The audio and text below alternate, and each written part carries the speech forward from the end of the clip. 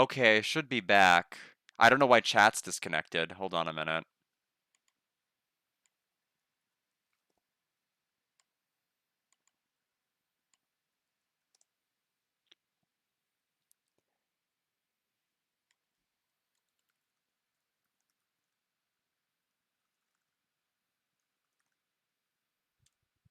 Okay. Okay, yeah, so the ad. Yeah, sorry about that. I don't understand, like, it's the most insane thing that if the charger isn't in the right spot or if I forget to plug in the computer and I plug in the computer, that is enough to completely crash OBS. It's the stupidest thing I've ever seen. Like any sort of notification on the side will just crash OBS, which is why I hate any sort of like malware bites or any sort of antivirus, including the one that the computer came with, because the moment it expires, you're going to get notifications in the bottom right corner every single day, even if you tell them to shut up, and then that's enough to shut down OBS. I don't know why. I don't know how to fix it. But in any event, um, hopefully that allowed enough time for Maya to answer the phone. It is a pain in the neck, though, because when I try to get this archived on my backup YouTube channel, it's going to be in 2 parts. So, not a fan of that. Just you wait, it'll be all over the morning paper. Scruffy detective's secret scandal revealed. You'll see, I'll get you back. Those two sound pretty serious. That southern accent can only mean. Hey, Wright! Hey, Lotta. Come on, do a gal a favor and tell this cop I'm just doing my job and I've got rights. You! Detective Gumshoe. Hey, pal, help a guy out. Tell her that only the police are allowed here. This is the scene of the murder, so she should leave us to the pros. Leave this to us pros. A murder? Aw, shoot, me and my big mouth. See, I knew it. My gut instinct told me so. I always trust my gut. A murder, it said, and that's what it is, a genuine murder. Hey, wait. Yeehaw, a murder of a big star, no less. Yeah, sorry about that, Shockstorm. OBS is difficult. Oh no. Gumshoe's gonna lose even more of his salary now. Oh man, I'm in trouble now. What happened? So, Detective Gumshoe, a murder? No, that's not it. I got my facts mixed up for a second there, pal. Mr. Nick? Is the dead person the Nickel Samurai? Huh? Why do you ask? Well, Mystic Maya was rooting for him, so... It wasn't the Nickel Samurai that got bumped. Actually, the Nickel Samurai is the one under suspicion of doing the bumping off. What? The guy that died was this hero named the Jamma Ninja, pal. The Jamma Ninja? Lotta Heart. That woman with the big puffy hair that looks just like cotton candy? You mean Lotta? That woman, she was there that time too, right? That time? When Mystic Maya did that channeling. Oh, that time. Well, Lotta's a journalist, so that's why she was there. Journalist? It looks like she was hanging around here before the murder happened. Hanging around? Yeah, hiding in wait in front of the Jamma Ninja's door, pal. But why would she... She wouldn't tell me, pal. She just said something about getting my big scoop. Scoop? What sort of news could she be after? The victim. So the victim was the Jamming Ninja? Mr. Jamma Ninja? He was on a really popular rival TV show to the Nickel Samurai. Oh. The victim was the action star, Juan Corrida. Okay, so he is the victim. Okay. He got a huge push and rode the express train to stardom. I mean, even I know who he is. Yeah, even I recognize his face. But I heard lately that Mattengard has been taking the wind out of his sails. I'm telling you, pal, as far as who's popular, these two are hogging all the limelight. I guess there's no space for Mr. Powers at all, huh? Mr. Ungard, that's Nickel Samurai, right? Yup. I mean, no. You've got to say it with more oomph. The Nickel Samurai. Anyway, so now that Juan Corrida is gone, that means Mr. Ungard has the whole stage to himself, right? It does not. Also, most words do not roll off of my tongue. I have difficulty with talking. I wouldn't bet on it, pal. We can't have that happen, you know. Can't have that happen? What's that supposed to mean, I wonder? Alright. Well, I have a badge. Would you take a look at this for me? Listen, pal, I'm not leaking any info about this evidence to you this time. If I do, my salary's really gonna get it. I'm sorry. And then I won't even be able to get those instant noodles down at the discount markets. Okay, point taken. I'll leave you alone. Oh. They put a scowl on his face. I feel bad now.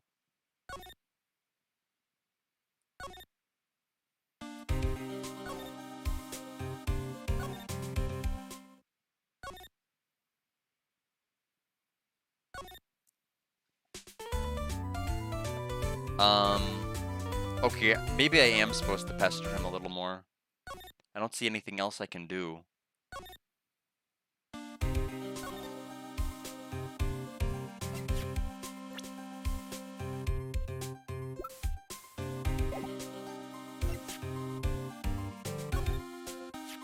The Nickel Samurai. He really took the Grand Prix tonight. Maya's a big fan of his. Really? Oh, I'm sorry then. Why are you sorry? Madden Guard was just arrested, pal.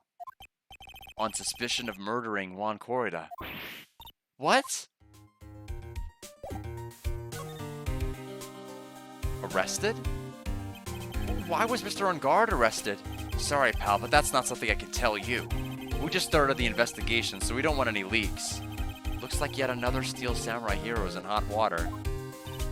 Mr. Nick, if Mystic Maya knew about this...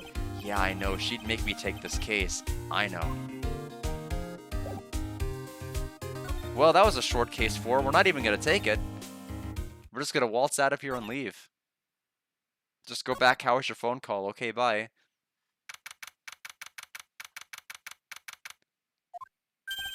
Hey, so what's going on, Mr. Wright? It looks like Juan Corrida has been killed. Way to leak information like 10 seconds after being asked not to. What? It looks like he was murdered, and a suspect was arrested. That suspect is Mr. Maddengard. You're joking, right? Nope, they arrested the Nickel Samurai on suspicion of murdering the Jammin Ninja.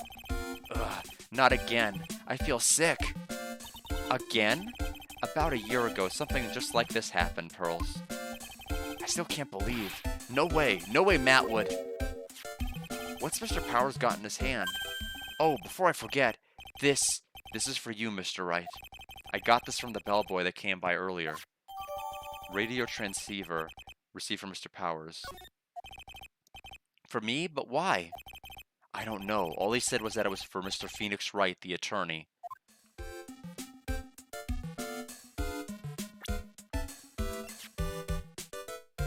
Transmitter received signals over great distances. Well, we know that Edgeworth was teased at the very, very end of last stream.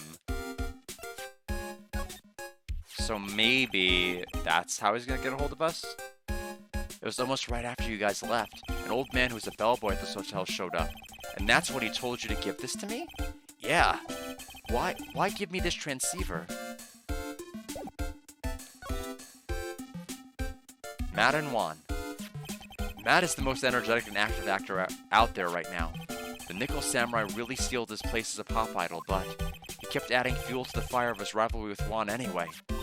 Mr. Juan, he's the Jammin Ninja, right? Those two would butt heads over everything they could think of.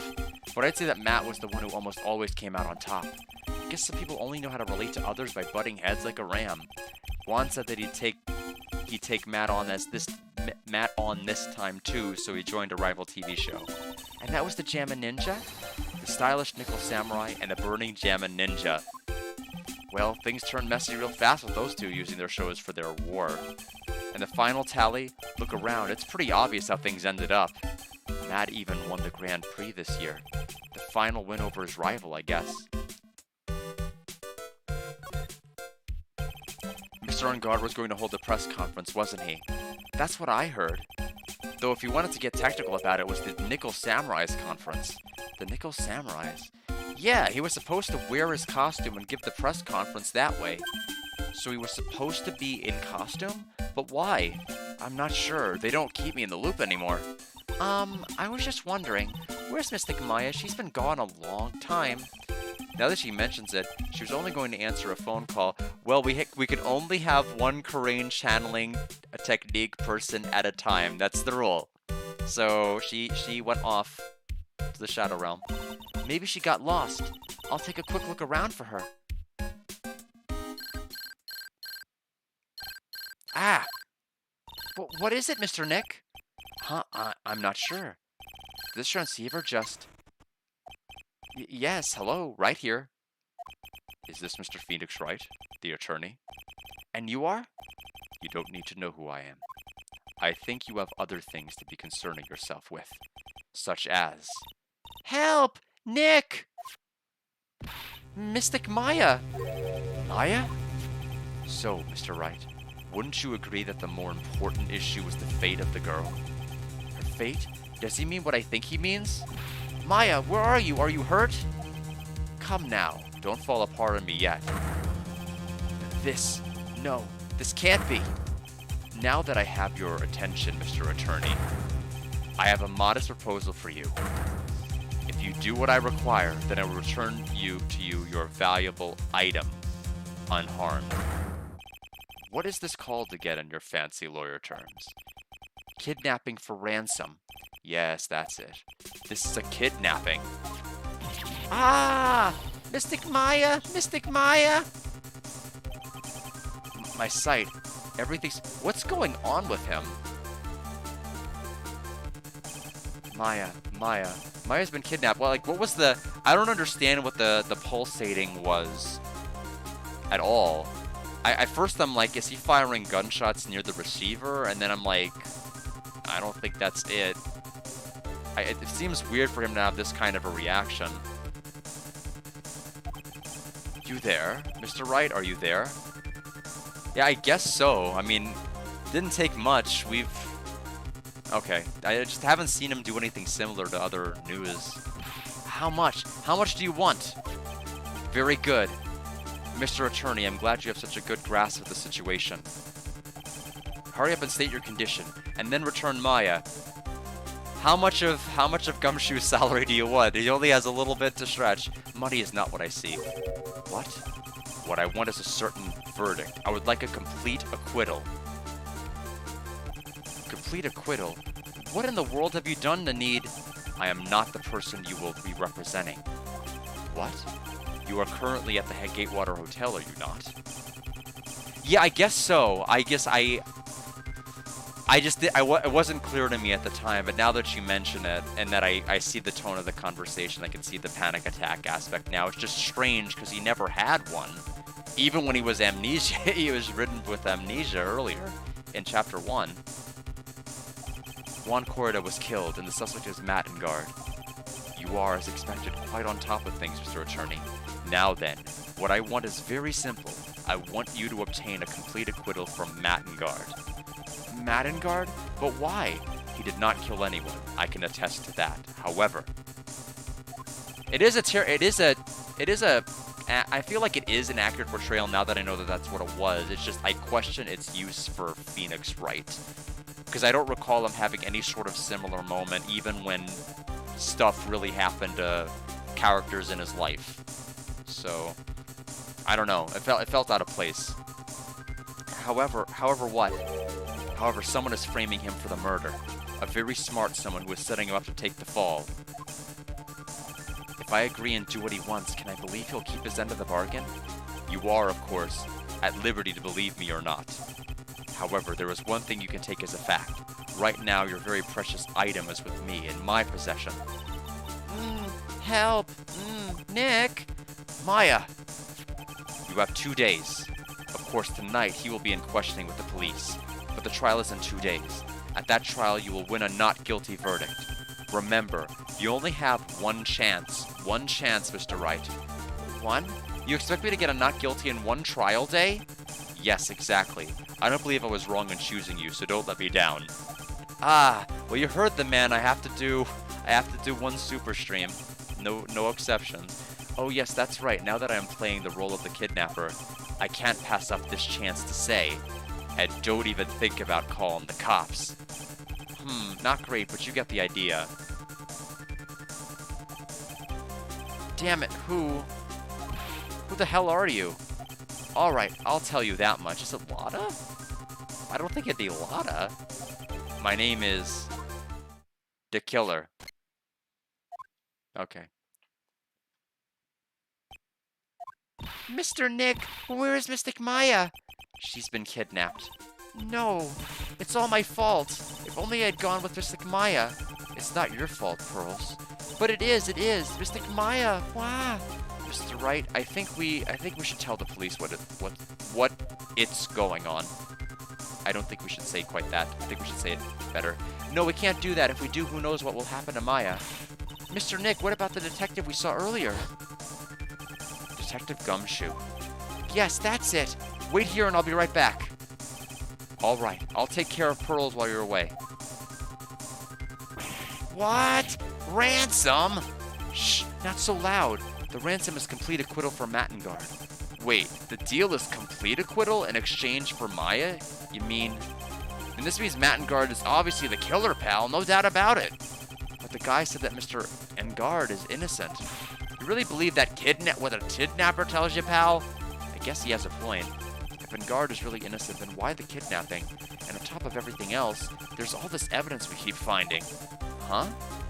The guys with the eagle eyes are really lapping it up like they just caught a huge fish. What is strange, there's so much evidence that it feels like something's wrong. There's too much evidence? Is that possible? Actually, didn't the kidnapper say something about Engard being set up? Anyway, looks like you won't be leaving here tonight, pal. Just sit tight and cooperate with the investigation. Tomorrow you can start yours. Alright. Isn't there another way? We've also got to be careful about pushing the kidnapper the wrong way. You're right. Well, the stakes are definitely starting off high. Oh, wow.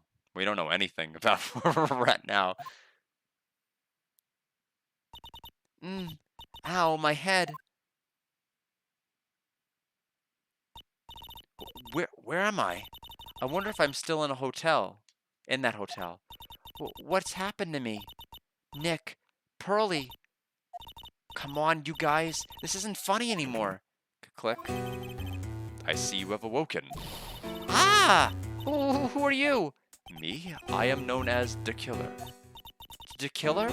You mean like an assassin? I'm too young to die. Don't worry. You are not my target. For now, anyway. Ah! Nick, where are you? Well, you're certainly in the right cellar for all that wine you're doing. Help me. Yes, that's right. Only one person can save you now, and that is Mr. Phoenix Wright. Huh? What? Nick's going to save me? Calm down and be a good girl. Think of this as a business transaction. A business transaction? I'm going to contact him now. I hope you'll cooperate and play your assigned role well. Nick, what's going to happen to me? Nick, Pearls, Sis.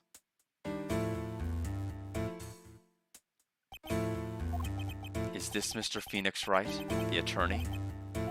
You don't need to know who I am. I think you have other things to be concerning yourself with, such as... And now, back to present. We're back at our law office. Good morning! Morning, Pearls. Mr. Nick, come on. Let's hurry and go see Mr. Engard. We have to wait a bit, Pearls. Visiting hours don't start until 9 a.m., so... Oh, I see. Mystic Maya, if only I went with you that time. Poor Pearl, she's been like this since last night. We managed to get home somehow yesterday evening. Thanks to Detective Gumshoe gently holding her by the hand and leading her here. But by the looks of it, I don't think Pearl's got any sleep last night. Mr. Nick, Mystic Maya, she's all right. Right? Yeah, she's all right. Either way, I'm going to save her. You can trust me on that. Please help her. I'm only able to stay this calm and collected because Pearls is doing the crying for both of us. What to do? I have a thought. Huh? You're going to represent Mr. Engard, aren't you? Yeah, I don't really seem to have a choice. But what if he is the real murderer? What would you do then, Mr. Nick?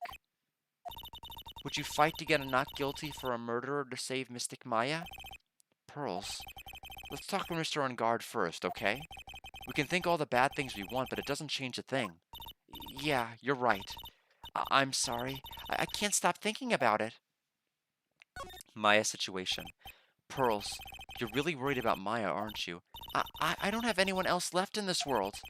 What do you mean? My family's all gone. Her family. My father. He left my mother in the village behind and went away. I'm sorry. And my mother? She did that thing all for me. Mystic Maya, she's like a sister to me. She's all I have left in this world.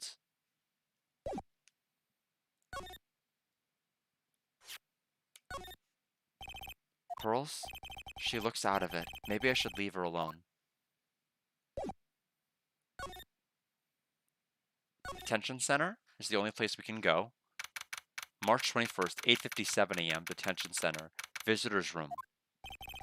We couldn't wait for visiting hours to start, so Pearls and I came down here early to visit one Nickel Samurai, charged with the murder of the Jamma Ninja.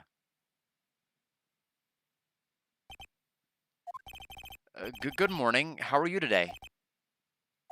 I know the situation might be a little tough for you.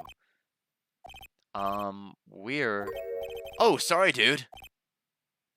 I already signed up. Excuse me? I already have life insurance. I signed up a long time ago because my job is, you know. Oh, no. We're not insurance salespeople. Really? Dude, I really don't need that right now either. Fire extinguishers, I mean. This building isn't my house, so... No. We're not here to sell you fire extinguishers either. I'm a lawyer. My name is Phoenix Wright. A lawyer?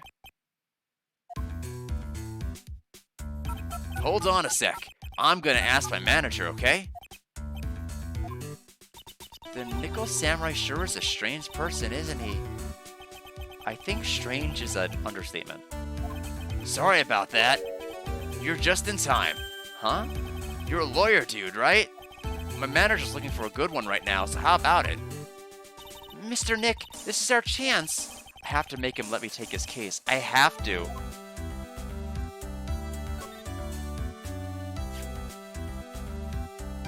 I like this track. Mr. On Guard, this is an attorney's badge. Dude, I'm sorry, but I don't have the free time to be looking at things like that. Huh? I'm much too busy with Nickel Samurai stuff right now. I don't have the time to take a lawyer's correspondence course. Why does he believe I'm a salesman? Insurance, then extinguishers, now this?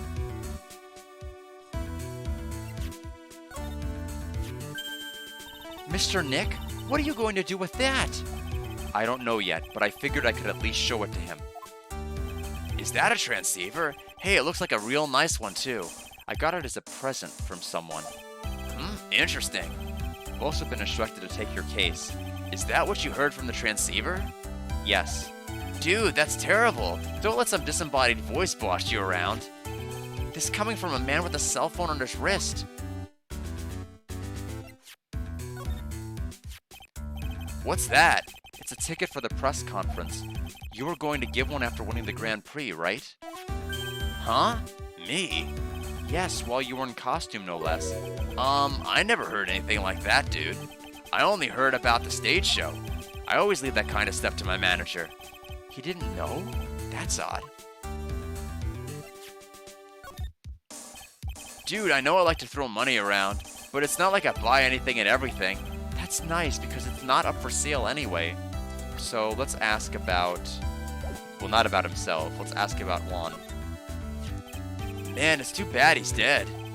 You killed him. That's the most logical conclusion, don't you agree? Dude, what are you talking about? You're making a huge mistake. If that's such a mistake, then why did they issue an arrest warrant for you? Hold on a sec. I'm gonna ask the guy in charge of this place, okay? Stars sure know a lot of people, don't they? I wonder if that phone even really gets reception in here. I guess you're right about the warrant after all. Ladies and gentlemen, I believe we might be making some progress here. Yeah, I'm such a handsome devil. Yeah. And I'm way too good at sports. Karate, tennis, judo, soccer, football, hockey, fencing. Dude, it's no wonder I'm so popular. Yeah, you're also good at sitting in a jail cell, Mr. Popular.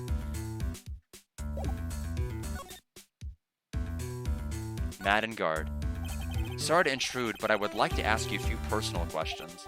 That's okay, but dude, my autobiography is coming out soon, so if I say stuff without the publisher's approval, then I'm gonna be in real hot water.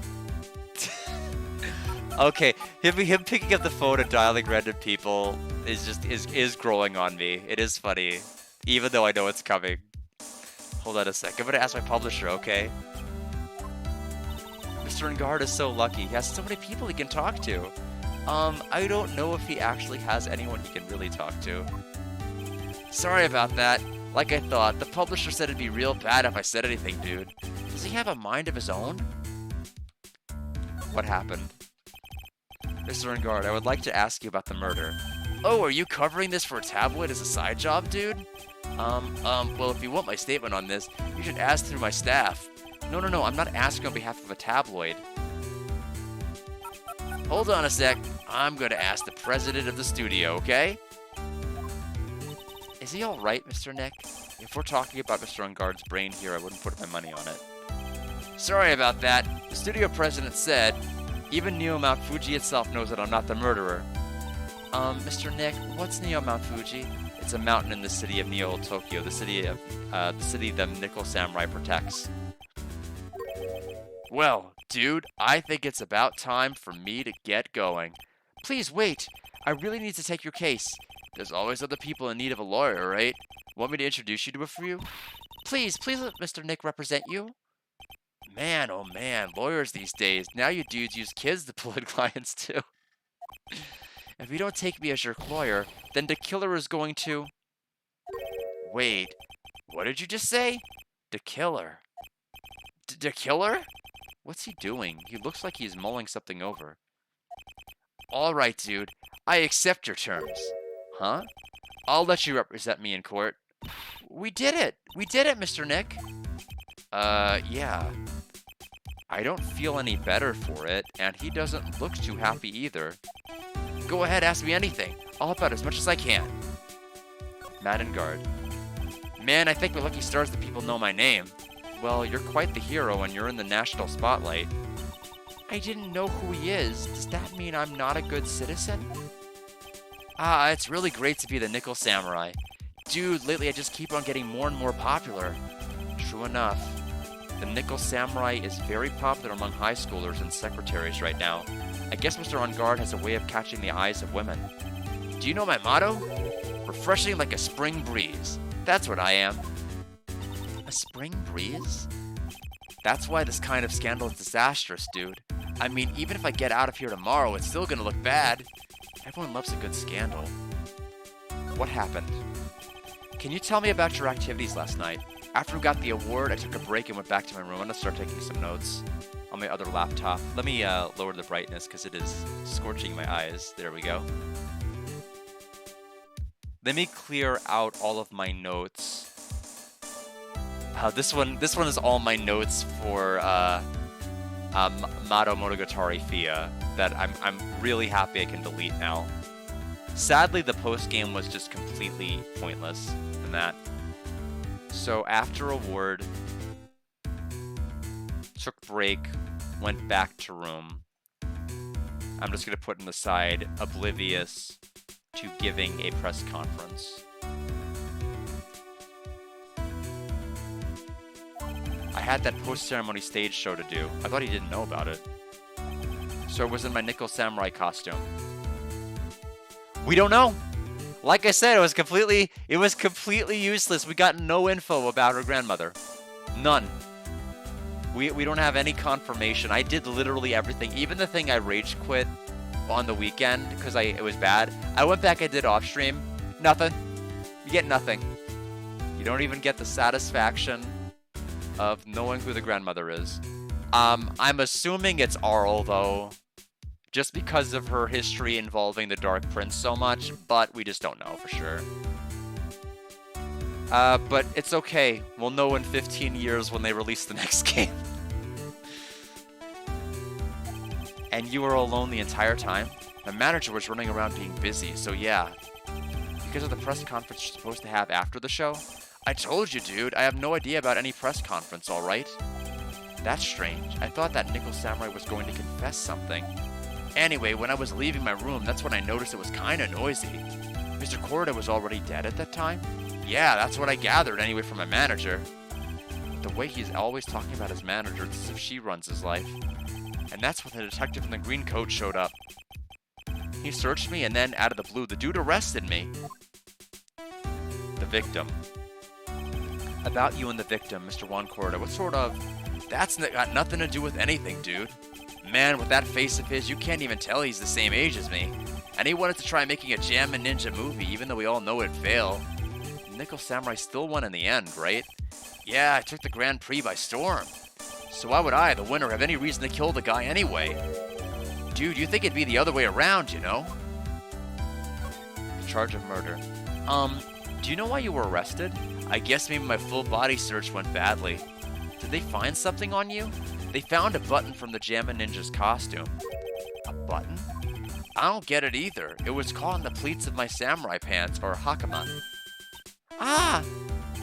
Dude, I really think someone planted it there, though. I'm serious. I wonder if that's what really happened. I guess this is about all I'm going to get out of him. Mr. Nick, so we're not set for court yet. We probably have another day of investigation, as Gumshoe alluded. He said whenever he was finished, we can come back the following day. So I don't think we're going to have a court section for a good while, if I had to guess. Especially since they're insisting we have one day to really do it. To get the acquittal. Yeah? Let's ask one last thing. Let's test Mr. Ungard to see if he really is innocent or not. We can do that? We can do that? Yes. If you use this, Maya's Magatama, he won't be able to hide any secrets from you, Mr. Nick. I'm sure of it. I get it. Mr. Ungard, I'd like to ask you one more question. Please answer me honestly. What is it, dude? Did you kill Mr. Juan Corrida? Please put the phone away and answer this question yourself. I mean, even knowing it's coming, it's still funny. Alright, just so we're clear, dude. I didn't kill anyone, and that includes Juan Corrida, okay?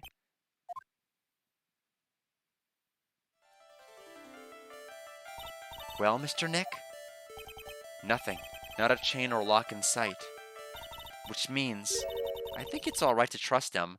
Or no, because he doesn't make his own decisions, and so... who knows? Yeah, it does appear that way. Well, at least I can breathe a sigh of relief knowing my client is innocent. I think he's too simple-minded to lie. The trial's tomorrow, right? I'm counting on you, dude. To be continued. We'll save.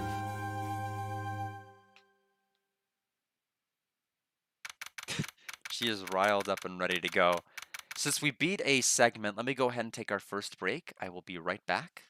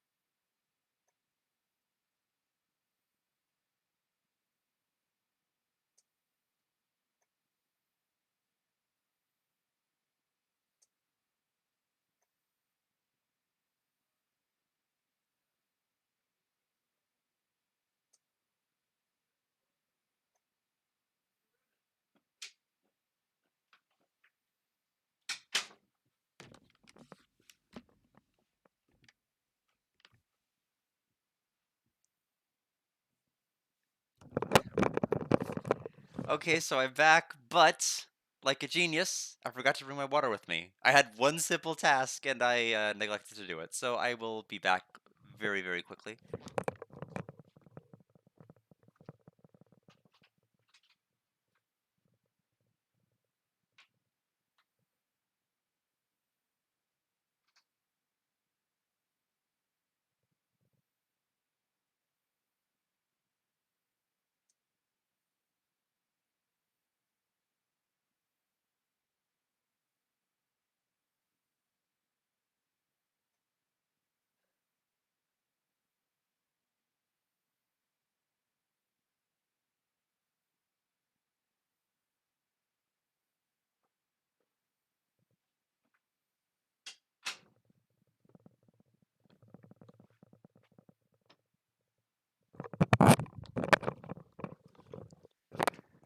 All right, the butler kidnapped my water. My goodness.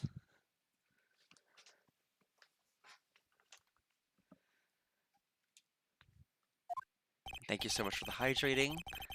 Well, at least we were able to get Mr. Matt on guard as our client, and we know they didn't do it, which is very important. So now what should we do? Well, the trial is tomorrow, and we'll only get this one chance. There's only one way to prove Mr. Ngard's innocence. We have to find the real killer.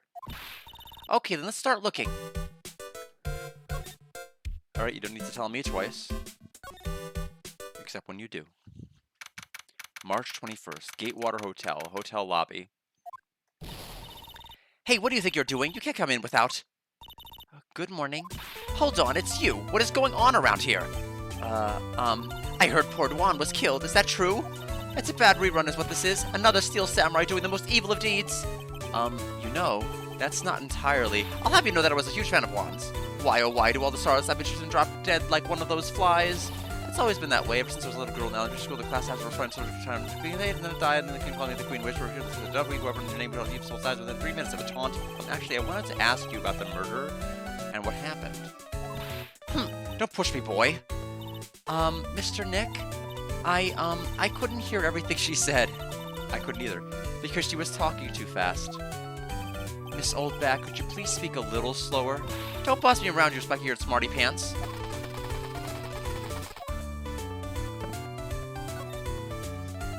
The victim.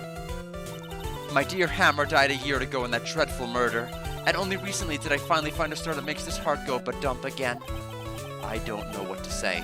I ask you, why does every star I cheer for always end up kicking the bucket? I'd watch your words. No one's going to get away with saying anything bad about my one. But I haven't said anything. Well, I don't believe a word that woman says anyway. Huh? What woman? That irritating backwater girl with the afro and the horrible country accent. I mean, what is that manner of speaking supposed to be? And why does she never stop? Honestly, women these days, they don't know the meaning of the word modesty. When I was a young maiden, I was so beautiful even the flowers in the field blushed. Leave aside the first flowers to write the stars, the beautiful one poems, or... Pearls, are you thirsty? A little.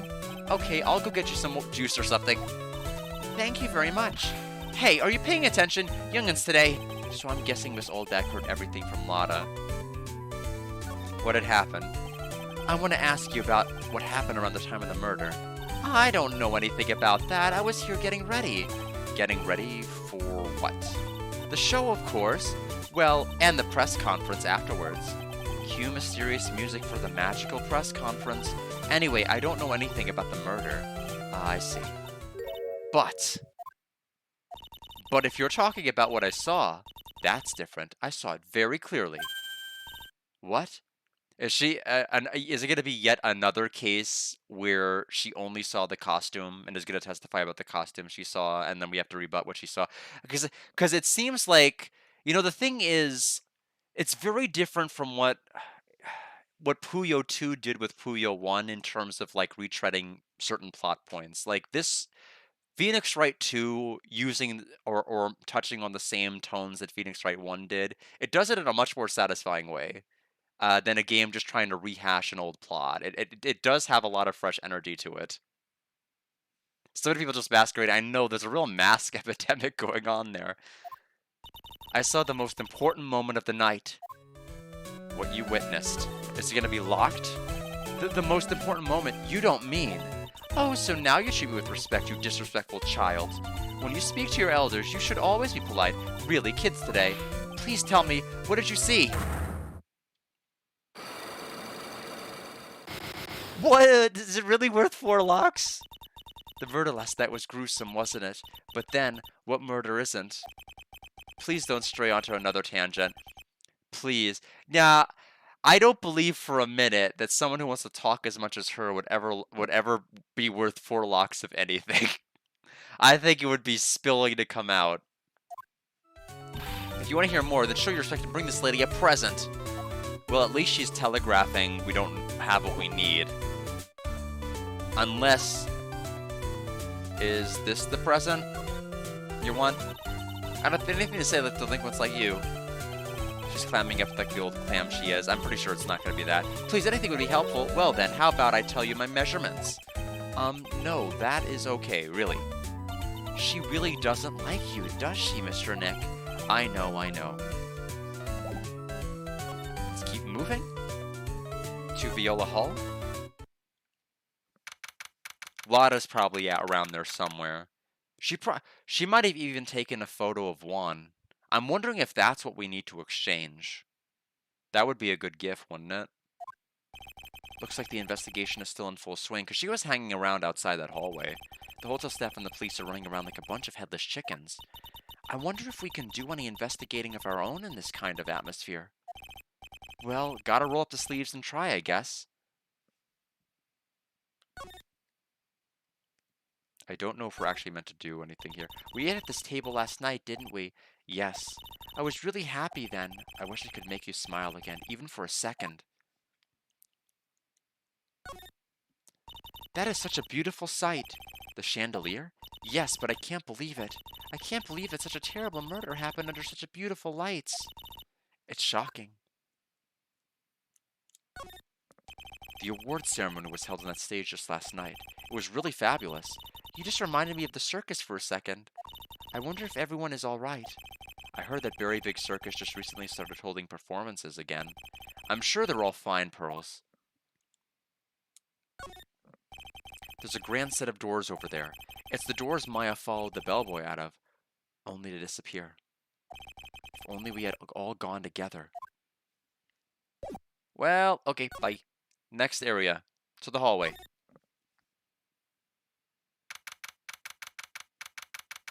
Gatewater Hotel hallway. Hey, you're here! Been waiting for you, Mr. Lawyer. Lotta. Hey, Mr. Cop fella, the thief showed his face. What? Arrest him, put him on trial, find him guilty, give him the death penalty. What's wrong, Lotta? Are you feeling alright? Looked here and there and up and down the mountain, but it ain't here. So why don't you just hurry up and give it back to me, you creep? What are you looking for? My camera! C-A-M-E-R-A. It's my lifeblood. I'm gonna die without my $700 camera. Your camera? Look, don't tell lots of people say the criminal always gets back to the scene of the crime. And looky, here you are. Yep, here I am, faced with a lot of trouble. Huh? Camera. So you lost your camera? It ain't no ordinary camera. You buy it in a store and it's $1,600 brand new. Huh? But didn't you just say you bought it for $700? I had a nice long talk with the guy at the store. About 5 hours, I reckon. I made this itty-bitty scratch on it and the manager got all huffed up in the face. He gave me his talking to and was real mean about it, too. He done make me cry at that. But when did you lose your camera? Last night, after the murder happened. Must have been when I was busy running around looking into things. That's when I lost sight of my dear, darling, expensive sweetie. Lotta, what did you capture with that expensive camera of yours? I don't rightly know. I snapped a shot of anything that caught my eye. So I don't remember. And besides, I couldn't get anything from my big scoop. I wonder if Lotta's missing camera was even connected to the murder. Lotta's camera added to the court records. Well, not really, but... I'm sure it is connected. Everything in my inventory is always connected. Except sometimes there are definitely items you don't present. Like maps. Lotta, please tell me what you know about what happened at the time of the murder. Well, from before the ceremony last night, I was hanging around here in this area, so Lotta was in the hallway. I'm just going to type this.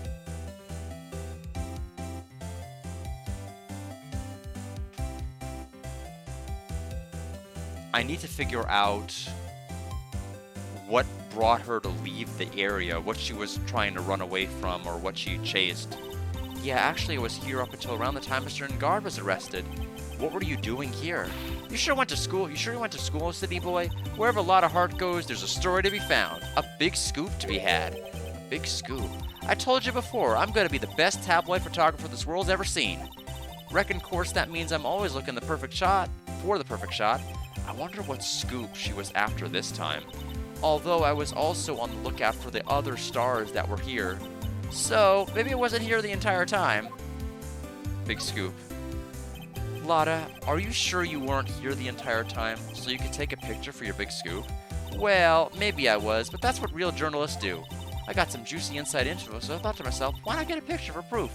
What kind of story was it that you would hang around here? 2. Oops, sorry, Mr. Lawyer. Can't be telling you that. Trade secret, you know. Not again. Why does everyone have something to hide? We've been stopped, haven't we?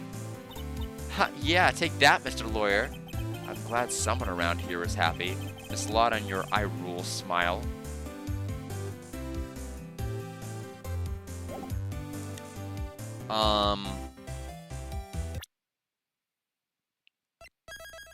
We'll leave for now and come back.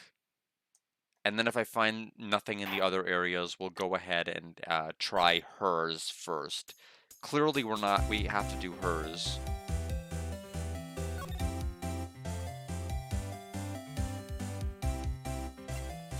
The camera? Nah, and I just bought that camera. Who did it? The thieving rascal? Please don't look straight at me while you're saying that. When I find the bugger who went and done this, they're gonna play with a bullet. And if you do that, don't expect me to defend you.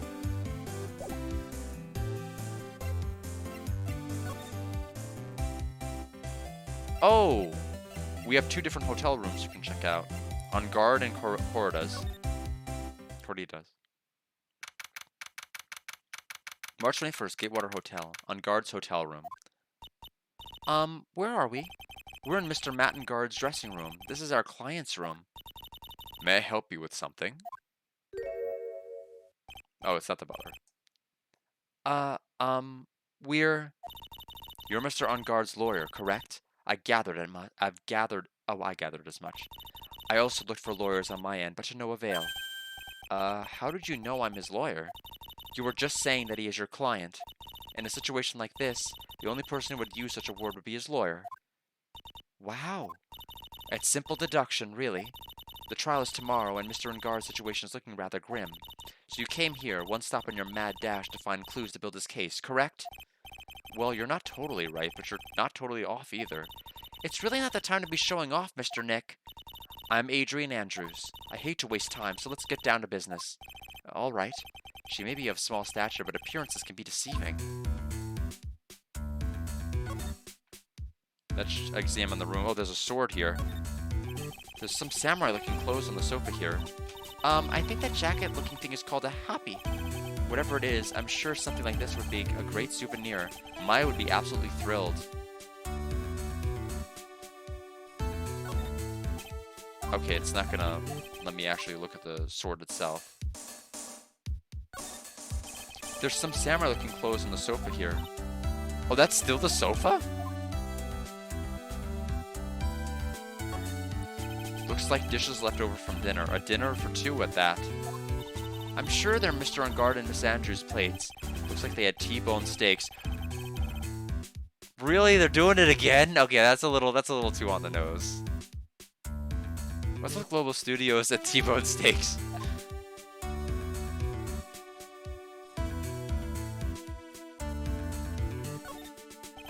It's probably Mr. Ungard's suitcase. For someone who was only going to be here for the award show, this is a lot of stuff. Looks like he has about 3 days worth of clothes in here. Stars really are different from us, aren't they?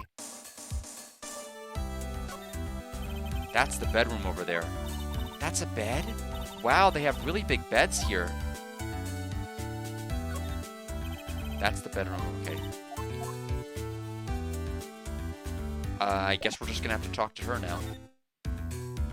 Night of the murder. I assume the first thing you need to know is what everyone was doing that night, correct? Yes, that is correct. Then I will tell you. Before the award ceremony, I had dinner with Mr. Ungard. This is in this very room, I might add. Dinner? What did you eat? I told you I hate to waste time with trifling details. If you took a look at the table yourself, you wouldn't need to ask me. I bet she's a lot of fun at parties. When the awards show was starting, I headed for Viola Hall. And after the show ended, you came back to this room? No, I had some small errands to run. I helped with the preparations in the lobby. Oh, preparations for the post-ceremony show, I guess. When it was time for the post-ceremony show, I came back to call for Mr. Ungard. After that, I went to visit Mr. Corida. And that's when you found his body, isn't it? You really held strong through everything. Yeah, she does seem to be mentally tough as nails. Relationship to Ungard? So about you, Anne, stop right there. Don't expect me to believe you have been talking to me without knowing how we relate. Sorry. I have no idea why Mr. Ungard chose you as his lawyer. Why did she have to go and say something like that? Mr. Nick, calm down and hang in there. I'll give you a shoulder rub to relieve your stress later, alright? I already gave you my name earlier, but I'll add that I'm Mr. Ungard's manager. His manager? Speaking of managers, did the victim, Mr. Corida, have one? No, he did not. He didn't. Global Studios has a very different policy from Worldwide Studios, in that Worldwide Studios does not assign individual managers to their stars. I see. This industry is very ruthless and unforgiving. Actually, you look quite ruthless and unforgiving yourself to your poor partner. Dragging a little girl like her to places like this, honestly. You're wrong. I'm doing this to help Mystic Maya. Pearls, calm down and hang in there. I'll buy you a juice later, alright?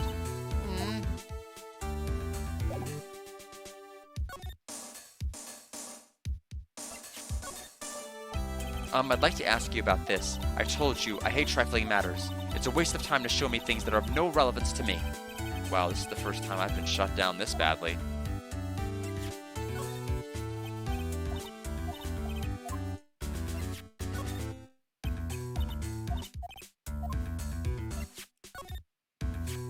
You were the one taking care of the arrangements for this press conference, right? Yes, that's right. But Mr. Ungard said he didn't know about it. Is that what he said? Huh? Actually, I didn't know all the details either. It was a request from the publicity department. All I did was help out and do what I was asked. Oh, I see. I wonder about that. I wouldn't take her to be the type of person to do something without knowing the details. It's a very good observation from him.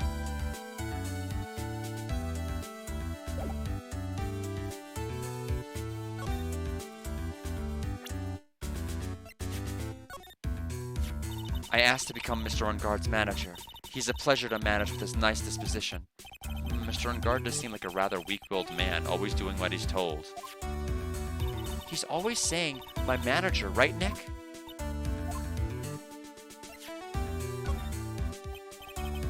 Okay, he doesn't care about Wendy. Juan? Did you know the victim, Mr. Corida? Yes, I knew him. The world is such a small place, after all. Did you know about his rivalry with the Nickel Samurai? Honestly, they were like children when it came to that. Time and time again, those two competed with each other over the most uninteresting things. If either one of them weren't so stubborn, then maybe no one would have needed to die. I've got a hunch that this woman knows more than she's letting on. She must know why Juan Corida was killed.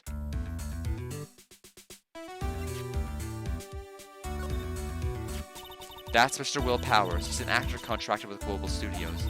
He's a very nice man, a man with a good heart. But that's all he is and will ever be.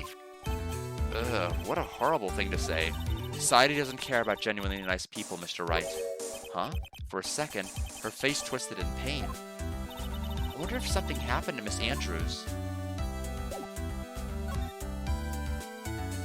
Motive for murder. Do you have any ideas? As to why Mr. Corida was murdered, and this is going to be the third one that's going to pop up. Why would you ask me about such a thing? I'm just doing my job, so do you have any ideas? How many for her? 3?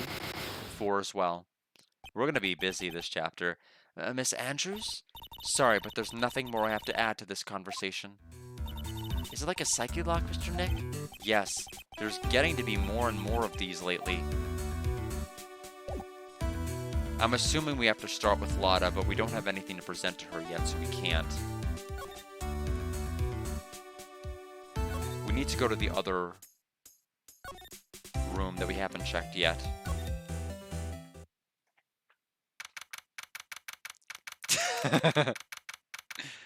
Bear, bear, bear, bear. Mr. Nick, where are we? We're in Mr. Juan Corrida's room, Pearls. Mr. Corrida? The victim. Which makes this the crime scene, too. Oh, it's you. So, what happened? The kidnapper. Has he contacted you again? Not yet. He probably won't until we win Mr. Ungard's acquittal. You doing okay, pal? Hanging in there? I just want Maya to be alright. We don't have a lot of time left, but I'm going to help you as much as I can.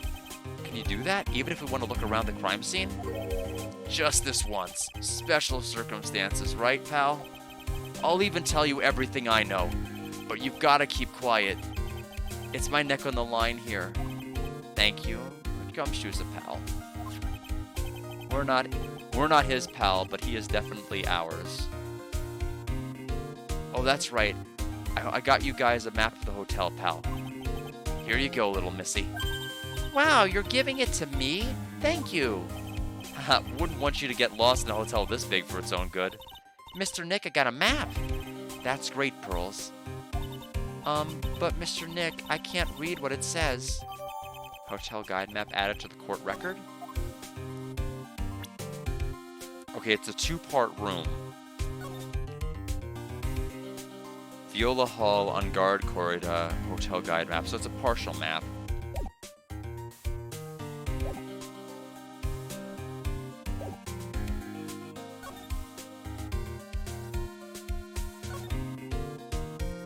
Wow, there are lots of bears! Alarm clock ones, collector's editions, stuffed teddies, plastic models. It's pretty overwhelming. Is there a kind of bear he doesn't have? There's even a few in the trash can. Yeah, I get the feeling maybe this guy really didn't like bears. Poor teddies. It's hard to bear with all these problems. Rawr.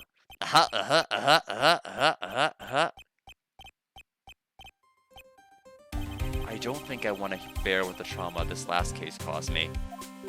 What's wrong, Mr. Nick? There are all sorts of things in this refrigerator.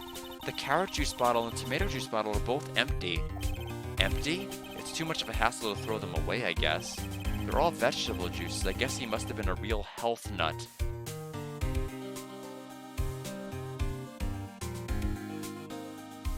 So, something, they're going to paint him as the person eating a T-bone steak, and we have to refute it by him being a health nut, maybe? I don't know.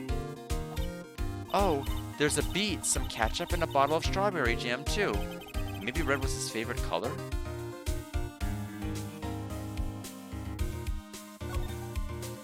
Humph, it's so messy here. Pearls really likes things neat and tidy, I take it. There are a lot of electronic things in here that I've never seen before. Hey, Mr. Nick, tell me what they are, pretty please? Okay, that over there is a watch. You wear it on your wrist. I know what a watch is. Oops, for a second there, I forgot I was talking with Pearls, not Maya. Suitcase, there's so many things in it that I bet it barely closes. There's his clothes, a dryer, an electric shaver, a calculator. Do all stars pack too much stuff like Mr. Corrida? Next side.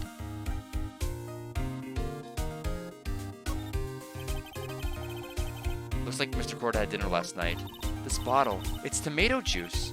We had a lot of food out of the award show last night, but I wonder if the stars had gone on stage after only eating a meager meal like this.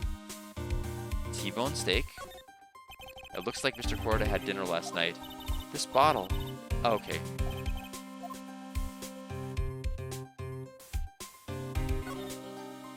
So that's a bed, right? Yep, it's big, but it's a bed. Ah, Mr. Nick, it's so soft. Big beds must be a rarity for her. It's a beautiful wine glass, and there's tomato juice in it. Ew, tomato juice. I don't really like it much. There's a bottle of it on the table over there. That's probably where this came from. But doesn't it seem weird? What seems weird? I mean, everything else is scattered all over the floor. She's right. The flower vase was broken and the makeup is strewn everywhere. Why is this glass the only one thing that's still all right? Wine glass added. So we found evidence of something. No sign it's been drank. Yeah, alcohol censorship. I don't know. I mean, he's a health nut.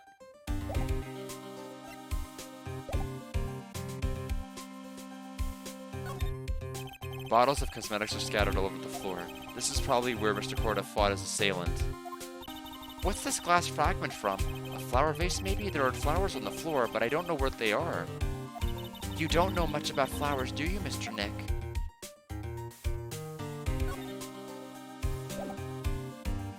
Oh, anyway, Gumshoe, cause of death? Do you know what was the cause of death? Well, technically, the final autopsy report isn't out yet, but one look at the scene of the crime should tell you, pal. The scene of the crime? Yeah, here's a picture.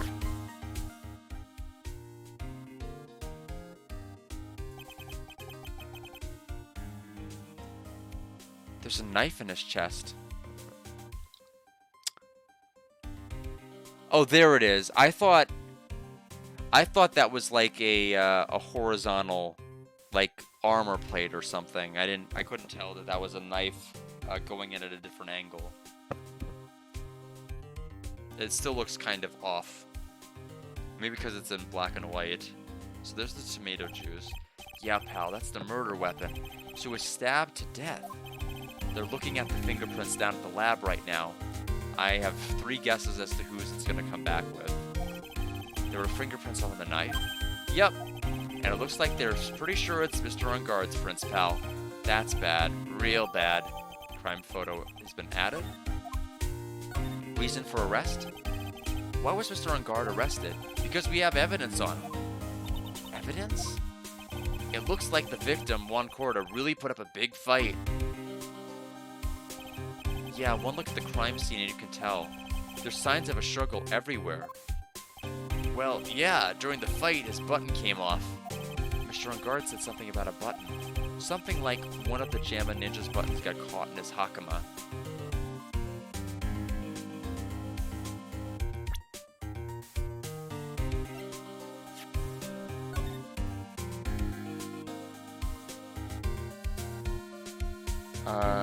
I don't know if there's any way I can tell where the button is meant to be.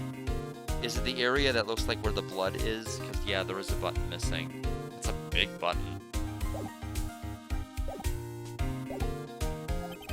But that's not all. What? There was a witness, pal. A witness? Who is it? That lady, Miss Oldbag. Please, anyone but her. The prosecution has plenty of evidence to make a solid case. Not to mention there's something at the crime scene that was a little off. Something that was a little off? As in, that's for you to figure out, pal. Alright, let's try to figure it out, Mr. Nick. Present the wine glass. So about this wine glass. Ah, so you noticed it, pal. The whole crime scene was a mess, but this glass was the only thing that was untouched. You noticed that too, Detective Gumshoe? No, actually Miss Von Karma noticed it first. Yeah, Pearls noticed it before me too. Hey, wait a minute. So does that mean Miss Von Karma's coming here? Yeah, she's coming. Man, you're going to be in so much trouble, pal. I think it'd be best if you didn't bump into her here. You can bet the instant I see her, I'll be running the 1,000-meter dash.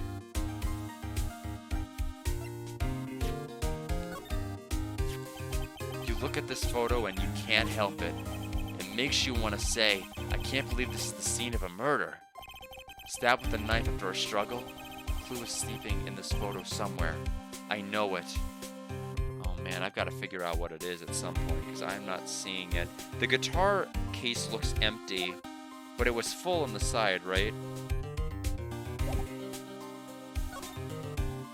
No, it's still empty.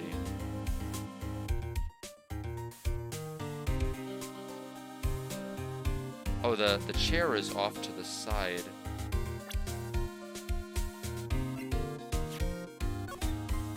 Yeah, the chair is facing the wrong direction. It's 90 degrees to the side. So that's kind of off.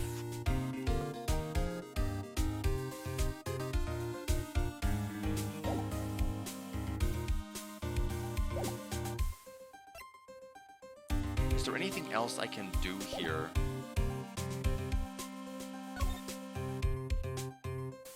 Because I don't think I have enough to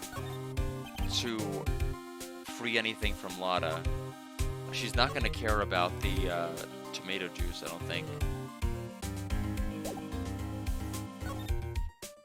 There's got to be more I can get from Gumshoe. Let me try giving other stuff to him. What do you know about this? There's nothing special I can tell you about this, pal. Look, pal, we don't have a lot of time. Why don't you show me something more important? If Miss Von Karma saw me here like this, I'd have to switch sides real fast, so let me go ahead and present the profile of the victim, Juan Corda. I'm not a real fan of action shows or anything, but I know who Juan Corda and Matt Engard are. You can talk about one without talking about the other, I guess. They even debuted around the same time, so they have this real fiery rivalry with each other. Kinda like you and me, pal. I never knew he thought of me as a rival. Hey, why don't we let bygones be bygones, pal? Look, this guy is guilty. A buck says so. $1? Sure you're not talking about Pearl's allowance money? I can't bet any more than that. My salary, it doesn't matter what we think. I still have to defend Mr. Engard in court or else. Mr. Nick?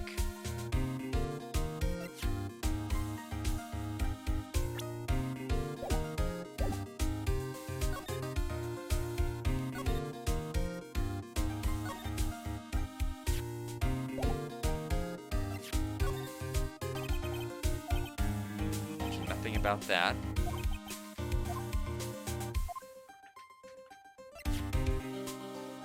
I think we're done here.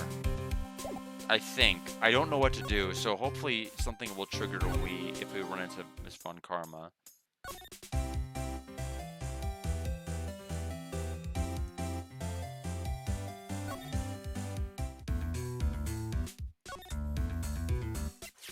Wine glass?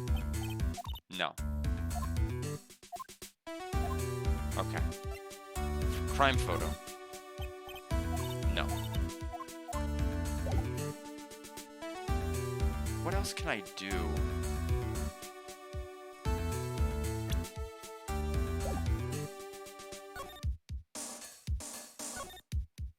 It was Windy who wanted the, Let me try backpedaling to all the other areas. Ultimately, we just have to dip our toe in the water and just try one of them. Oh, or not. We don't have to do any of that. Oh, Mr. Wright, how are you? Mr. Powers, have you been here the entire time? Yeah, people connected to the murder aren't allowed to go home, let alone leave.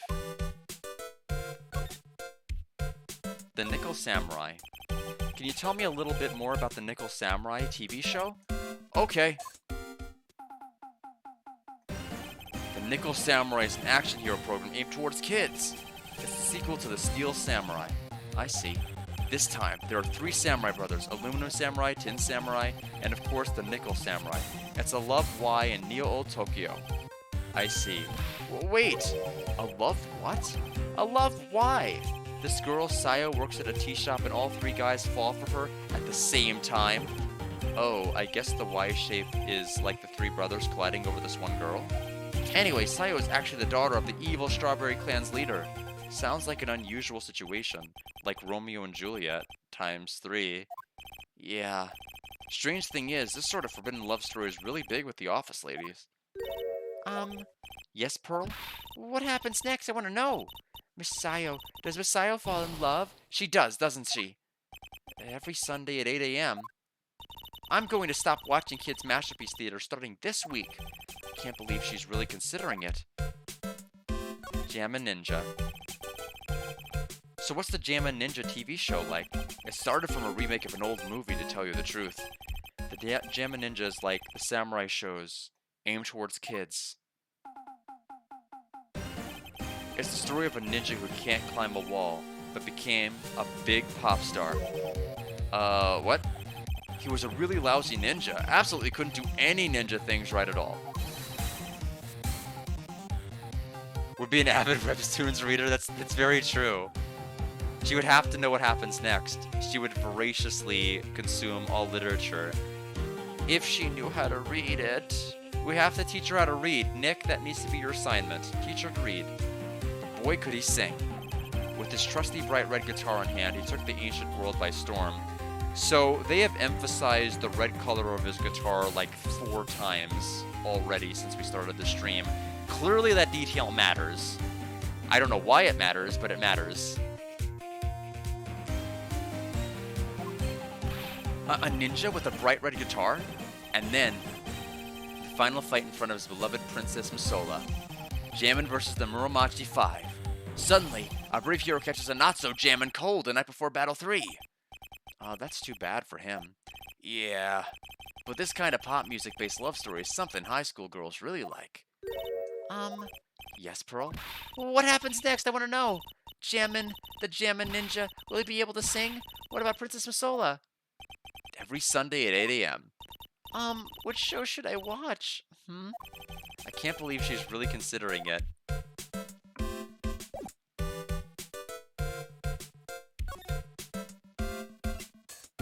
Present the crime photo? Sorry. Thanks for taking the time to take it out and show it to me. But I'm really sorry. I don't know a thing about it. Wine glass? Nope.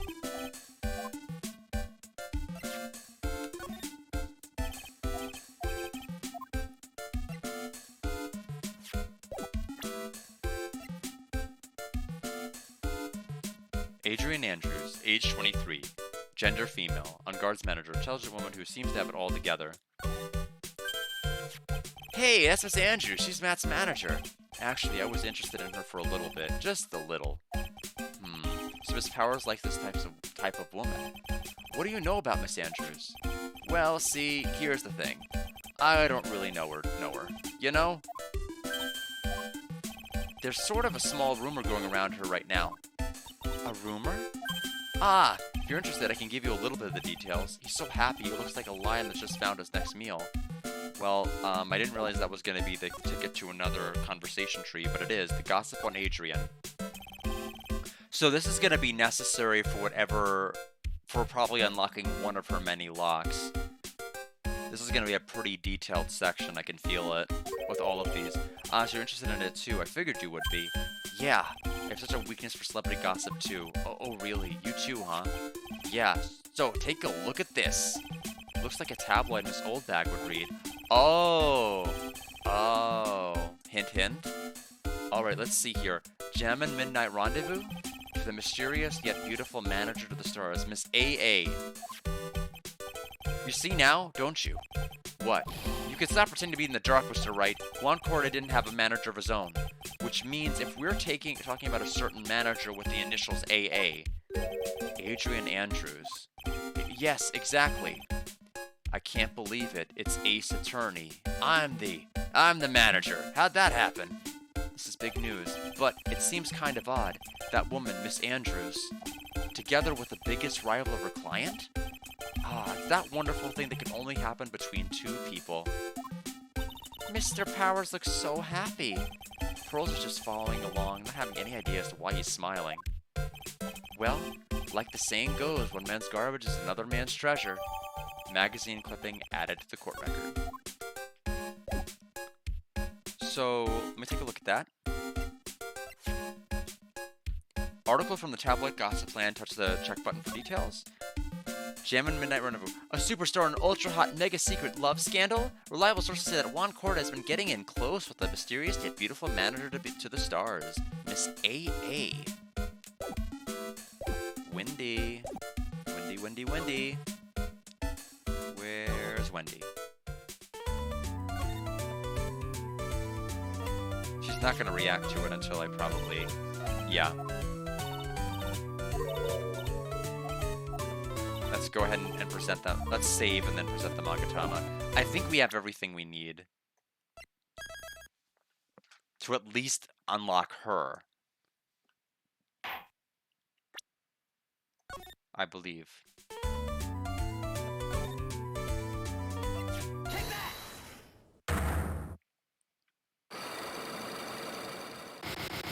Oh, wait, she has 4. She has 4. I don't have anything. Oh, Lotta's the one who has a 2 lock. I don't know if I have anything for her either. We'll have to try. She wants a gift, right? What you witnessed. Maybe I can give her the tabloid. Alright, I'll be honest with you for now. Then please, tell us what you saw. But, what a waste! And here I have a perfectly good chance to have a little fun at you youngun's expense.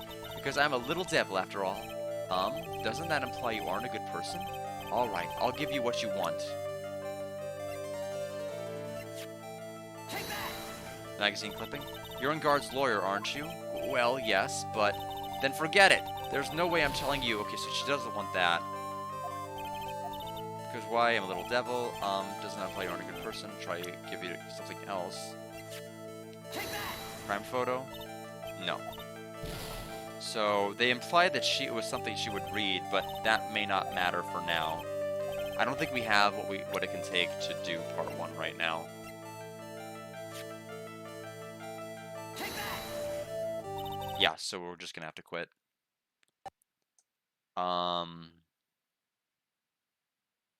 We can try doing Lotta, but Lotta doesn't need a present, right? I think we should just try doing Lotta now. We have more info. Wendy and Adrian are both 4. Lotta's the only 2. They're telegraphing that she's the one I have to do first.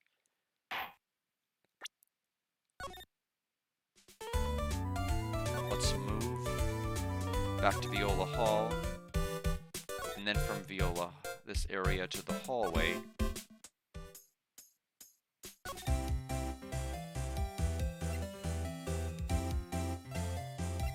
Take that!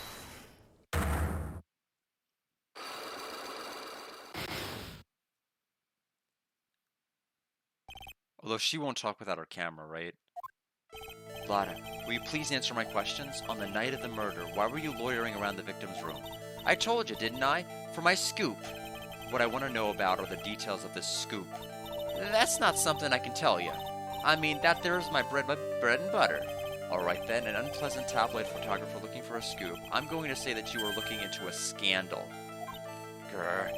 Could it be that you, Lotta Hart, were looking for a break within a huge story? Perhaps an unfolding scandal between Juan Corda and this person? Nona Francisca von Karma. Oh my goodness, I hope not. Adrian Andrews. This woman. She's Adrian Andrews, Madame Guard's manager. The Nickel Samurai's manager caught secretly meeting with his rival, the Jamma Ninja. It would be the hottest story of the season, wouldn't it? You're pretty good at this guessing thing, Mr. Lawyer. But you can't just make up any old thing and think it'll make the papers. You gotta have backup. Backup? Yeah, you gotta have that, news source? You mean news source? That's it. So show me something that shows that one guy had something with this Andrews. Okay, well then, we're done. Take that! Easy to beat. This is the article from a certain weekly tabloid, Jammin' Midnight Rendezvous. To the mysterious yet beautiful manager to the star, Miss A.A. Ah! Mr. Corda didn't have a manager of his own. What's more, his rival, Mr. On Guard's manager, Adrian Andrews, she has the initials AA. You saw this article and then thought to take some pictures of them as proof. That's why you were looking around Mr. Corda's door last night. Why?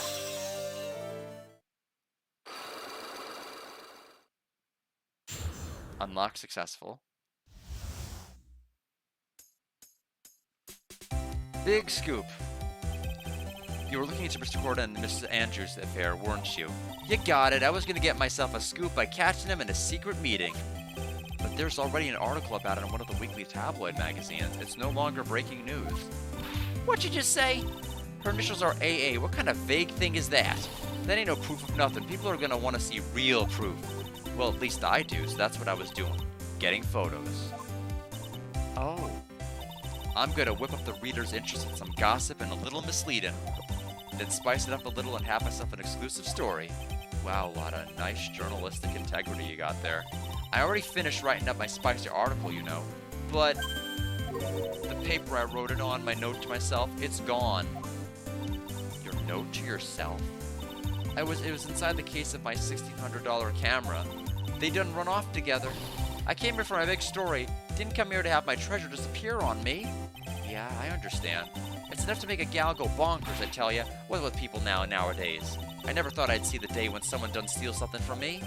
You really want that note back, huh? I've got no idea why, though. The story on that note is probably a bold-faced lie. Lada's camera updated in court record.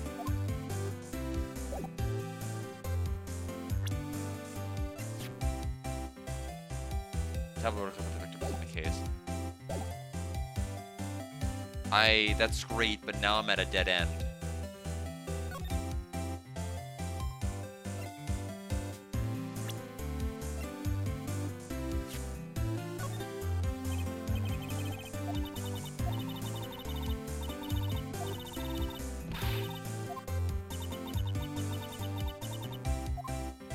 Okay, so just wrong item. Okay. So I think I need to... I wonder if I can do anything else in the hotel. Present... camera? Nothing. Magazine clipping? Oh, so you saw that article too. Yeah, but I'm not really interested in that sort of thing. Actually, we've been looking into that too, pal. Those secret meetings, I mean. What is this world coming to when even the cops are amateur gossip collectors? Hey, why are you looking at me like that, pal? Whatever you're thinking, you're wrong. Look, when we find out more from our investigation, I'll let you know, okay?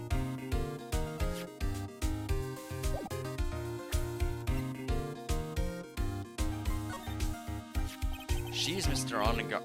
On-Guard's manager, right? No matter what I do, I really stink at talking with people like her. As soon as I open my mouth, I get all flustered. See, she's one of those women with a brain. She's someone who gets things done. Yeah, she does give that sort of impression, like she's got it all together. Compared to her, you could easily tell I'm a can't do anything right kind of guy. That's why I get all nervous and start messing up. I feel sort of bad for him. Oh, I'm sorry we have to leave you on a somber expression. There's only 2 things that are listed here. What do we need to do to trigger a 3rd line of dialogue? I know for a fact there's gotta be more he can do.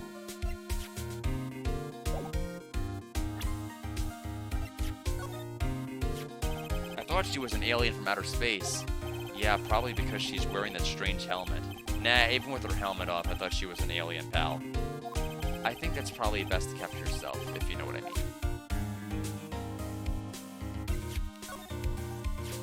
If I had a choice, she would be number 3 on my list of people I don't want to see. Because I'm the number 1 spot? Don't get all high and mighty on me here. You've taken a tumble into 2nd place, pal.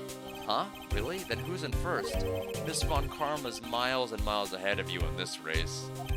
Oh, she's really scary. Right now, Miss Karma, you really don't... Is she so scared of her that she's whispering now? I should try Wendy. I don't have anything to give her, though. She wants a gift. And I tried, like, 3 things and none of them worked. I'll try her again, but I think I'm missing an item.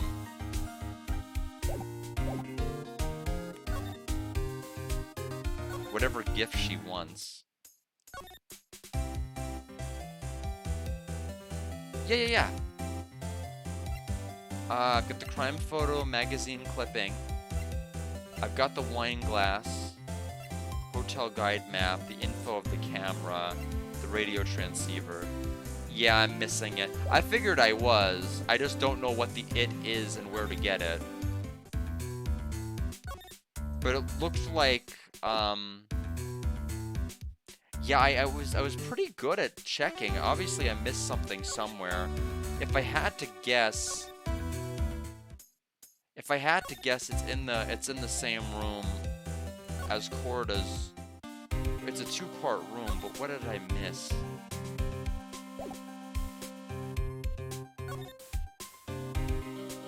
I thought I got everything. Evidently, I did not.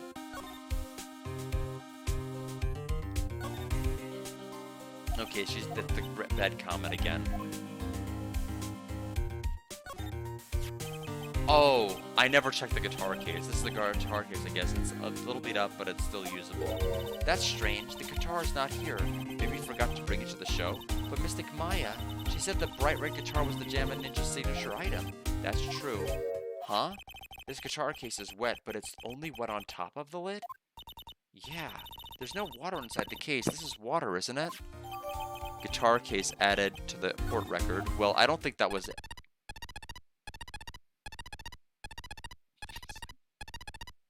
I was going to say, I don't think that's it, but I guess that was important.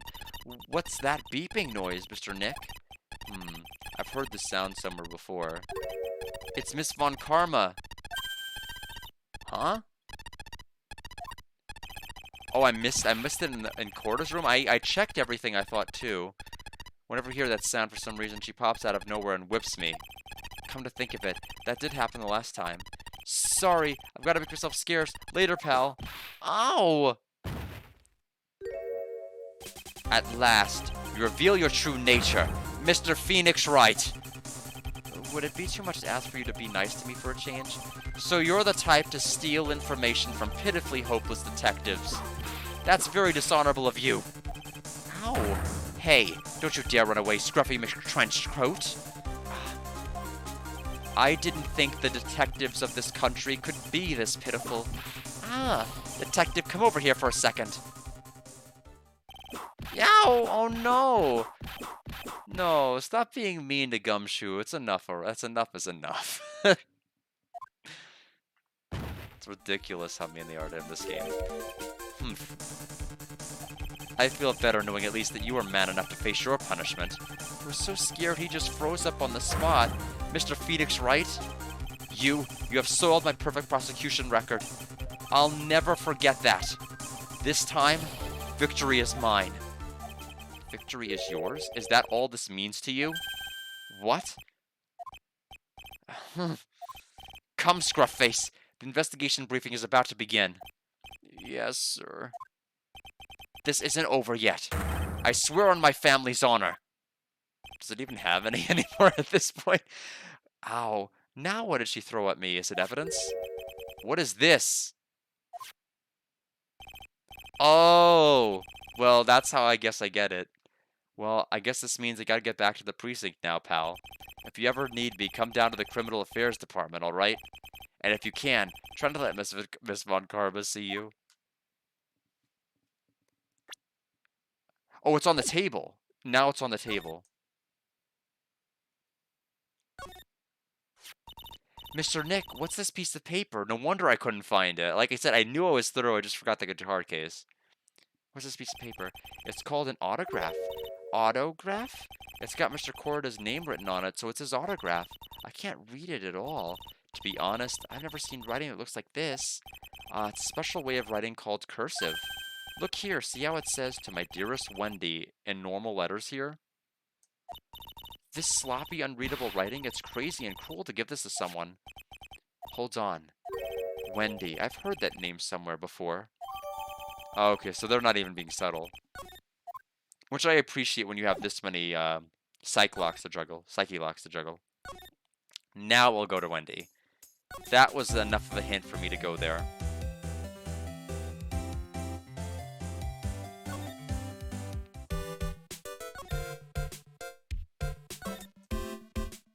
But in case I screw up the other things, save first.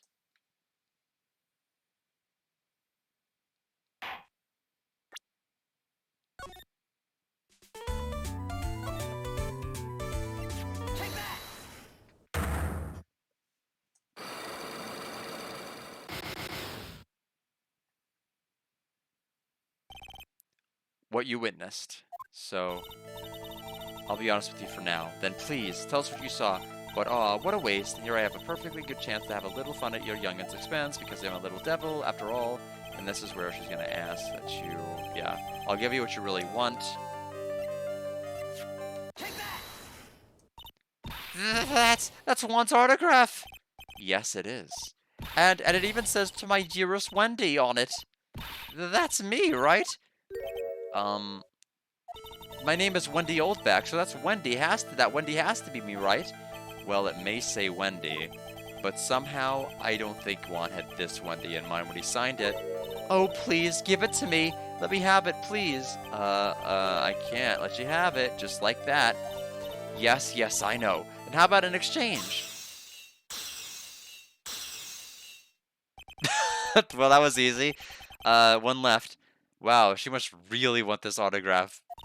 My offer isn't good enough for you? Fine, Mr. Wright. You win. Wendy Oldback, ready to open up her heart. Offer my dearest Juan. Okay, it was just a one and done.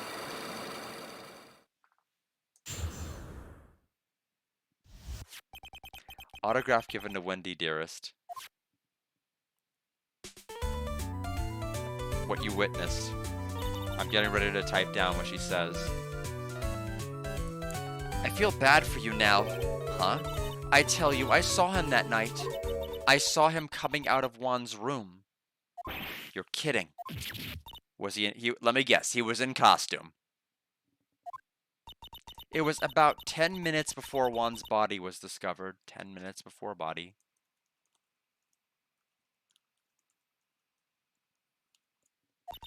It was just a coincidence. I was on my way to the toilet, minding my own business. And did you tell that to the police?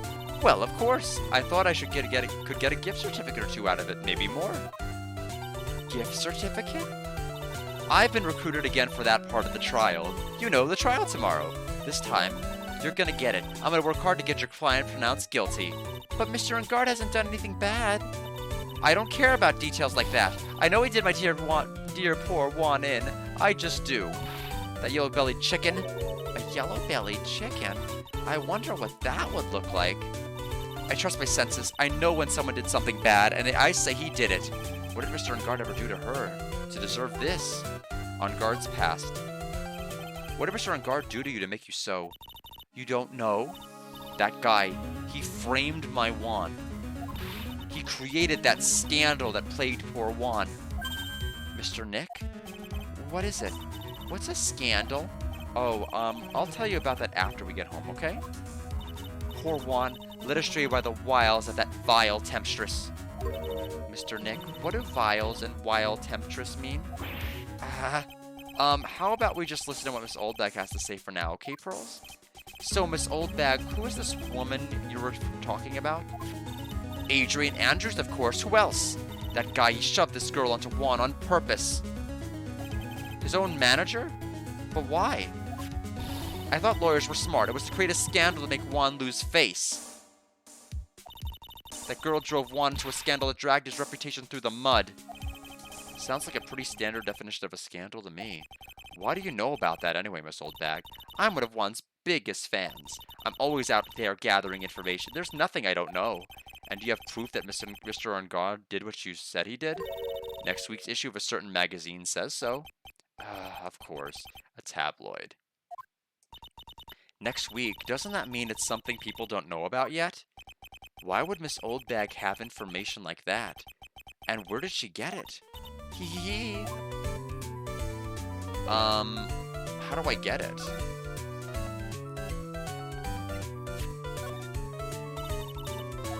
Okay. That's literally it? What if I do Adrian Andrews now?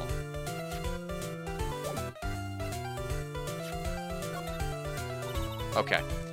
Well, I don't know what else we can do. We could try talking to Adrian. I could try moving out and back to the... Let's see if we can go back to the Criminal Affairs Department to talk to Gumshoe first. Detective Gumshoe said they had an investigation briefing. Yeah. Oh, he's back. Hey, so you came, pal. Why the blunt greeting? Because there's nothing to be friendly or happy about. What do you mean by that? Well, things look perfect this time around. The evidence and testimony are airtight. But we can't just roll over and die. We have to stay positive. Airtight evidence. So what do you mean the evidence is airtight? I can't give you all the details, pal, but there's two big pieces. Two? And both of them are in this photo. The first is the button that's missing from the victim's chest. That's the button that you found during your body search of Mr. On Guard. Yep, I found it in the folds of his Nickel Samurai special pants. And the second one is the knife in his chest, pal. The fingerprints on the knife in his chest, to be exact. Fingerprints? Whose are they? You didn't even have to ask, little missy, it's obvious. They're Madden guards. Tomorrow's trial. Talk about being stuck between a rock and a hard place. Only likes dead guys. Only likes them unless you know how vocal about how much she likes them once they pass away, though. That's just kind of the MO. Airtight testimony. So what about this airtight testimony? It's that old security lady, Miss Oldbag. I thought so. What do you mean? You thought so? Did she tell you something, pal? Well, and I even told her not to open that mouth of hers and blab to anyone. Her blab knob is stuck on 10 and there's no turning it down now, trust me. Yeah, well, Miss Oldbag saw it all, pal. She saw Mr. On Guard coming out of the victim's room around the estimated time of death. No way!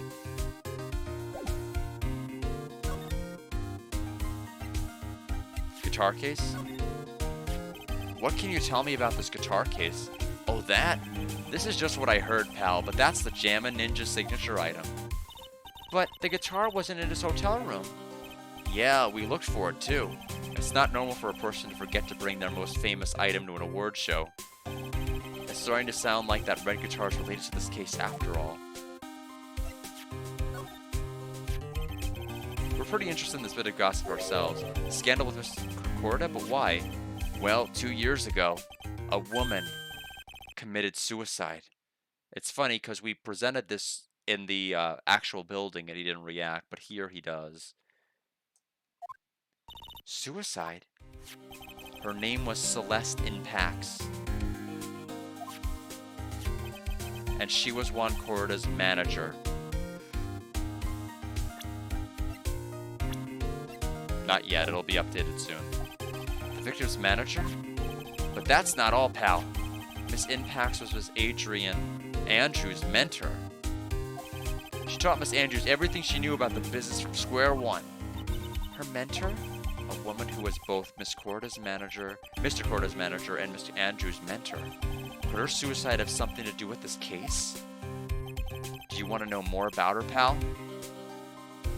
Yeah, like why she's not in my character log.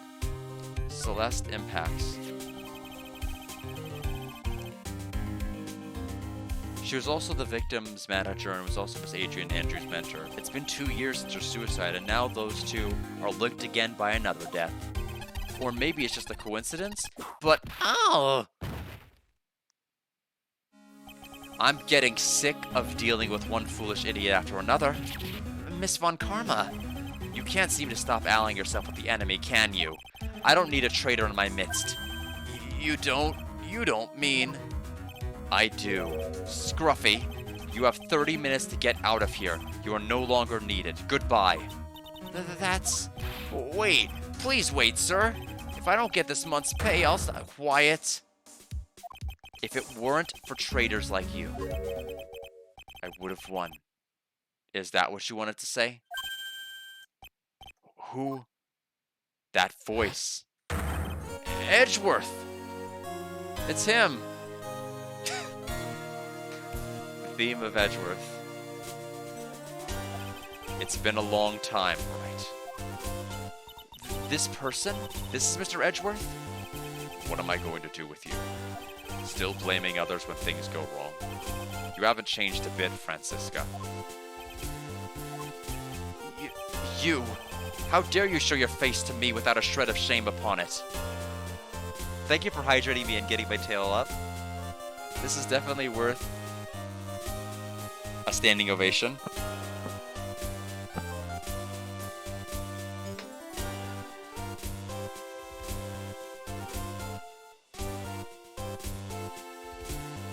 How dare you show your face to me without a shred of shame upon it?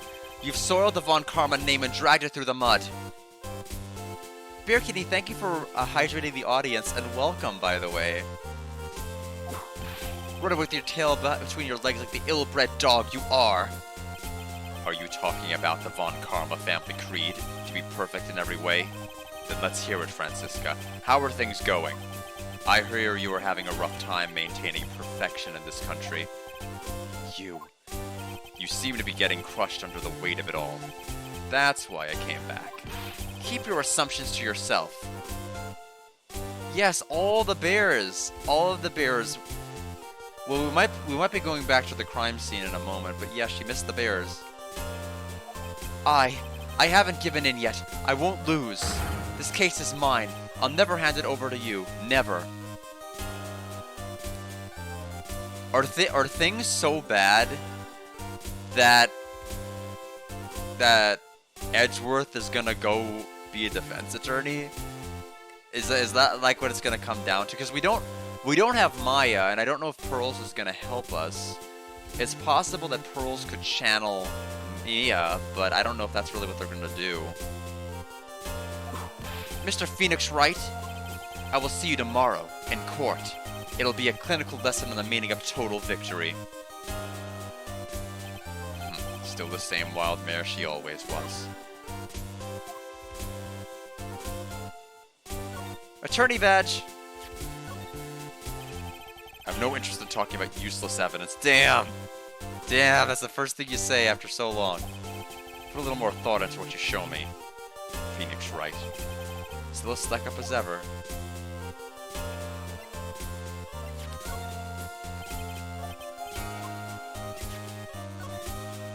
I don't think he's gonna respond to anything else.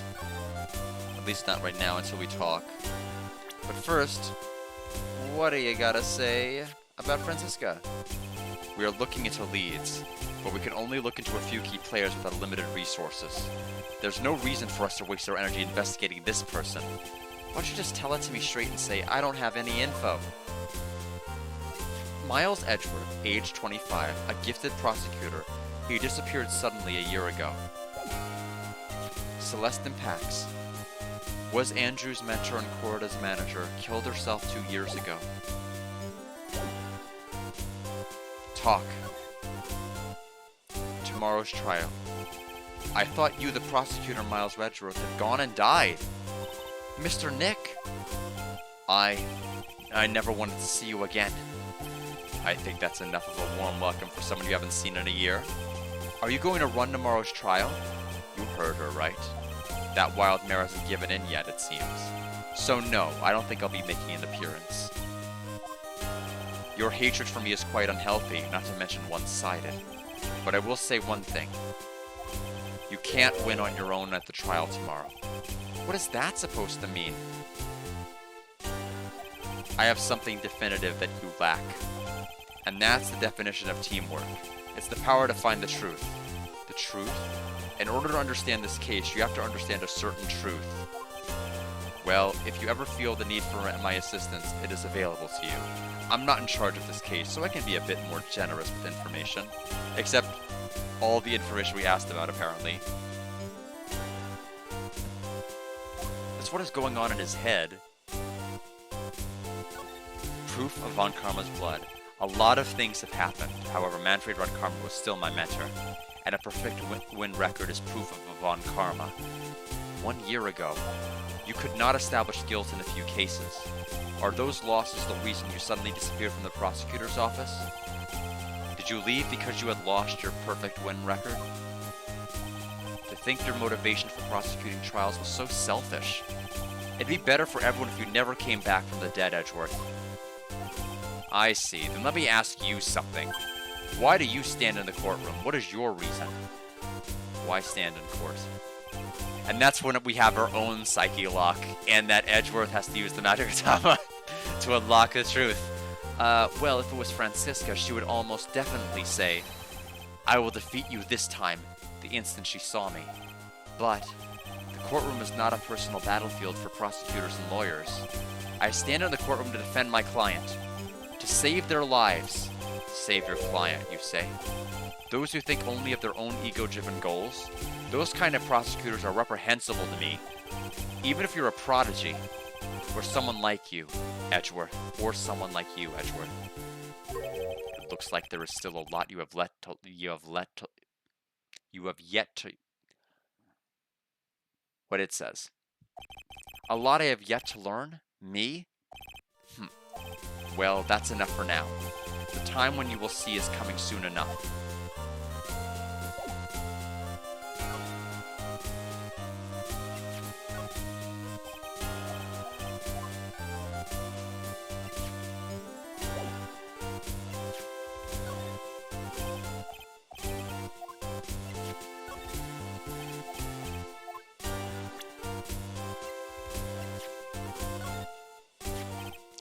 This woman is another key to the case.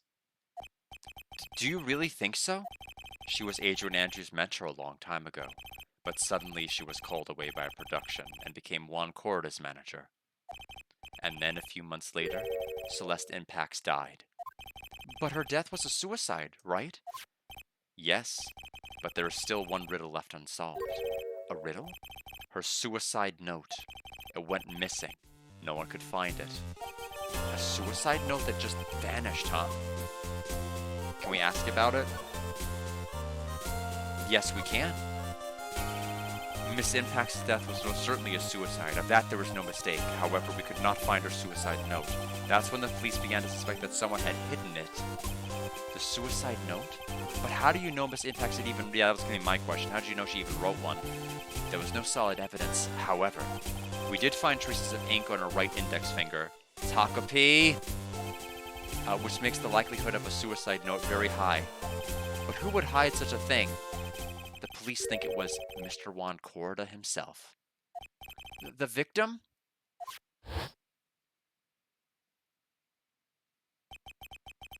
He was the one who found her body, which makes him the only person who had a chance to hide her suicide note. Mr. Corda hid his own manager's suicide note? But why? As long as her note is missing, any speculation beyond this is meaningless. For now, I think you should look this over. This is the suicide report. Part 1, anyway. Part 1. Suicide report added to the court record.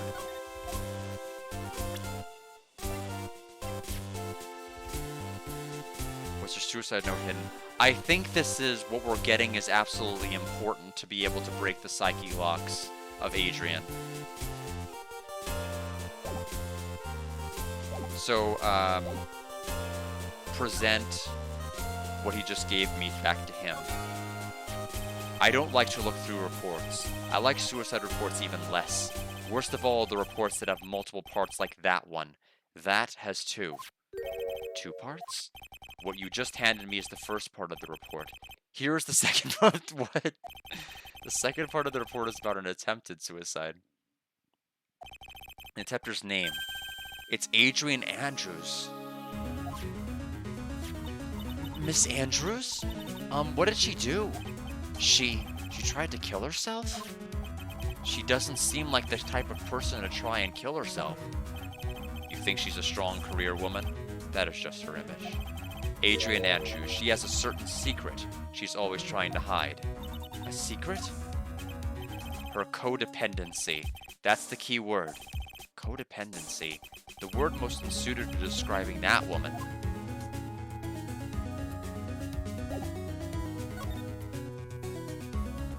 Okay, so the top part is now codependency. So how are Adrian Andrews and codependency related? Adrian Andrews' attempted suicide was a few days after the death of Celeste Impax. And why did Adrian Andrews think about committing suicide? Quite possibly because she had lost her will to live. Lost her will, but why would she? Her pillar of strength, her mentor Celeste Impax, was gone forever. That's why. Why would that? Is that what they call following someone to the grave? After her attempted suicide, Adrian Andrews started attending counseling sessions. She is a person who looks for someone she can trust unconditionally. And once she finds that someone, she blindly follows them. Without someone to guide her, she feels uneasy and can't carry herself through life. And that's her codependency? When Celeste Impax suddenly committed suicide, the world before her turned pitch dark. That's according to Adrian Andrews herself. Then that means her super confident attitude. It's all a facade. She's only copying her mentor's behavior to hold herself together. How terrible. Attempted suicide report added to the court record. I'm gonna press him on that, and then we're gonna go see her. I think we have everything we need. I think we've put the pieces together. Appearances can be deceiving. It's such a cliche saying, but it's cliche because it's true. Miss Andrews, to think that behind that unwavering brave front, she's been hiding this weakness and fear. I think this is very likely the last thing that we can possibly do before court. We'll go to the detention center after. Actually, we can try going to it now. I don't know if it'll matter. Just in case. Ah, the lawyer dude. So what did you find out? Well, I'm still in the middle of investigating. I see. But I've already told you everything I know, dude. What happened? Can you tell me about your activities last night? After we got the award, I took a break and went back to my room. I had that post-ceremony stage to do. So I was in my nickel samurai costume. And you were alone the entire time? My manager was running around being busy, so yeah. Because of the press conference you're supposed to have after the show? I told you, dude. I have no idea about any press conference, alright? That's strange. I thought the nickel samurai was going to confess something. Anyway, when I was leaving my room, that's when I noticed it was kind of noisy. Mr. Corder was already dead at that time? Yeah, so this is actually word for word what he said last time. Yeah, that's what I gathered from my manager, with what he's always talking about his manager. So she runs his life, and that's when the detective and the green coat showed up. Yep, same exact.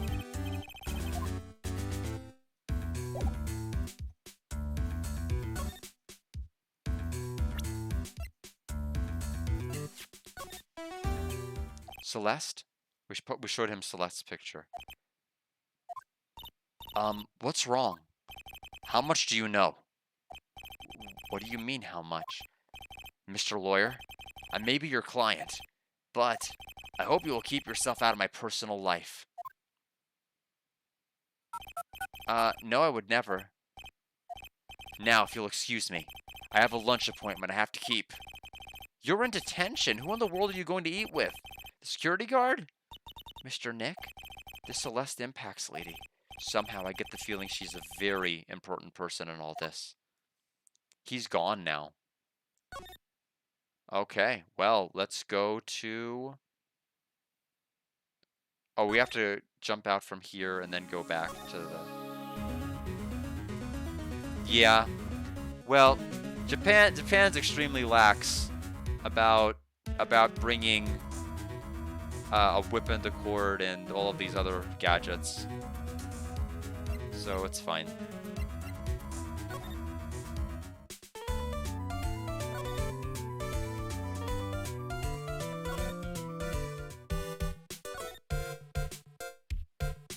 Alright. Let's confront her.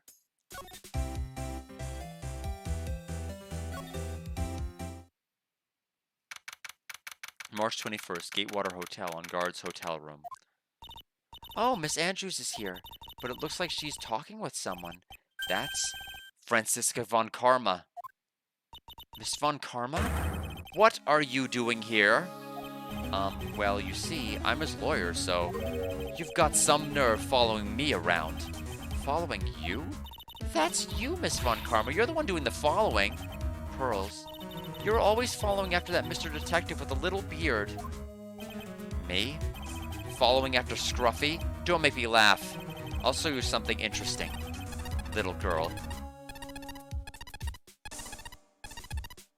Oh, she has him on radar. That's what that's all about. What is that? An electromagnetic receiver. I've planted a tracking device on that detective. And with this, I know that fool's every move. So that noise we heard was this receiver? I feel really sorry for poor Detective Gumshoe now. Now then, let's stop wasting time. Adrian Andrews. Yes? Think hard about what we just discussed. Understood? All right.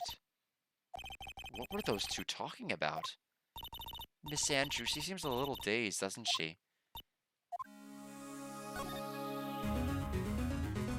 Okay, so all of those checkboxes are still there. We can present now, which I am going to do. Save the game.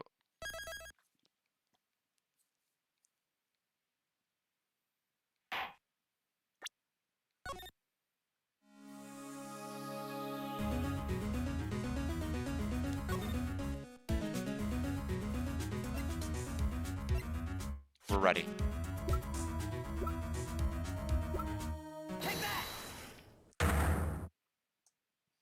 I think we're ready. We'll find out if we're not, but we have to have everything. Motive for murder. Why was Juan Corrida murdered? If you ask me, I think you know the reason he was killed. Why are you hiding things? Don't you realize you're putting Mr. Ungard's life in danger by your actions? Why do you ask questions for which I have no answer? The truth is, I was not that close to Mr. Corrida. You are not that close? That's right. I've never been good at being intimate with another person. You are not good at being intimate with another person? Somehow I highly doubt that.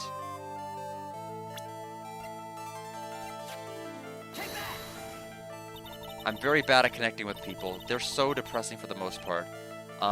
But I especially dislike feeble-minded individuals. That's a wrong answer, despite it being a right answer. Yes, well, that's why I don't think I could ever be intimate with you. Okay, so I need to present the other one. I guess she's saying I'm depressing and stupid, but I am certain you were very close to the victim. Say that all you like, but you still don't have any proof. So I needed to actually present tangible evidence.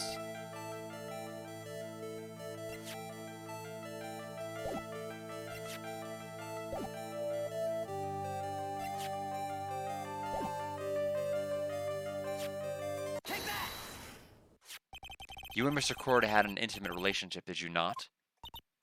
A silly third-rate tabloid article. If you even had half your wits about you, you wouldn't believe such rubbish. Well, it seems quite a few people bought into this story. As to be expected in a world filled with crooks and liars. Note to self, stay on your good side. In any case, I despise interpersonal relationships like that. I see, however. What if there was a need for you to get close to someone? Me? Need to get close to Mr. Corrida, as if there were ever such a need. Didn't you get close to Mr. Corrida for this person's sake?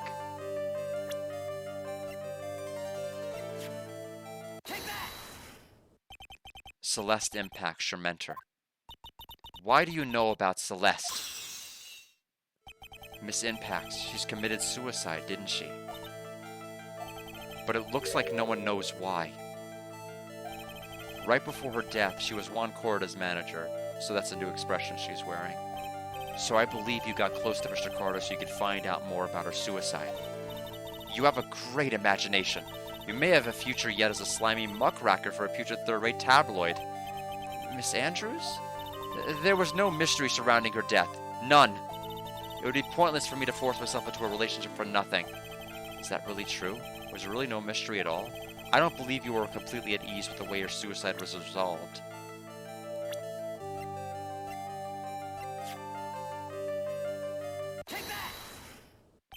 Miss Impact's suicide note was never found, was it? It looks like the police were under the suspicion that someone had hidden it. Like maybe the person who discovered her body. Mr. Corrida? Juan? And Miss Andrews, I believe you thought the same thing. That is why you became intimate with Mr. Corrida. I've sat by quietly and listened to your insulting ramblings long enough. It's true that Celeste was my mentor, however, allow me to say this again. It had nothing to do with me.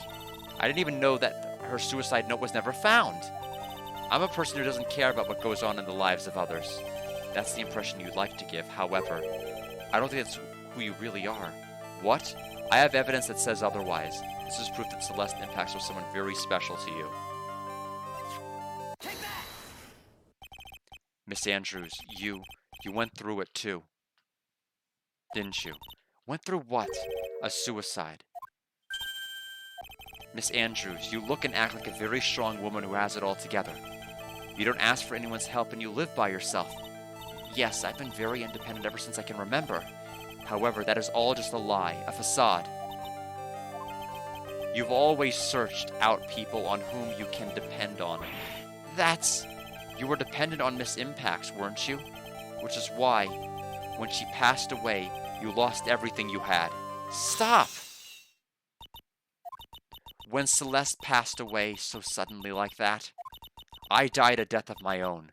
But, no matter how hard I tried, I couldn't stop thinking about what had become of her note.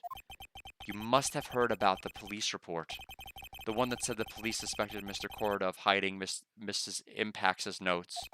You heard about it, and thought to recover it from him by getting close, am I right? If that's the case, then everything changes. What do you mean? What topic did we start this conversation on again? It was, why was the victim killed? Exactly. Somehow, Miss Andrews, it seems that you have become the one most likely to want Mr. Corrida dead. Me? Miss Impax was everything to you. And then she died. And you would do anything to find out why she killed herself. Even commit murder. Murder?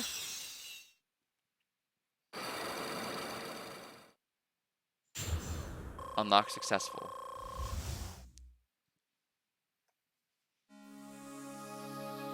Motive for murder. It's true, I am a woman who can only live in insecurity. I'm physically small and I don't really have a lot of self-confidence. I've pushed against all that, though. I've tried to live a life strongly. I never wanted anyone to find out the truth. Miss Andrews? This one thing. It's the one thing I wanted to take with me to the grave. It was my secret. Mine and mine alone. I'm sorry. You probably think I'm a worthless human being right now, don't you? Please, Mrs. Andrews, all I want to know is the truth. After Celeste passed away, I heard that someone had hidden her suicide note. And that someone was Juan Corrida. Celeste. Without her, I became scared. Everyone seemed like they were out to get me. So you got close to Mr. Corrida to recover her suicide note, correct? Looks like that tabloid reported the truth after all. Ironic, isn't it? Well, like they say, where there's smoke, there's fire. And if they purposely add fuel to the fire, they keep the celebrity world burning. But as for the suicide note, I didn't and wouldn't kill anyone for it. It just doesn't suit me, that's all.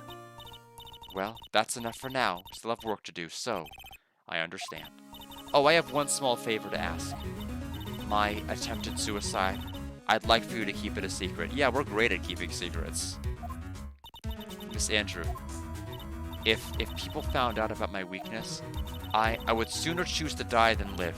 All right, I understand. We'll keep it a secret. Miss Andrews, I guess she's always the always thinking type. She never says anything carelessly, it seems. Thank you very much. Mr. Nick, can I ask you something? What is it? Miss Andrews has been playing with that card in her hand since a little while back. That card? Yeah, I guess she has. Miss Andrews, what is that card you're holding? Huh? Oh, this? I don't quite know. It just suddenly appeared in my handbag.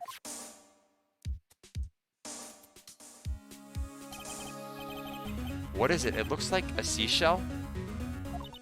That's what it looks like, doesn't it? I honestly don't remember owning this card. I wonder where I picked it up from. Or not remembering something clearly? Sounds like it would be a rare occurrence. Well, I must be off. I leave Mr. On Guard in your capable hands. Why'd you have to put capable in parentheses? I did pretty good. I broke 3 psyche locks today, I'll have you know. March 21st, Gatewater Hotel hallway. Well, I think we've gathered about all we can. What about Mystic Maya? Is she all right? Oh, Pearl, she looks so worn out by all this. She hasn't slept at all and has been walking all over the place with me today. What's wrong, Mr. Nick? Let's go back to the office for a little while. You're really tired, right? Oh, no. I'm okay, really. I'm fine, I really am. You don't look fine to me. To the office.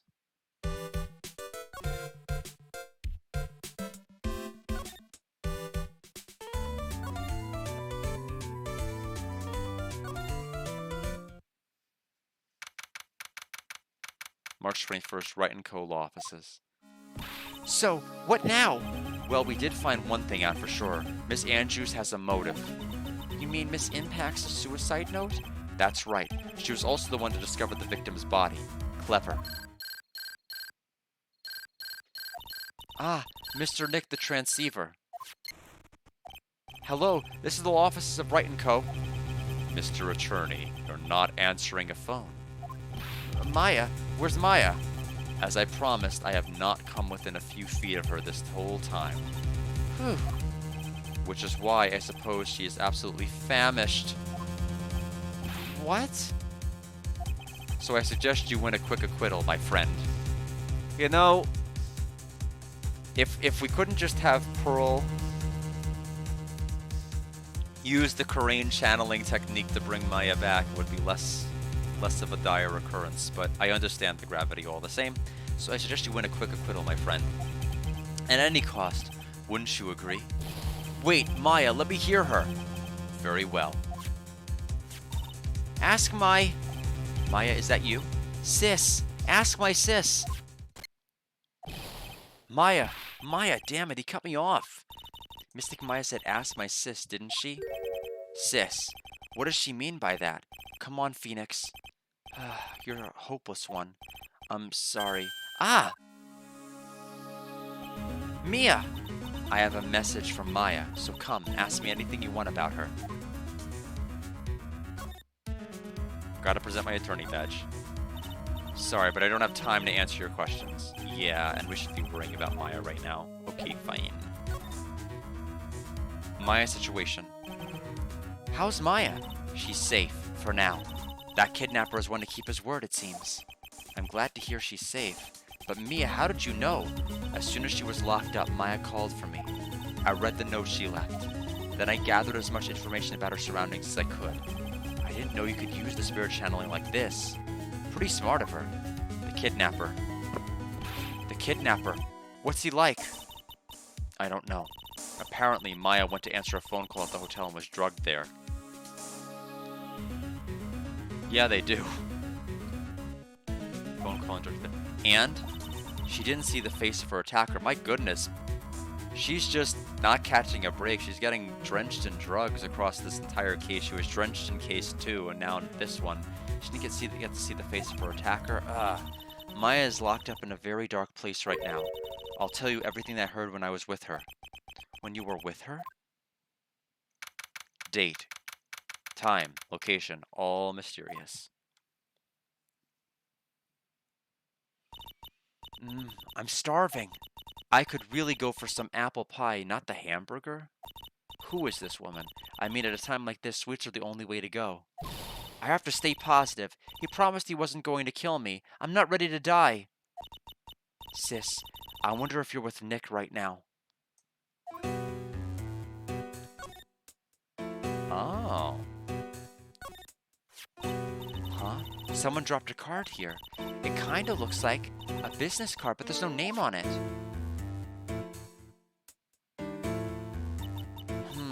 It's a picture of a seashell, I think. What a strange card. What's this? It feels like there are a lot of glass bottles here. And these, they feel like barrels. I'll pass. Too bad I'm really hungry and not really thirsty. There's all sorts of things piled up here, but it's too dark to see. Drat, it's locked. But this door lock seems easy enough to open. On TV, the hero always uses a plastic card or a stiff piece of cardboard. Then click, they'd magically open the door. I wonder if there's a card like that around here I could use. That's it. This shell card. If I use this, maybe I can get the door open. This might be my key out of here. I had a feeling this card might be useful. I'm such a genius! Alright, now if you'll excuse me, Mr. Kidnapper. I did it. Okay, now I'm getting the heck out of here. I shouldn't keep Nick waiting, or worried. To be continued.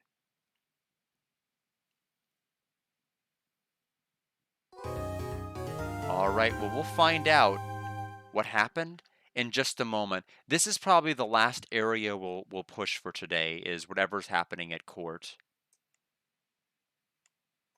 And the aftermath. It is interesting to be playing the game from Maya's perspective, however brief it may be. It is kind of fascinating. I'm curious where they're going to go with it.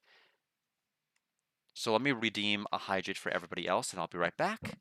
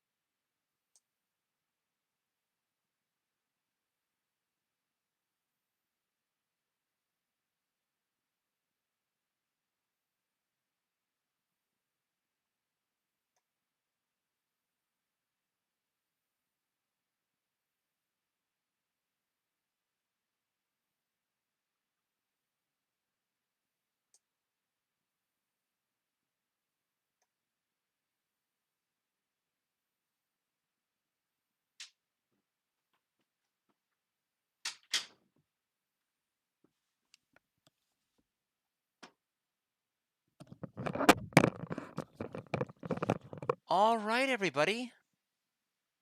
Let's get to court. I am long overdue for a haircut. I'm getting one this weekend. So I will be looking quite different.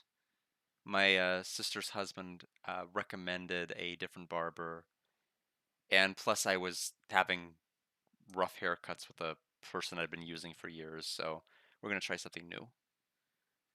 March 22nd, 9:47 a.m. District Court Defendant Lobby number 3. Adrian did it? That's what it looks like. Dude, no way! That woman couldn't do anything like that. Yes, it's the previous. The most recent haircut was from the previous barber. We tried a different style, but my sister feels there's somebody that can pull it off a bit better. And plus, her hand dexterity is not the greatest. Yeah, I'm hoping so too.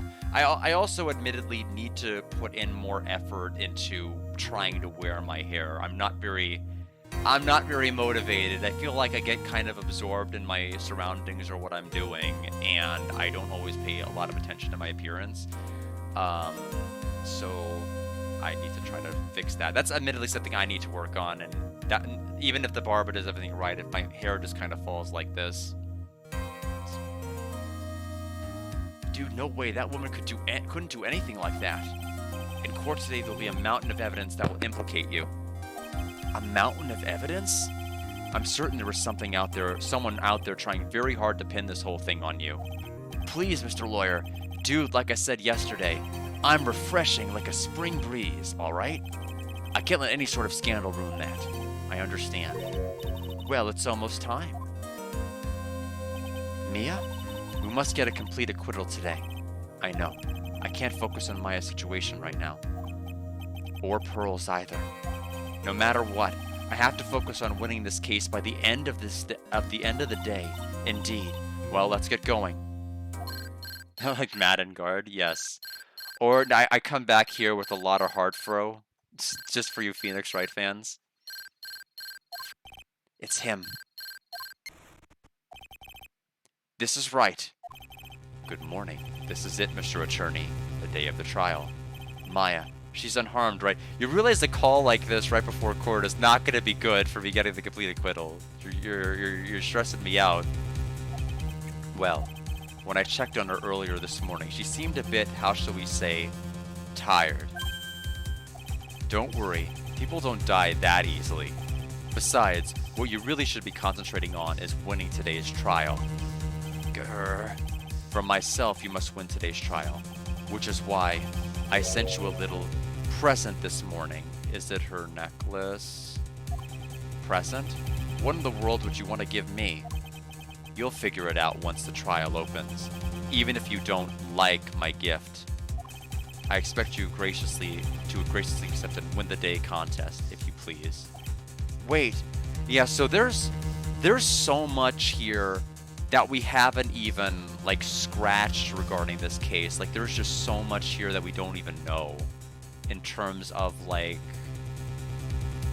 just the circumstances of the murder. They've even been extremely vague about all of the things that happened. So I have a feeling we're way away from being at a case conclusion here. They've spent so much of this developing it like they did case 5 of Phoenix Wright of game 1. So this is kind of the same thing I'm noticing here.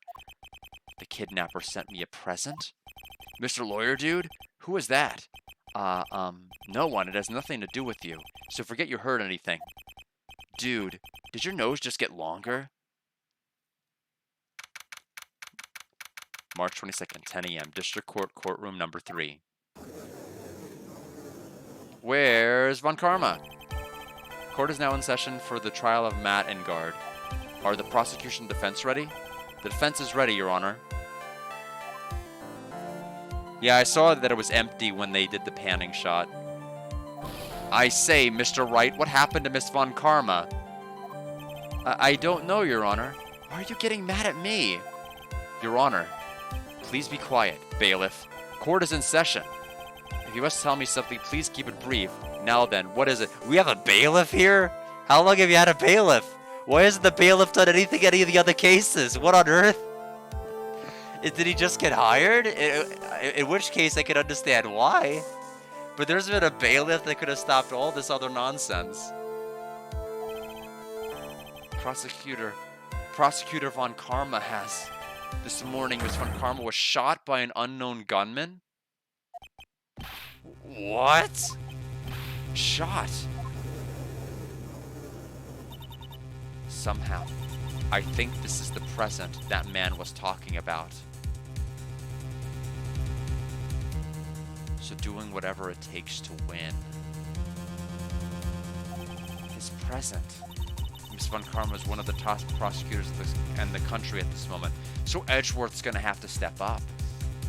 Not necessarily because he wants to, but if she disappeared, this would be up to your advantage. This is totally insane. Miss Von Karma, is she all right? I don't have that answer. She's alive and in stable condition. That must be Edgeworth.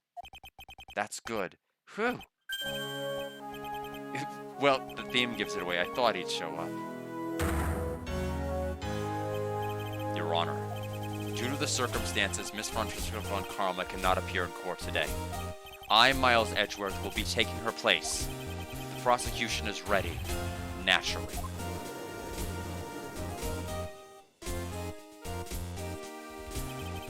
Miss Von Karma was shot in her right shoulder. Oh man, is that the shoulder that Von Karma had? No, or was it the left? If it was the same shoulder, that's kind of funny. And is currently undergoing surgery. I think it was Von Karma's left shoulder that got shot though. So, peas in a pod. Luckily, I've looked this case over and am familiar with the details. The prosecution seeks to prove the guilt of Mr. Mattengard. The court acknowledges the prosecution. I see. Oh yeah, the person that kept calling Yami Yugi. Just because like Yana Yogi was too hard to remember to say, so I just like gave up and called him Yami Yugi. Right. I finally found the answer I was struggling for on my long journey this past year. By the time this case comes to an end, you too will know the answer. Now then, the prosecution would like to call its first witness. Please bring Detective Gumshoe to the witness stand. Oh my gosh. Witness your name and occupation. The name's Dick Gumshoe, sir. I'm a detective down at the precinct. For now. For now? After this trial's over, I'm supposed to turn in my badge, sir. Detective Gumshoe. The prosecution has no need for a depressed witness. Lift your head up and face forward like a proud officer, Detective Dick Gumshoe. Yes, sir. Now, let's have your testimony. If we want to explore the various facets of this case, we'll start with that. Get ready, Phoenix. This is going to be one very rough fight. Yeah, it would have to be with Edgeworth as my opponent. The answer he was struggling for. Interesting. Show me this answer you finally found, Edgeworth. Bare facts of this case. This murder happened after the Hero of Heroes award ceremony, sir. The victim, Juan Corda, was found dead in his hotel room. After looking into the cause of death, we believe he was definitely murdered, sir. At first, we thought there was something suspicious about the empty guitar case. However, we later found out that the guitar case had nothing to do with the murder. After the award ceremony ended, the victim was alone in his room? Yes, sir. Both the victim and the defendant went alone to their rooms, sir. I see. Mr. Wright, you may begin your cross-examination.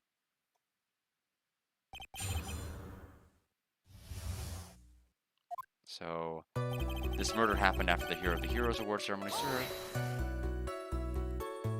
Would you please give us a brief timeline of what happened after the ceremony? Okay, pal. The ceremony started at 6 p.m. Okay, so ceremony's 6 p.m.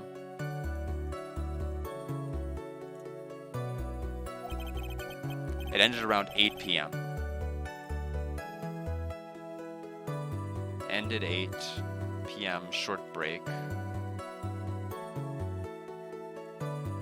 A special post-ceremony show was supposed to start in the lobby 30 minutes later.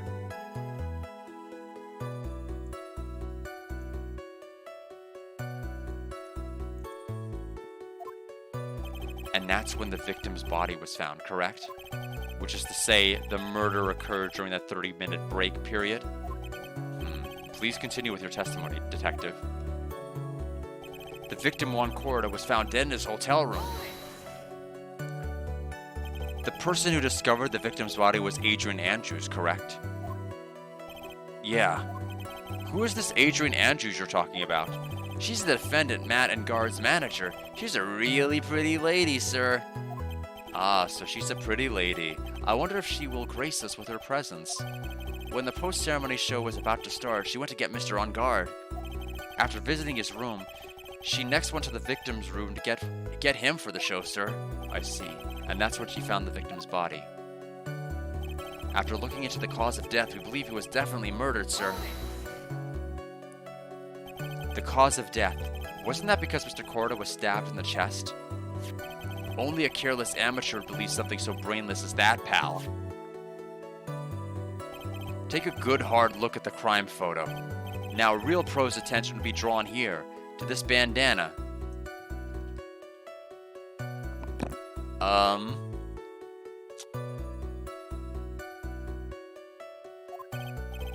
Banana? His bandana, sir. That's the thing wrapped tightly around his neck, sir. Ah, yes, I see. His banana-scented bandana. I don't see...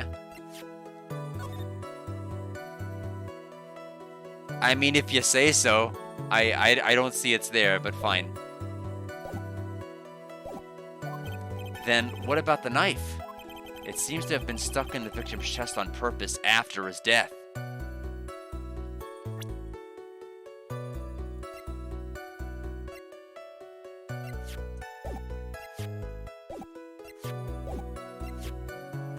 Where's our autopsy report? I don't think we ever actually got one. Okay, maybe I don't have to...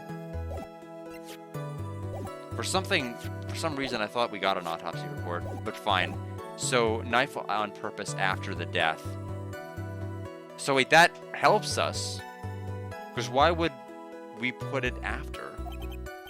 Because he's got the handprints on it. So why would he do that? And we have a crafty murderer on our hands here. Autopsy. Oh, there it is. Hi. So the court record. So now there's our autopsy report. There was something suspicious about the empty guitar case. Water, but only on top. So we have to rebut by saying that there was water there. 8:15 p.m. autopsy report. That was like directly halfway through the 30-minute break period I wrote down. Strangled with a scarf, then stabbed with a knife. Why is the scarf and why is the knife not in evidence?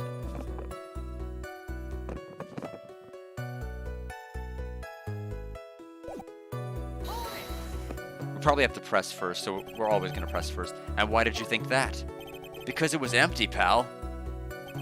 The Jammin' Ninja doesn't go anywhere without his bright red guitar, and we couldn't find it anywhere at the scene of the crime. Oh, then how about this theory? A fan really wanted the guitar and did the crime to get it. How's that? We thought of that too, but...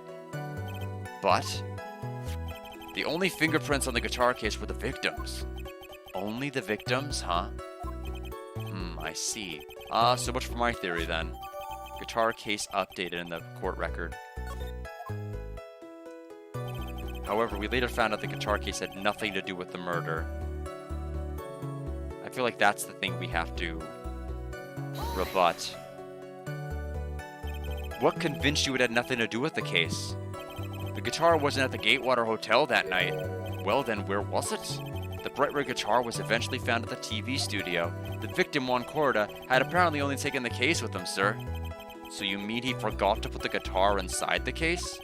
Yes, sir. Even when he was on stage for the ceremony, he didn't have his guitar. So that guitar case was empty even before he got to the hotel? Yeah, that's right. So it really had nothing to do with the case after all. I believe that is enough. First, the victim was choked to death with his bandana. Then, after the victim was dead, the killer deliberately stabbed him with a knife. Which brings me to my next point. Why then did the police arrest Matt and Guard? Because there was reason enough to suspect him. Here it comes. Looks like Edgeworth's back in full swing. Very well, Detective Gumshoe, please testify about this matter. Yes, sir. Oh, so we don't even have to... Okay, I'm glad I didn't do any of that other stuff. It apparently wasn't needed. Matt and Guard and Juan Corda were huge rivals with each other. They each thought the other guy was in his way. That's motive enough in my book. As for evidence, there's the Jammin' Ninjas button. It was ripped off the ninja's costume and was found in Mr. Ungard's hakama. The defendant's fingerprints were also all over the knife. Okay, so both of those things are here now. The defendant brought the knife for the crime, which makes this a premeditated murder. So the defendant's fingerprints were found on the knife used in the stabbing. It was sort of sticky on the handle, so the fingerprints came out pretty clearly, sir. Knife added to the court record. Where's my button? And there's this button. That was found in the defendant's clothes, was it? And is this button also covered in blood? Yes, and we know that the blood on it is the victim's blood, sir. What? Jammin' Ninja's button added to the court record. All of this points very clearly to the defendant, doesn't it? Yes, it most certainly does, Your Honor. Ready to give in yet, Wright? I'll find the hole in your argument somehow. You can press as hard as you like. Just hurry up with your useless okay. I guess say useless is not really appropriate. Usual pointless questions. That's better. Grr. Why arrest on guard? Cross-exam.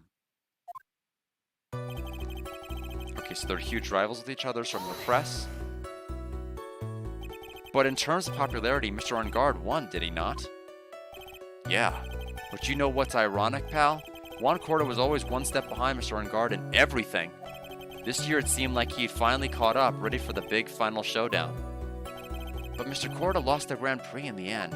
That is too bad. He must have been pretty downhearted after losing. They each thought the other guy was in his way. That's motive enough in my book. Wait just 1 second here. Mr. On Guard was beating Mr. Corda on the popularity polls. Well, yeah, I guess, but... Which means that in the defendant's eyes, the victim was not a rival at all. Which means he had no motive to kill at all.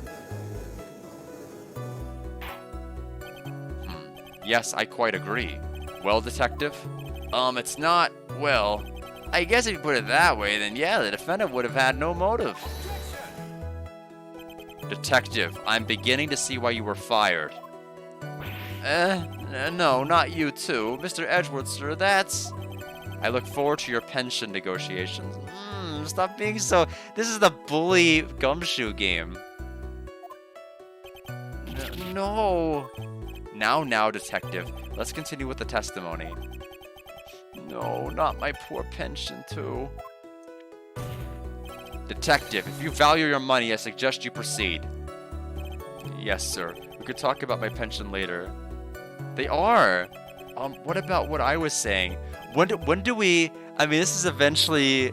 This can only culminate with us, with Gumshoe being accused of something in the third game, and we have to defend Gumshoe, because at this point, like, how can his life get any lower? That's the only thing to get even lower, is a disgraced... a detective being accused of a murder and that we have to defend him for. And then we all have hamburger ramen. And we celebrate, and they drop confetti, and it gets all in the ramen, and you can't eat it anymore. Because it's a tough life for the guy. Okay, what was I saying? Hello, anyone? As for evidence, there's the Jammin' Ninjas button. Do you have any proof that button belonged to the victim? Huh? I don't get you, pal. Oh, let me put it this way. I'm asking you if you have any evidence to back up your claim that this button was ripped off of the Jammin' Ninja's costume. Huh? Huh? But can't you tell just by looking at it? And the victim's blood is on it. Anyone could have smeared that blood on there afterward. Mr. Edgeworth, help me, sir. All right, I knew it had to be this piece of evidence. Now to reel this one in. Let me save, because I feel like a choice is coming.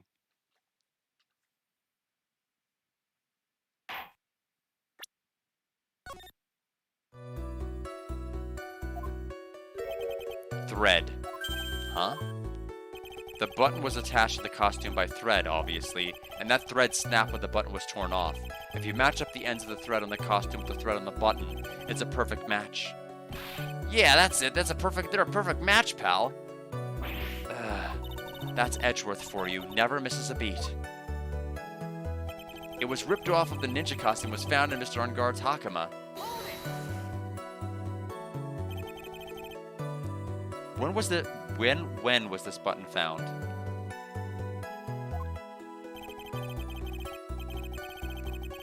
Pretty soon after the body was found, we rounded up everyone who knew Mr. Corrida, and then we did a search on them all. That's when we found the button. So it was almost immediately after the murder. The police didn't have the free time to lollygag and play tricks, unlike some people. Hey, what is he trying to say about me here? The defendant's fingerprints were also all over the knife. How were the fingerprints arranged on the knife? Huh? What do you mean, pal? By examining the fingerprints, you can determine how the defendant held the knife. For example, did he hold it normally or overhand? Oh, is that what you meant? Well, we didn't actually think of that. I can't believe the bumbling of this department. Hopeless. Were you paying attention to the testimony, Wright? The defendant's fingerprints were all over the knife. There was no way to determine how the knife was held at the moment of the murder. So is the defendant the owner of this knife, then? The defendant bought the knife for the crime, which makes this a premeditated murder. Give me receipts. There is no way this was a premeditated murder, even if he bought the knife. Sorry, pal. This isn't just some pocket knife. It's not really useful for anything, and you can't just walk around with it either. Well, this is not good. If the prosecution can prove it was a premeditated murder, we're done for. Phoenix. Yes? There's something very interesting about what the detective said just now. Think carefully, before it's too late. A button covered in the victim's blood, and a knife with Ungard's fingerprints. Gatewater engraved.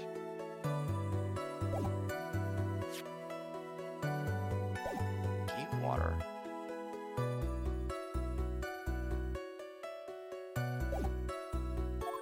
Be grateful. If the judge were more rash, he would have already pounded his gavel in closing. We're still in a world of trouble. Well, before any battle, you must find your enemy's weakness. So let's find the weakness in this testimony, no matter how small it may be. Okay, Phoenix? Alright, let's threaten his pension. That seems to work. Let's see here.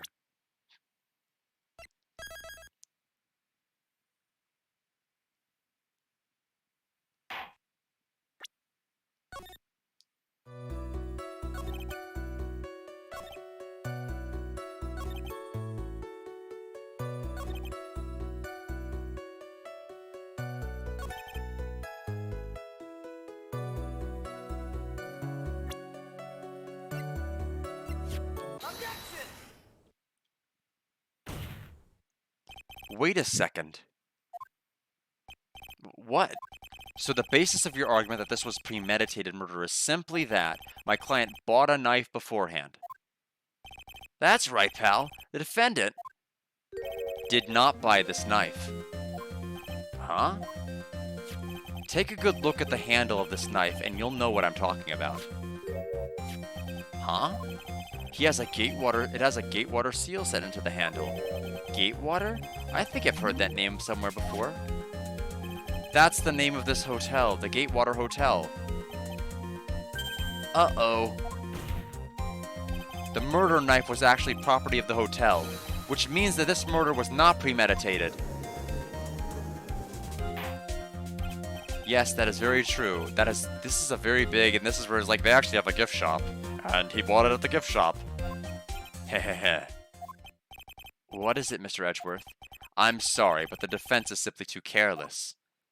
What?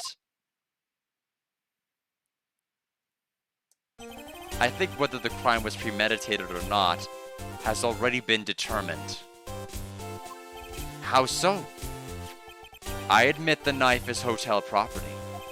There is no one currently on the police force that is dumb enough not to realize this. But I didn't... oh. The question is, where did this knife come from? Why, that's obvious. It came from the victim, Mr. Corrida's room. Sorry, Your Honor, but that is incorrect. The victim ate a last meal before he was murdered. With that being the case, I would like to draw the court's attention to what is on top of the table. There was a knife and a fork on the table. Then, where in the world did this knife come from? If it pleases the court, I would like for us to recall the room of the defendant, Mr. Matt Engard. Especially what was on top of the table. There is something missing. Perhaps it is a single knife? We investigated the leftover dishes for investigating, and while we were investigating, we came to the conclusion that Mr. Matt Engard's knife was missing. Mr. Engard had gone to the victim's room with the knife he had used during dinner. Why would he carry a knife on a visit? To kill, of course. And with that, I believe the prosecution has proven this was a premeditated murder.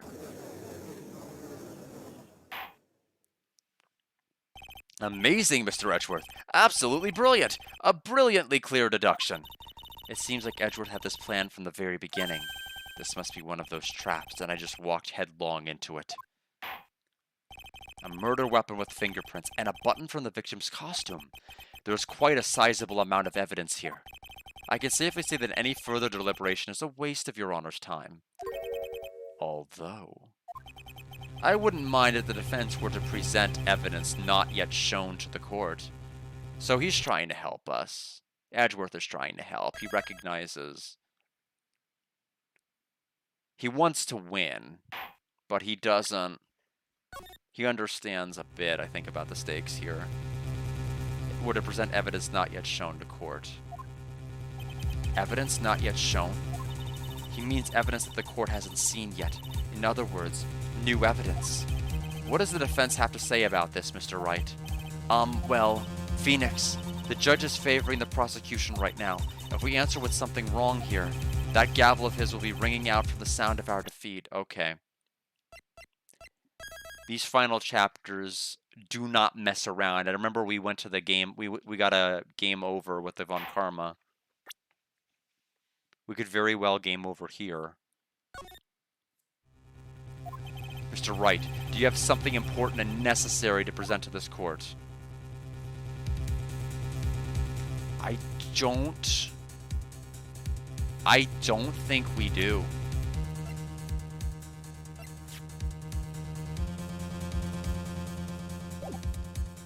It has to be something not into evidence. I mean, I want to present this, but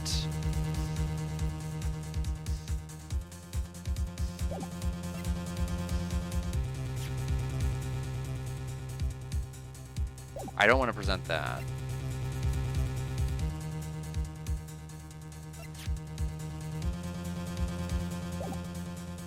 We saved.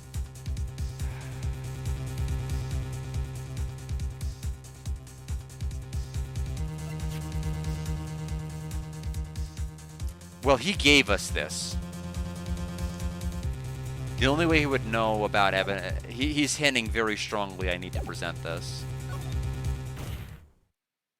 There's one piece of evidence that catches my attention. Something that this court has yet to see. Mr. Wright, I will say this one more time. I do not feel this trial needs to continue at all. However, I am giving you one chance, and only one. But the judge is saying, Right, is don't try pulling one of your usual bluffs here. I messed this up. It's curtains for all of us. Yeah. That's all my HP. One and only one piece of evidence. What is this important evidence that you must show to the court? I am turning in my attorney badge, and Gumshoe and I are walking out with our heads held high and having ramen together. That's not what I'm going to do, though. We're going to hand over the suicide report that Miles gave. Sorry, Wright, but this time your bluffing steered you wrong. Oops. I can see nothing strange about this piece of evidence. Wait! I am a man of my word, Mr. Wright. That's enough. This court sees no reason to further prolong the trial, nor is there any need for more time to decide the case against the defendant. Yes, Maya is dead, but not really. Pearl can just Karain channel technique her back. The whole happy family together. And welcome, Suitcase, by the way. Hope you're doing well. This case is extremely clear. I see no room for misinterpretation of the facts. This court finds the defendant Matt on guard. Guilty. The accused will surrender to the court immediately, to be held pending trial at a higher court within a month from today's date. That is all. This court is adjourned.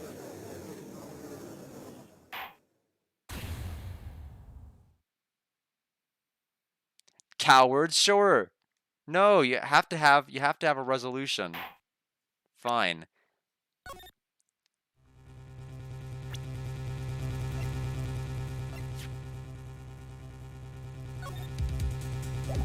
I'm gonna answer no. I mean, honestly, I was thinking there wasn't anything I could present. Because everything else is... Because literally we only have a bluff. Not right now. This has to be another trap. I mean, I was thinking about... That's why I debated whether I wanted to even do it. Better if I don't say anything than risk throwing out a bad piece of evidence. Looks like the defense isn't saying a peep on this one. Which means this court is adjourned. Phoenix, we will lose this case if you give up here. So you had better show the judge something, quick. Slow down, we all know I have a tendency to be wrong more than... I can't even say it. There's one. Oh, I have to do it. One piece of evidence that catches my attention. Something this court has yet to see.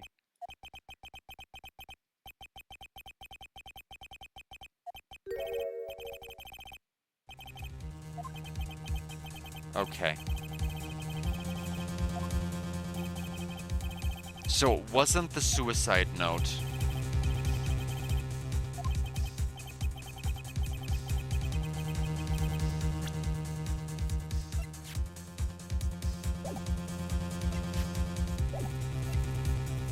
I mean, what are the chances that it's attempted suicide report number 2? I mean, we have... So the only way... We have to do whatever is necessary. So I feel like I'm looking at this from the wrong angle. I'm looking at it like, oh, Phoenix Wright isn't going to want to present that because, we made a promise and we don't want to do that. But no, Phoenix has to do anything to win. Literally anything to win right now, including painting her to be the possible murderer, including breaking our promise to not share this with anybody else. So I think this has to be what they want me to present. Okay, I'm wrong. Okay, well, sorry. I blabbed for nothing. What else hasn't been admitted?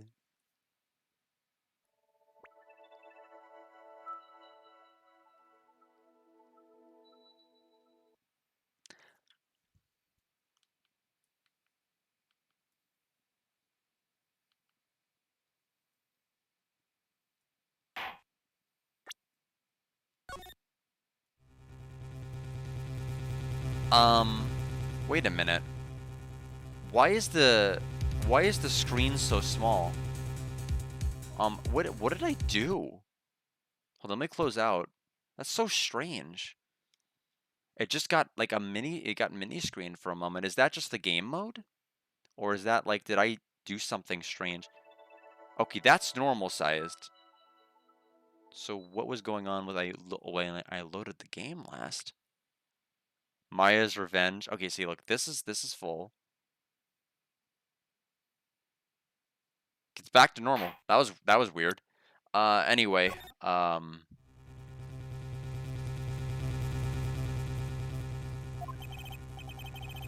you have something important and necessary to present to this court? Yes.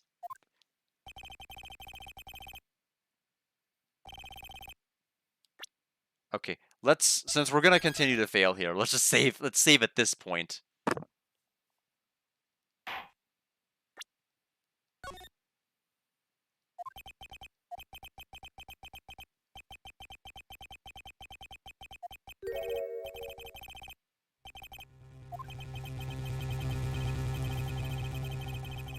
Okay, and even here, one more time. I wonder if this is something that I wonder if I picked up what I even need. That's okay, no worries. We'll figure it out. I will do it. What is important evidence that you must show the court? What is the evidence?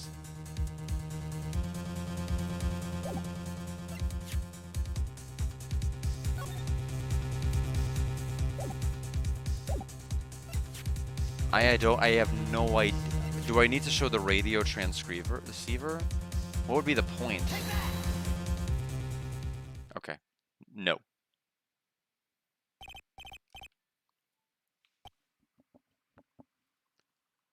Oh! Oh, maybe it's not evidence. Maybe it's a person?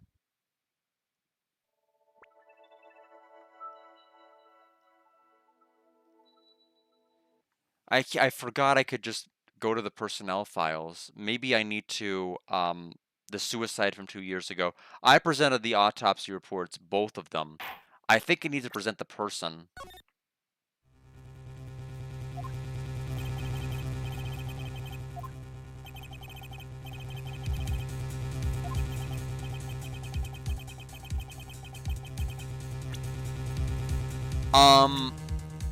Basically, he hinted that you can present something that's not been admitted into evidence, which made me immediately go to here, because he's the one who gave me the suicide report, so he'd absolutely know I have something not in evidence already on my person. So I did that, and it was wrong. Then I did the attempted suicide report, thinking this was going to further dig digs Adrian Andrews into the hole and really kind of show the situation that Phoenix is going to go to such lengths for this. It was red herring. This isn't Scooby-Doo. Or the whatever the baby Scooby-Doo one was called. I forget what it's called. A pup named Scooby-Doo. That's right. I think I'm just going to have to present, not Adrian. Present Celeste.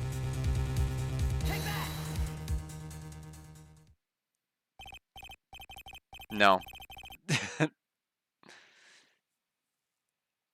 What could he want? I wonder if it's evidence I just don't have and I have to restart the chapter.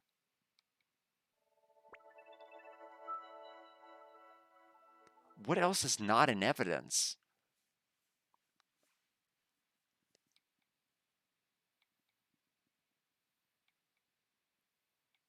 Very silly evidence. Okay. It's my attorney badge.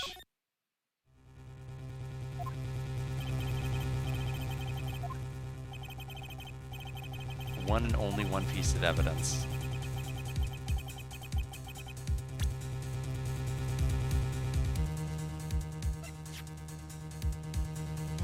Oh, are we gonna have to present Lotta's camera because he hinted at it? No. Hinted at it being missing? No, it's not the camera. Do I need to represent the button? I'm trying to think of like what it... doesn't make sense for it to be. We've already talked about the, what else is there? The problem is I don't even know, I've lost sight of the original reason that we were trying to present evidence that was not in.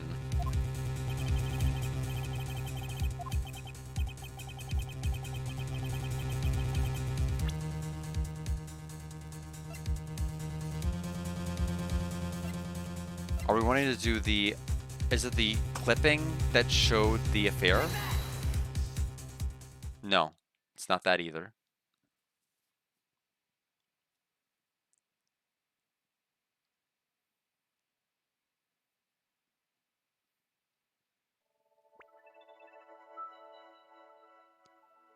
Is it the guitar case that's that had the wet water and... I mean, there's so many things that the game's touched on because this is still super early that, like, literally anything is a candidate to pick.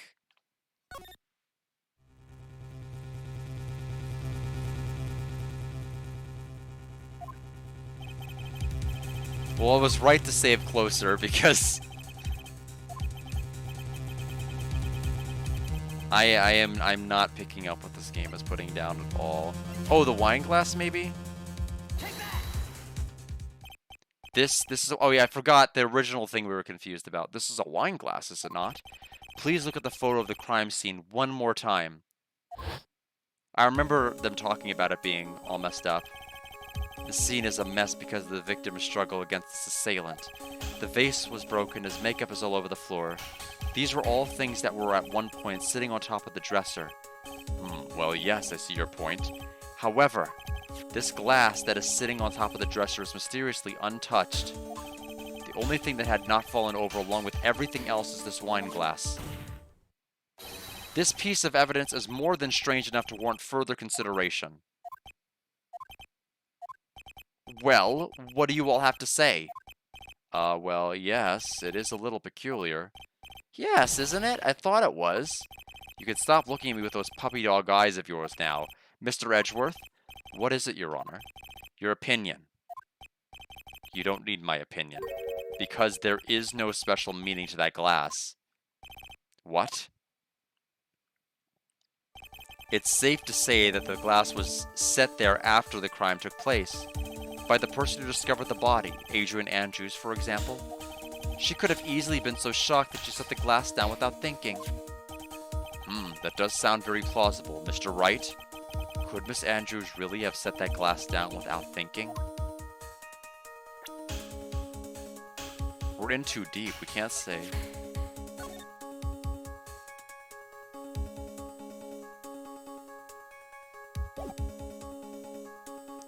Why could she have not set it down?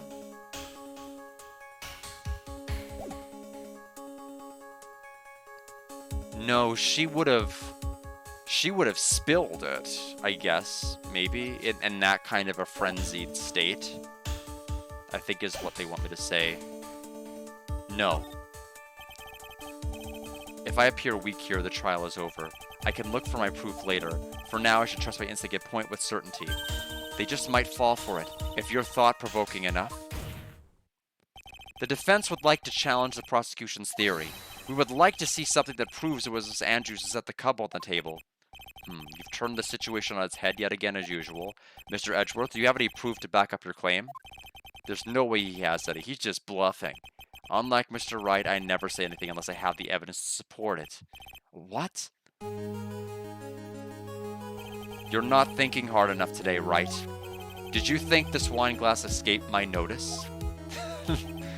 All the emotes. Then, of course it has been thoroughly inspected. For fingerprints. Fingerprints?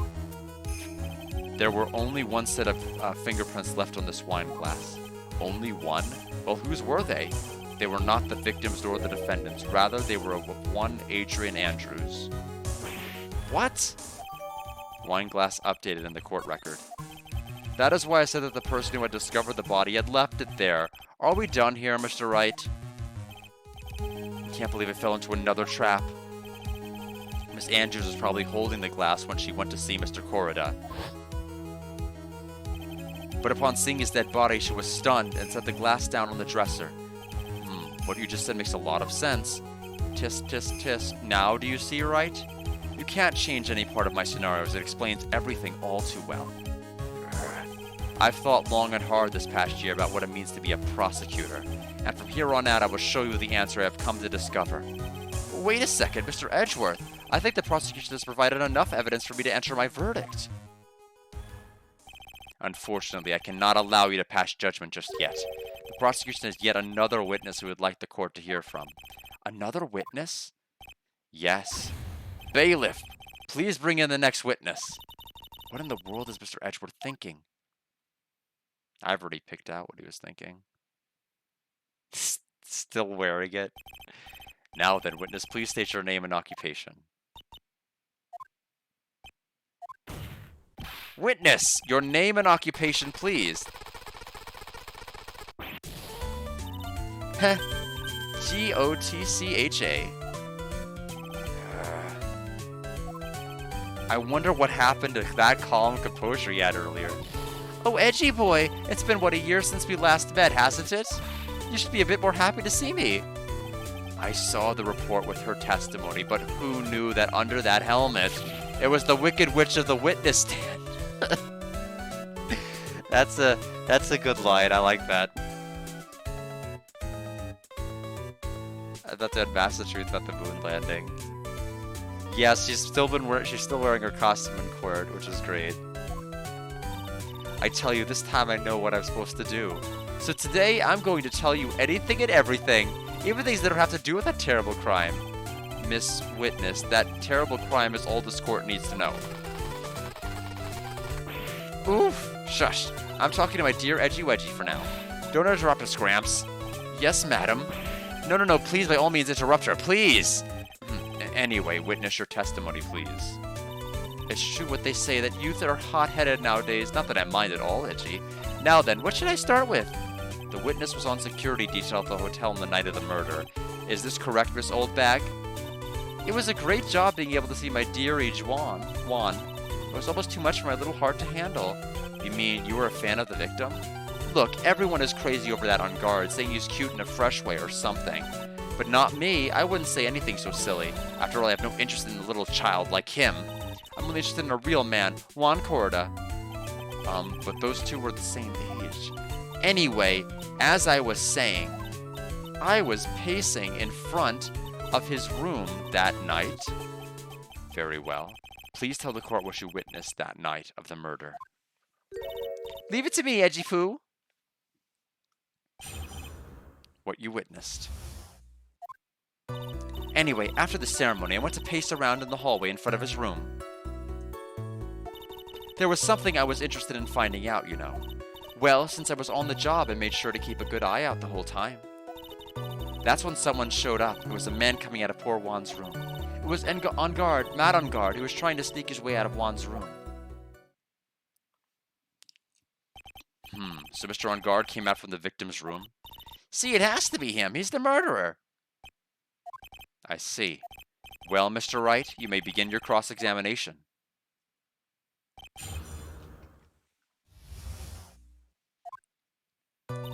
Anyway, after the ceremony, I went to pace around the hallway in front of the...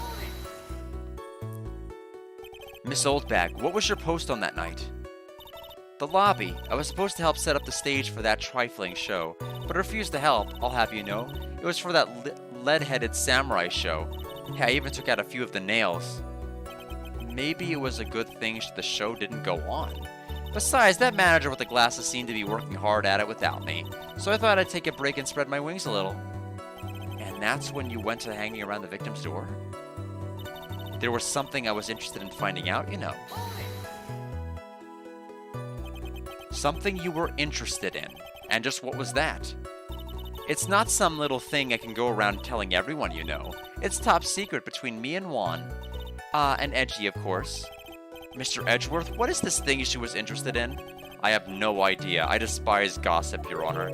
Gossip? If this has something to do with the case, then you can append it to your testimony. It looks like we shouldn't force it right now. And did the witness stay in the vicinity of the victim's door the entire time? Well, since I was on the job, I made sure to keep a good eye out the whole time. She said something similar in case 3 of Phoenix Wright 1. Oh, then would you tell us the number of people who went in and out of Mr. Cordo's room? I have no idea. I wasn't born so I could count things for those who didn't pay attention in class. That's why ever since I turned 20, I quit trying to keep track of how old I really am. Yes, well, that would explain why your age was not recorded in the report. In any case, the witness then saw someone, correct? That's when someone showed up. It was a man coming out of poor Juan's room. This is where she's going to say he was wearing the costume. Who in the world was that? I'm not allowed to say. This sort of information has to be carefully guarded from the masses, Sonny. The man that came out of Juan's room, it was... He was... Yes, he was... I'm too scared. I can't say his name out loud. Oh, what I wouldn't give to have Francisca's whip right about now. Well, I guess I can tell you, since he was such a bad boy anyway.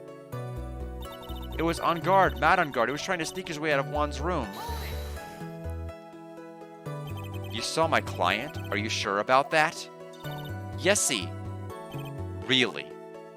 Annoying brat, when I say I saw someone, I saw that person. Why do we get a sense of deja vu? Maybe to avoid a mess like last year, I should delve into this a bit further.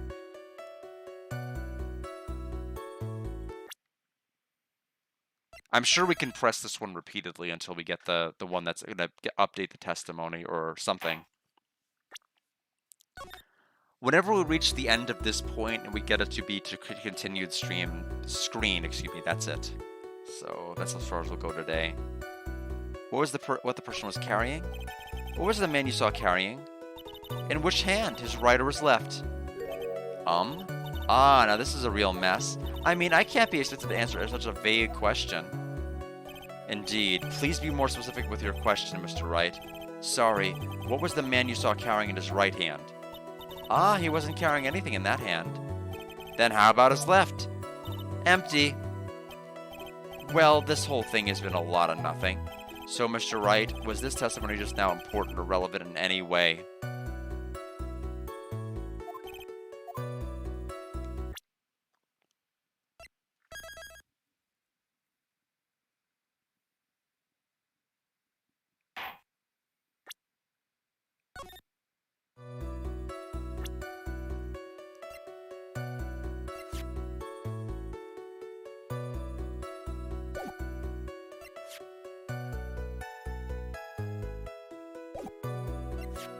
Where's the,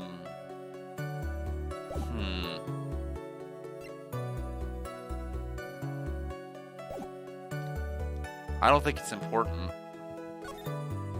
I guess it really wasn't that important after all. Mr. Wright, do you know why we say time is valuable? If not, I suggest you learn.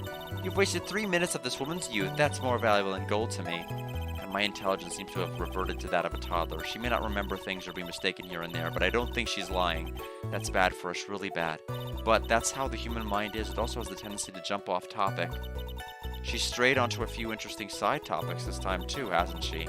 That's what makes her a sweet old lady, right? That's because you're not the one who has to question her.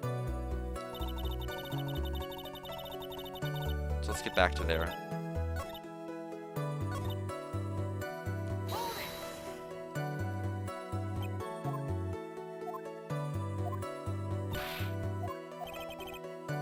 So, person's face.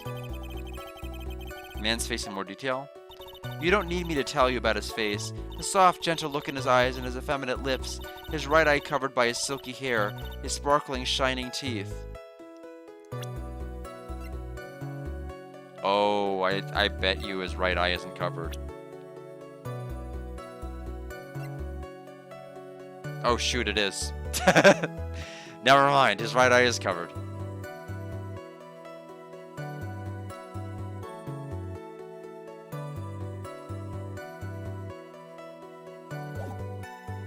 Well, his teeth were shining?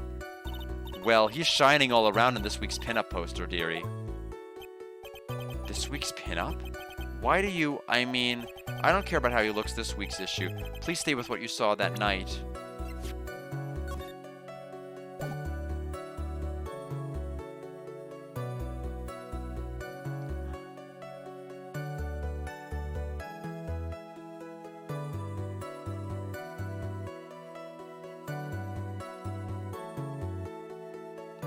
She's lying, but what do I use to impeach her?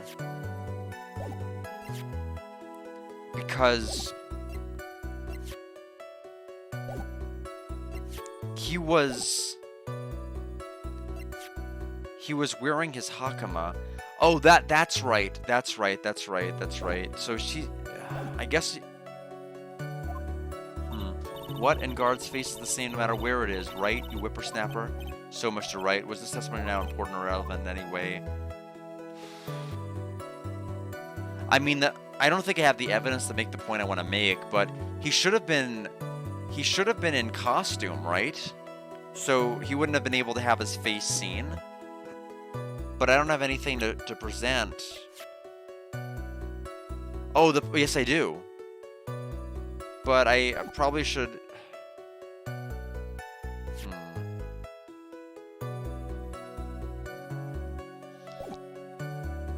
But I mean, is that gonna work? Or try and then reload. Of course it was important, Your Honor. Then perhaps you would like to point out what part of that testimony was important. You don't really have to put it that way to get me to say, Mr. Wright, there is something much more valuable than a person's pride, and that is time. Please don't waste this court's precious time with worthless questions. Yes, Your Honor. I think I just wasted his good favor. She may not remember. Okay, so... Got it. So that was kind of a consequenceless rabbit hole. So the clothes then must matter. I wasn't even given the choice to present. So she's gonna say no blood. And this, like, it's the same clothes he always wears, etc., but it's not. Clothing in more detail. What a troublesome man you are, really, as if something like that matters. But it does. Now what was it? Oh yes, it was that thing. What thing? That gaudy thing he's always wearing, that racing jacket. He was wearing that at the detention center too. That thing meant for nothing but seducing women out of their pantaloons. Men. Right. So, Mr. Wright, was this testimony just now important? Now it is important, yes. It is. Of course it was important, Your Honor. But perhaps you would like to point out what part of that testimony was important. Don't you see it, Edgeworth? Your Honor, I request what the witness said about the jacket be appended to her testimony. I don't quite see where you're going with this, but all right, witness, please. Oh, well, I don't like to badmouth anyone without reason, but if I must...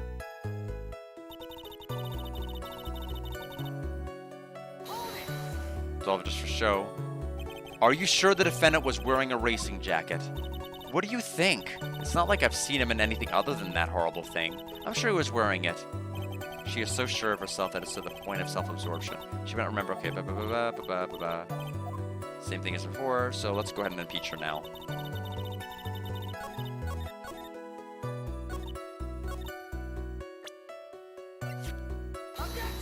Oh, that wasn't it? Your Honor, that statement contradicts this evidence, and we're in trouble.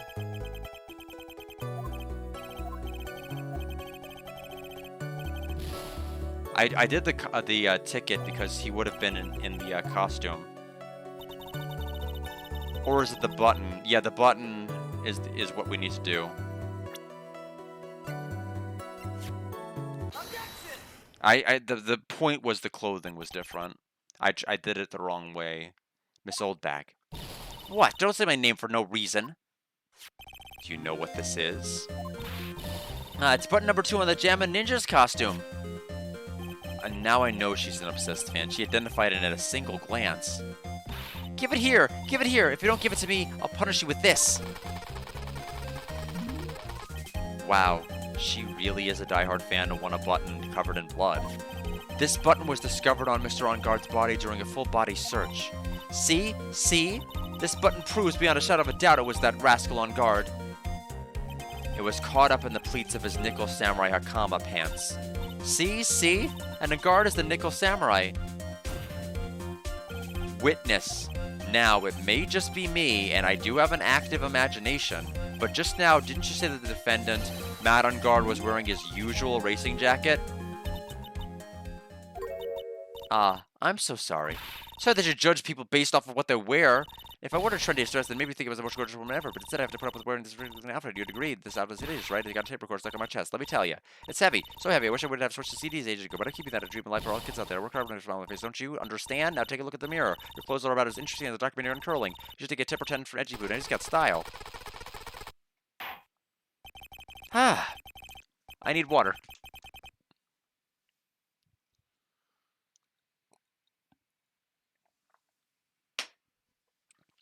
Luckily they didn't give her a real gun, yes.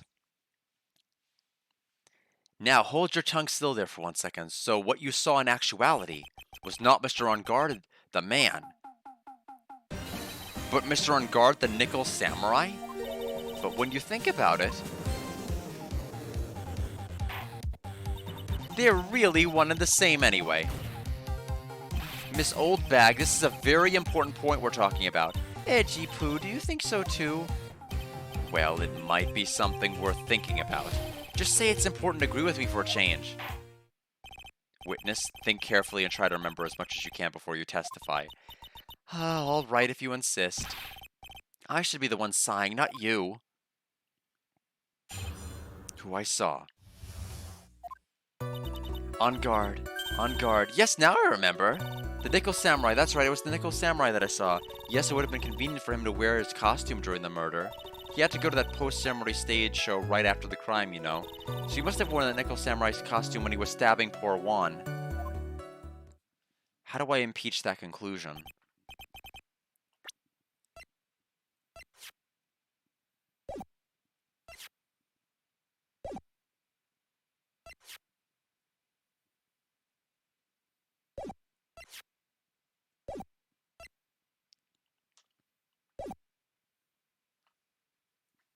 I knew it. I knew you'd say he was inside that costume. What? Did you think there could have been someone else inside the costume? Don't be a bad little boy thinking such rude things. But the possibility does exist. Ah, young'uns, today I told you there was no way it was anyone else. How do you know that? Because I said so, and what I say is the truth. At least she's just as delightful a witness as she was a year ago. Mr. Wright, you may cross-examine the witness. I don't know how to rebut the conclusion yet. I'm gonna have to stumble into it. On guard, on guard. Oops.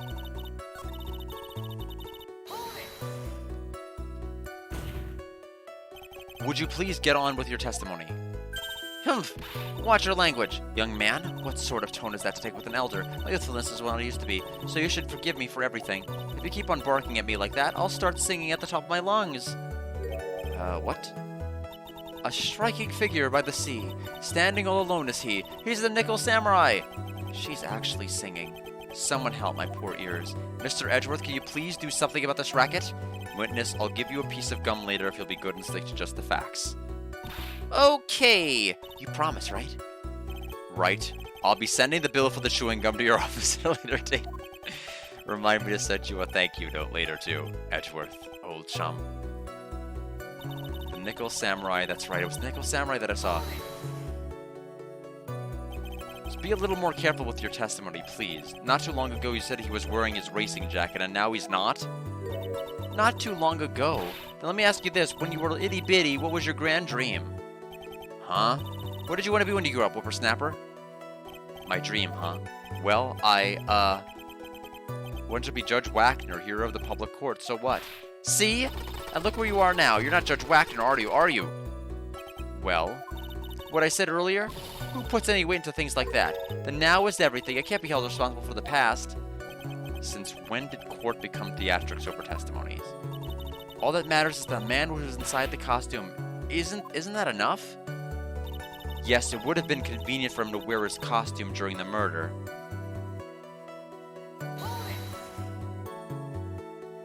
And why would that be? That way, no one could see his face, of course. But there's still no advantage for him that I can see. In fact, you would think the costume would make him stand out all the more. You are such an annoying child, you know that? You disagree with everything I say. Isn't that what you're always doing to me? I got it. Maybe it was more troublesome for him to change in and out of his costume. He had to go to that post-ceremony stage show right after the crime, you know. Was there anyone else scheduled to appear at the post-ceremony show? Whoa, you were really, really fast on that one, Tay. Hateful Beamery. You know who else has hateful beams? Carby. Just saying. Well, all the contestants are supposed to go on stage in a friendly gesture thing. And that included the Jamma Ninja? Of course it included him. That's why when On Guard Deer came out of Dear Juan's room, I didn't give it a second thought. I see. Well, anyway. She does have a hit. Yes, I was thinking that as a secondary joke, and I'm like, oh man, why didn't I make it? It's too late now. So thank you for picking up on it, but you're right, she does.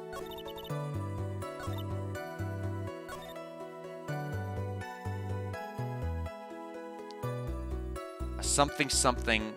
Let me see the, I'm gonna press, but I need to check the costume. So here's the problem. Please tell me the costume has gloves. Please tell me the costume has gloves. Yes. Yes. Fingerprints were all over the knife, so that's how we do it. Let me ask you one last time. The person you saw, it really was the Nickel Samurai? As showy as ever. Haven't I been saying that from the very beginning? Can I throw in the towel yet? You don't need to think too hard on this one, huh? There's a contradiction or testimony that's sitting in plain sight. The question is what that contradiction means for us. Well, I have to figure out what you're talking about first, but okay.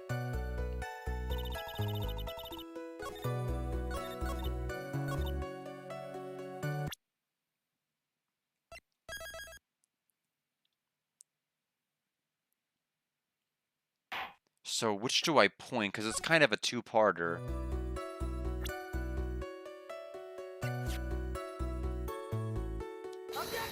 Okay, so that's not what they want me to use. So then the knife. So that was the thing. I felt like I had a 50-50. Either I needed to present that, or I needed to present the knife with the fingerprints all over it. And I wasn't quite sure which, but I'll present the knife again. That's fine. It'll all be fine. But getting stuck on that one piece of evidence kind of took a lot of time earlier.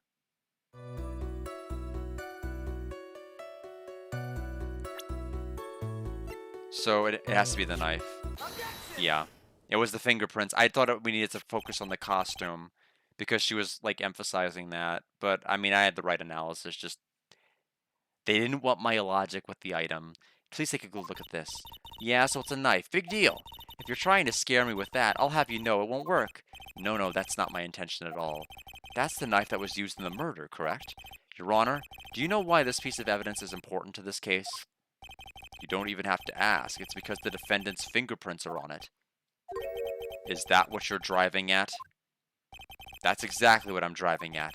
What are we driving at? And whose car are we driving? If Mr. On Guard was really in his Nickel Samurai costume at the time of the murder, then it's impossible for his fingerprints to have been left on this knife. Actually, he would have wiped all previous fingerprints on this knife right off. Oh, that's right. The Nickel Samurai wears gloves, doesn't he? He probably took his gloves off right before he began the stabbing.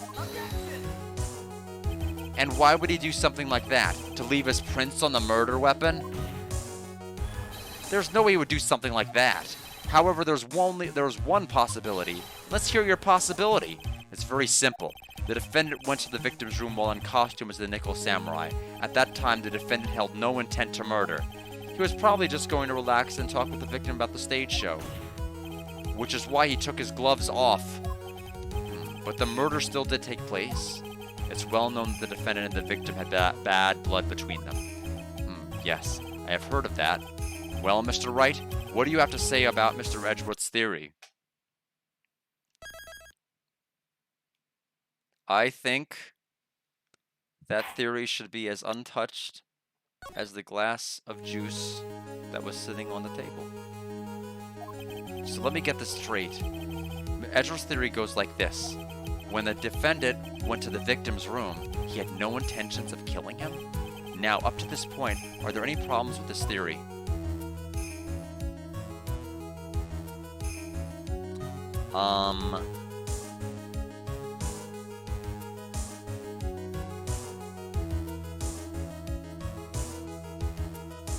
So far, no. I can't see any real problems with this theory. But if you let Edgeworth's theory stand, then we're one very large step closer to a guilty verdict. Look at the court record again, take another shot at it. Yeah, I just have to think about it one more time. Mr. Wright, please make your decision soon. So let me get this straight. Victim's room, he had no intention of killing him.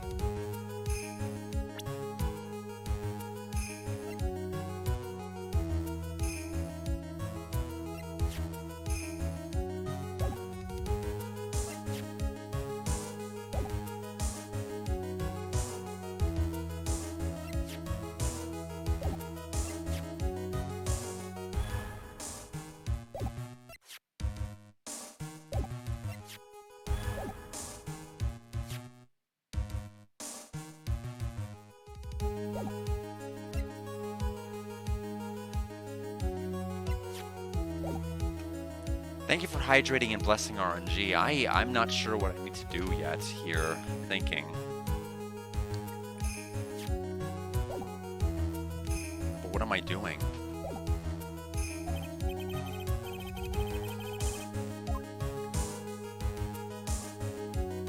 Contradiction is the only choice we can make.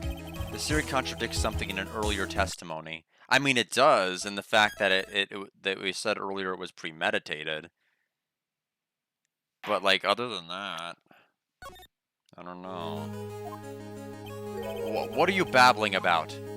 Now, for argument's sake, let's suppose Mr. On Guard was the killer. If that's the case, I think it's impossible for the killer to have gone to the victim's room without intent.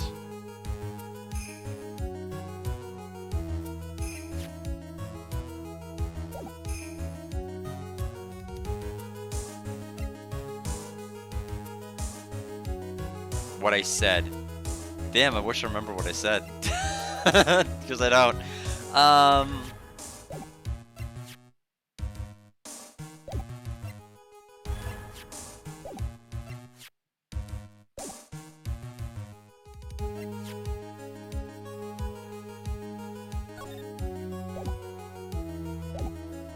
Well, it's the scarf. Do I have to show the,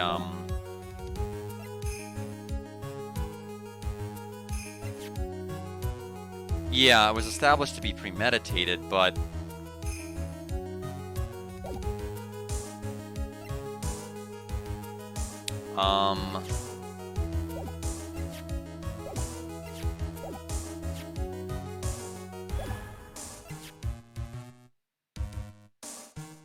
I guess...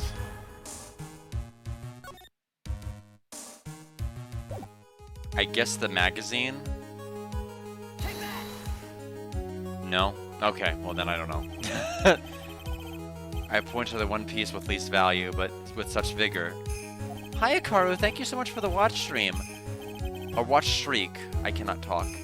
I'm having a great stream. Well, I'm struggling. Enjoy your energy while you can. Humans don't live forever, neither do lawyers. You sure like to think you can bluff your way out of things, don't you? Phoenix, pay attention. Let's pretend for a second that Mr. On Guard is the murderer. Now from that angle, if he didn't have a murderous intent from the very beginning, then that means there is a certain object that shouldn't be at the crime scene. Right? Oh, the knife. It's always the knife. How are you doing over there? Busy collecting your thoughts? Alright, let's give this one more try, and with even more spirit this time.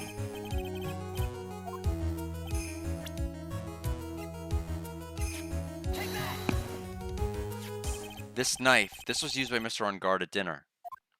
Yes, we did establish that, which means that if my client was in fact the killer, then he brought this knife with him when he went to visit Mr. Corrida. I suppose. However, you just said it yourself. At that time, the defendant held no intent to murder. If that were true, then why would he bring a knife? He wouldn't, would he? This isn't really an argument that helps us very much, does it? Which means, Mr. Edgeworth, your theory was flooded from supposition 1, except now we've established that we have free murderous intent. And one more thing, if the murderer was wearing the costume at the time of the murder, then there should be glove marks left on the knife. That means the defendant's fingerprint should have been all over it like bees on a hive. And that brings me to my final point. This knife was planted by the real killer to hide their identity and mislead us. Order! Order, I say! Order in the court! Was this knife really planted by the killer? Why would the murderer do such a thing? To hide the murder method? To frame Matt? I mean, I know what I have to answer, but I don't know if it's the right answer, even if it's the truth. To frame Matt and Guard. Is to frame my client, Mr. On Guard, of course. To frame? Aren't you forcing the interpretation just a little too hard on this one? We just established that the witness saw the nickel samurai in costume. And if that were true, then there shouldn't be a single fingerprint on this knife. Witness! Looks like I've made your life a tiny bit more difficult, huh, Edgy? Witness, did you or did you not really see the nickel samurai? Well, I guess at first they might have forgotten, but... Are you saying you mixed up Mr. On Guard with the nickel samurai, his character on TV? But I mean, I can't really do anything about that. Look, if I was waiting around in front of the doors because, well, I wasn't waiting around for the nickel samurai, that's for sure. She wasn't waiting for the nickel samurai. Alright then, who were you waiting around for then? Humph, that's top secret to anyone outside of security. I have a feeling that you were waiting for Mr. Juan Corrida, am I correct, witness? Ha ha ha. The way you think, you are a sad amateur with a terrible case of nearsightedness. Amateur? Me? What am I an amateur of? So Old Dag was waiting around in front of the victim's room?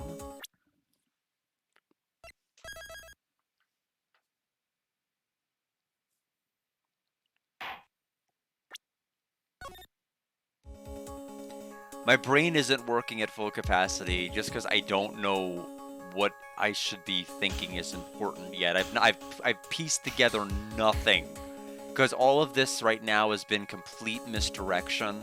Like, we haven't established a single solid lead as to what's going on yet for this chapter. We waited around in front of the victim's room, but it doesn't sound like she was waiting to catch a glimpse of Mr. Corrida.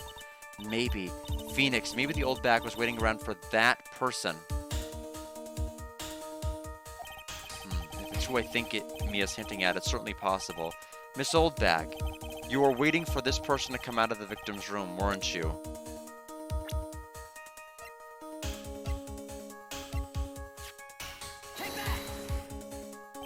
Who is this person? This is Adrian Andrews, Mr. On Guard's manager. But why would the defendant's manager be in the victim's room? It seems that this is the latest rumor in circulation, Your Honor. Oh, this is... Ah, I see. The judge seems to be really into the article, if it can be called such a thing. Then this manager with the initials AA, are you saying it's... Adrian Andrews, without a doubt. The witness thought so as well. Looks like you found me out. Well, that's fine. I can throw away this whole sworn to confidentiality stuff. Witness? What in the world are you... Watch out, Phoenix. I've got a bad feeling about this. A very bad feeling. I got some information. Some very secret information from a certain source. Oh, she found the damn camera. Didn't she? She found the camera. So that's why I was doing my own little investigation. In secret, of course. But what for? Oh, just for myself. Personal reasons and all that. Well, Mr. Edgeworth, how will you proceed from here? I really don't want to do this, however, I cannot simply let this point slide. I see. Very well, then. Witness, please testify about the secret information. Get ready. This is going to take the wind out of you, young'uns. I'm sure we're all capable of handling this, really. It's not like we're 10 years old. We've got to be near, like, some kind of a checkpoint to stop for the night. I feel like we are. That On Guard is one evil man. He thought he could ruin poor Juan by causing a huge scandal. So to do that, he sent his own manager to get in close with Juan. I cannot condone such dirty tricks, so I took action. Oh, and this is top secret. You got that? Nobody else but you and me know yet, okay? Take action to do what? The defendant sent his manager? What a distasteful topic for this court. What? Nobody's above gossip. And isn't there a saying? The truth is never pleasant. Never heard that one before. Mr. Edgeworth, what about this Adrian Andrews person? Yeah, I figured it was. I'm like, this has to be. We have looked into this matter and found that the truth to this article proposes is in fact baseless gossip. But should this be true, then this proves that the defendant did bear ill will towards the victim. So this means I have to smash this rumor once and for all. We're going to have to reveal the confidentiality. We have to explain the real reason she was there, but we have to do anything to win. Cross-examine the witness. Be careful. The old bag seems rather excited right now. That's right. On guard is nothing but your average foul-blooded youth. Well, as the old saying goes, you've got to burn old bags with fire. Time to fire up the afterburners and hit the highway to the danger zone.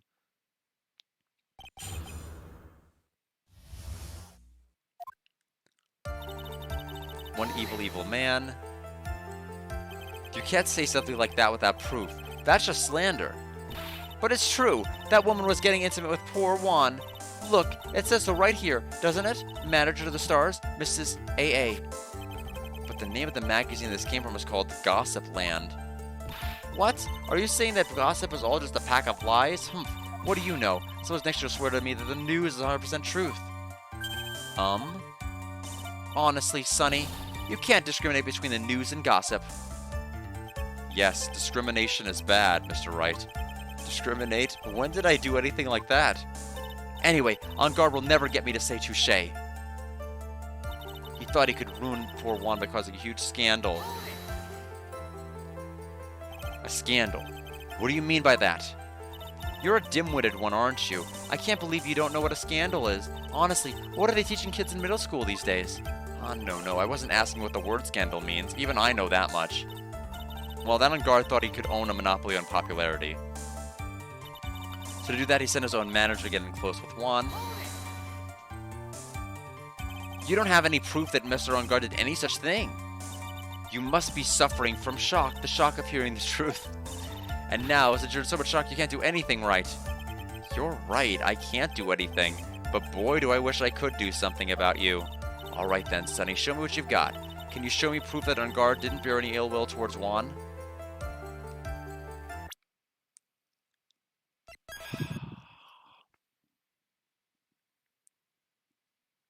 I have not seen Scandal before.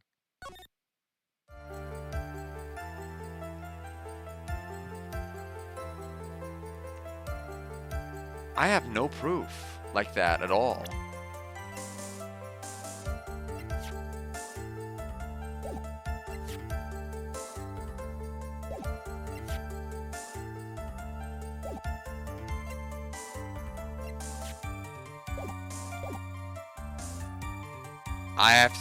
I do have evidence that he bore. How do I show that there was no ill will? Or do you mean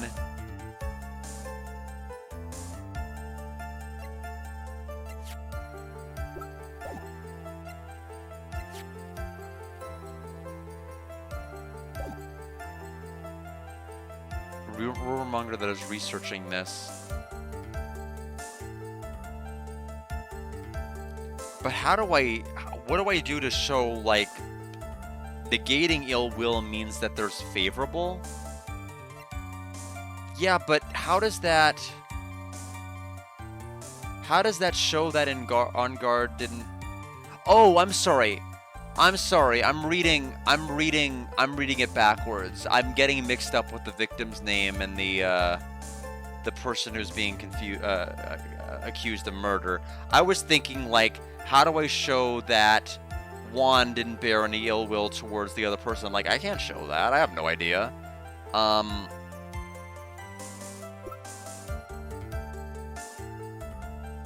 like, even this, I don't understand how... Wrong one.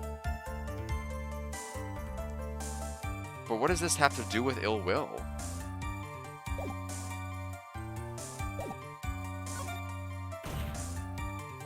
I'm not going to let you push me around that easy. There's so many a man who said those exact words and paid dearly for them.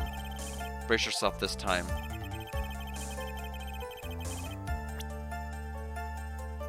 But how does that... What proof does that show that he has no ill will?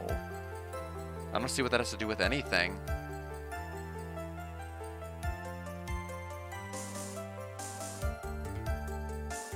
Because what does this have to do at all with ill will? Is that you could... Okay, yeah, then apparently nothing. So, girl, what are you handing it over to me for? I want you to give that jagged-headed baboon boy a message for me, please. Tell him that no matter what he does, the only thing he's good at is failing. What she said, Wright, or should I say, baboon boy. Yes, I agree, this isn't much of a piece of evidence, baboon boy.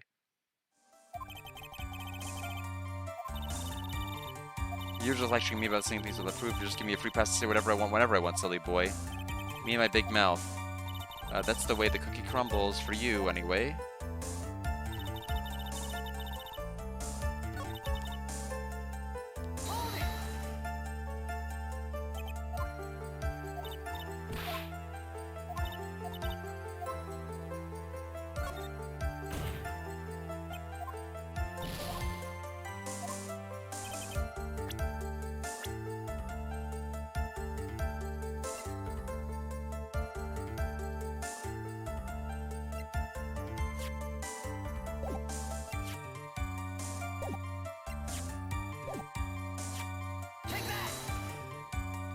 Okay, I'm gonna decline.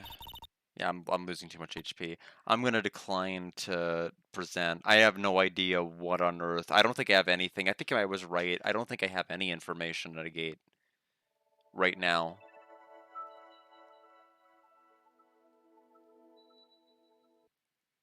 Yeah. Yeah, I was gonna say, this doesn't seem to have anything to do. Decline. I don't have anything to offer. See? Just as I thought. And you were lecturing me about saying things without proof. You're just giving me a free pass. Yeah, so same thing as before. No, that's okay. I figured, like, yeah, Tay's making a suggestion about this, but I'm like, how does that show anything about whether or not they had ill will? And so I was thinking, I wonder, are we on the right section, or... So I need to ask about the action that she took. So, what did you mean by I took action? Like I already told you, I was lying in wait close to the crime scene. Once that slimy woman came out of Juan's room, I was going to capture her and teach her a good lesson. Something you youngins need. You were going to teach her a good lesson? I was going to make her eat the damaging beams of my ray gun. Like this! Well, it was too bad the woman didn't come through the door that night. She didn't come through the door that night? How is that possible? Oh, we'll get this, nobody you and me can know. Wait. What? I'm a busy woman. Tea time with the kids is over. Secret information no one else knows yet. If that's true, then how do you know this secret information? Huh? Well, that's because I'm a pro. Yes, that's it. It's a secret. Even if you drill a hole into my brain, you'll never find out.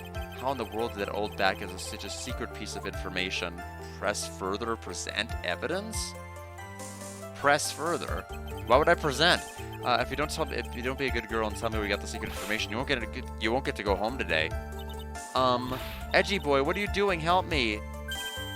What do I have to do with this? Just do this for me. You'll get your reward. I don't want your reward, but you don't leave me much of a choice. The witness could have gotten her information from anywhere. It's even possible that it was spontaneously made up inside the witness's head. And he lectures me on reckless blabbering. As long as we don't know where this information came from, it's quite a waste of time to focus on this line of questioning.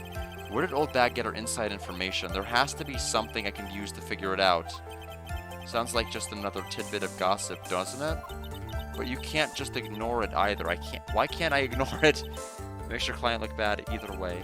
Well, I don't think I heard anything really out of the ordinary just now. There has to be something we can catch her on. Yeah, and when I find it, I'm going to press the heck out of it.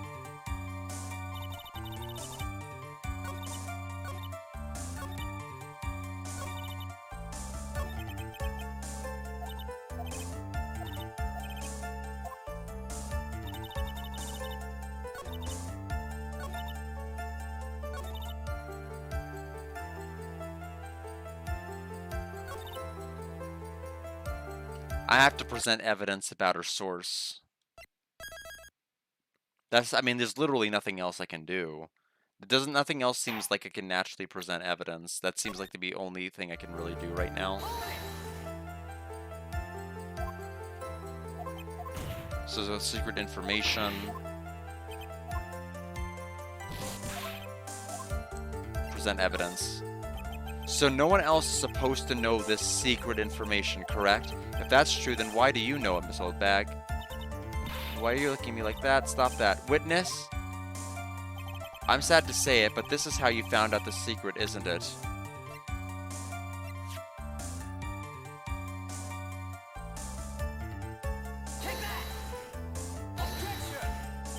You call that proof? That looks more like proof of spite towards the witness. If you have nothing to back up your claims, then they are more valid than gossip. Okay, so objection sustained. That was a waste. Please feel free to ignore the defense's gesture of ill will and continue. If they can get me down, great. That did nothing but set me back a few minutes of my life.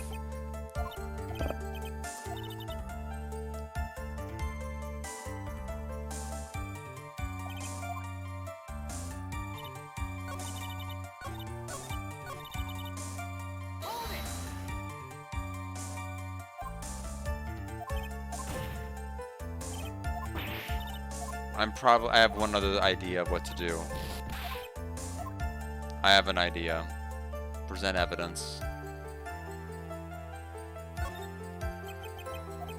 There's only one person who would never shut up. Other than her.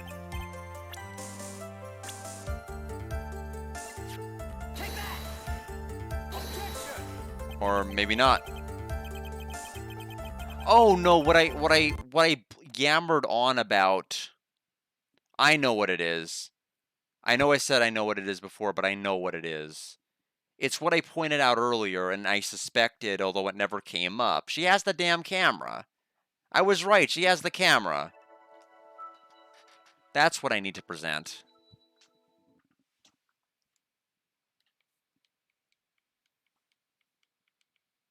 So that actually has to be it.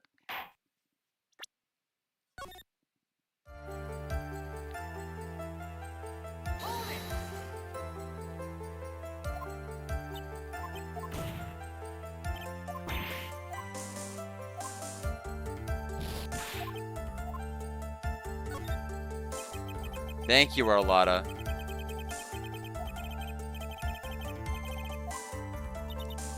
Alright, we gotta wrap this up. It's getting late.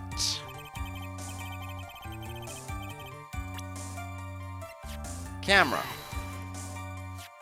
The investigative photographer Lotta Hart. Oh yes, I remember that mischievous girl.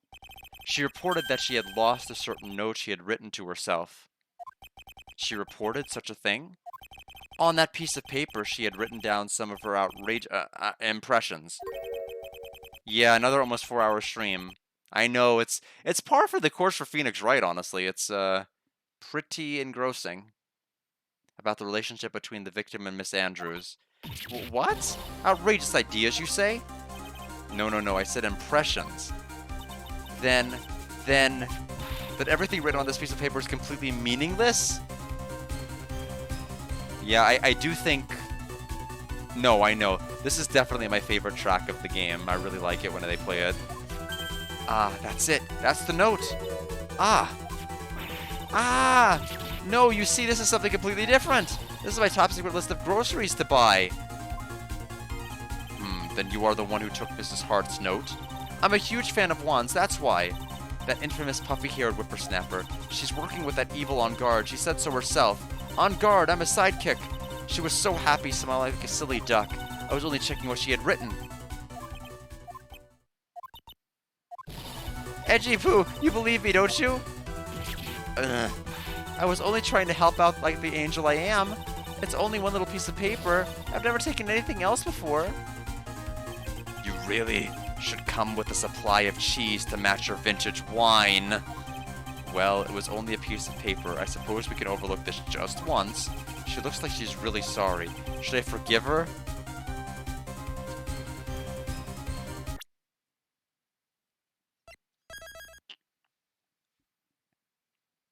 What do you think, chat? While we're reloading and while I'm checking to see if the scrap of paper has been added to the record. Should we be nice to win the old bag?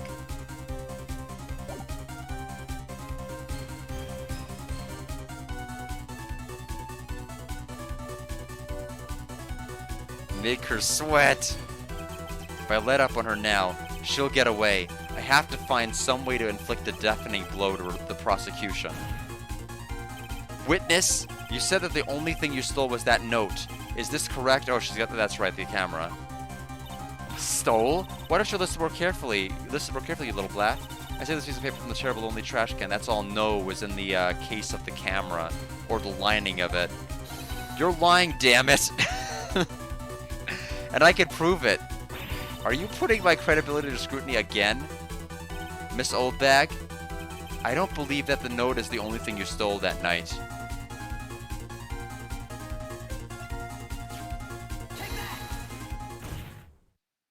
Miss Oldbag? That note was within a camera, inside its case, wasn't it? A camera? Yesterday, Lotta Hart was raising a huge stink over her camera. She kept saying something like, my sweetie, $1,600 camera disappeared on me. Why, witness? What is it, Gramps? If you have the note, then it is only logical that you have the camera too. Grr. Looks like you found me out again, Sonny. Is this the camera you're looking for? That's... What? Even though I look like this, I'm still a person, you know. I still eat meals like you, fall in love and borrow things for people, and take them to court. How wonderful. I think your definition of borrow is a little off. I saw that woman's business card, and that's when I noticed it said, Slimebag Celebrity Photographer Extraordinaire. Well, when I saw that, I had to know what the sort of picture she had taken. I'm a professional security guard. It's my business to know these things. Bailiff, check this camera's photos. Hurry! We must examine them at once. It'll probably be a couple of things before to be continued. Well, Mr. Edgeworth, what do we have? There is only one photo that seems to be relevant to this case. It's gonna be devastating to my case. I know it's gonna be devastating. We can't have a happy little ending. We have to have a cliffhanger. It's just gonna be...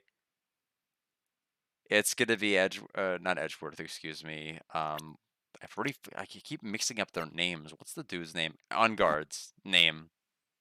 Face, like, flashing a peace sign with a signed confession saying he did it. Please present us to the court. This is the Nickel Samurai. I can't believe Eeny Meeny managed to put on that costume and walk out. And is the Nickel Samurai. See, I told you, that's the guy I saw. This proves that the witness was not lying earlier about this matter.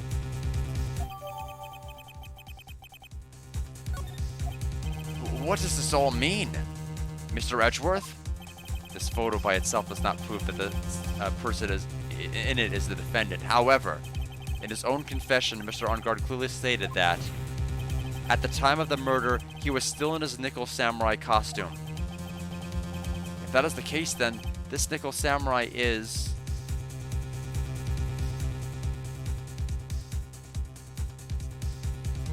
I see buttons missing. Okay. Where are the buttons? Where are the buttons at?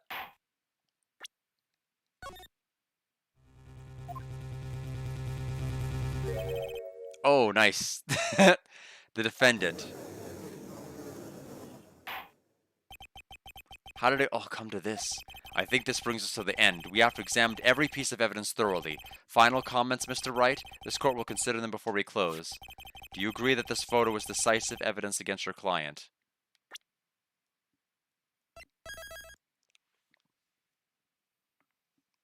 No.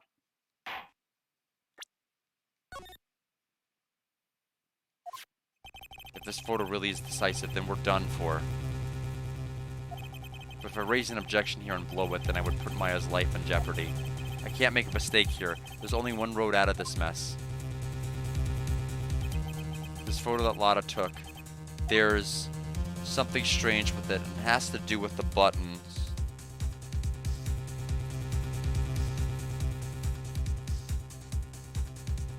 Also, there's two things. Number one is the button. Number two is he's not wearing this other... Where's the thing?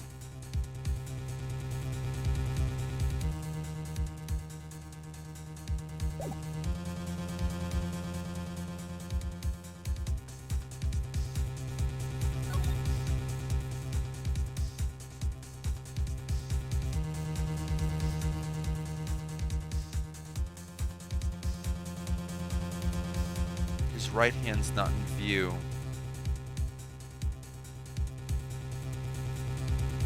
Where's the other part of his clothes? Why is his costume not on? There's so much going on here.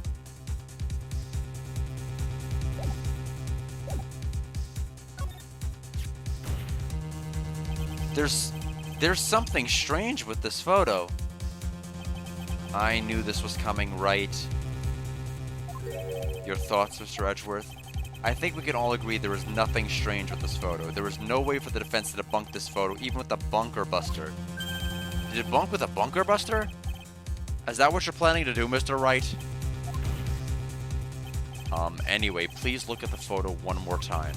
If you really believe you can honestly find something wrong with this photo, then you should only need one chance, correct?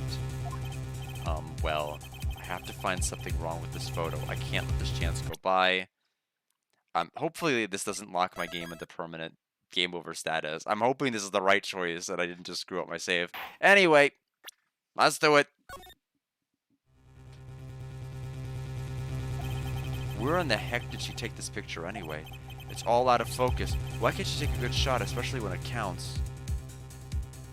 So, a couple of things that are odd about it, and now it's gone. The couple of things that are odd is...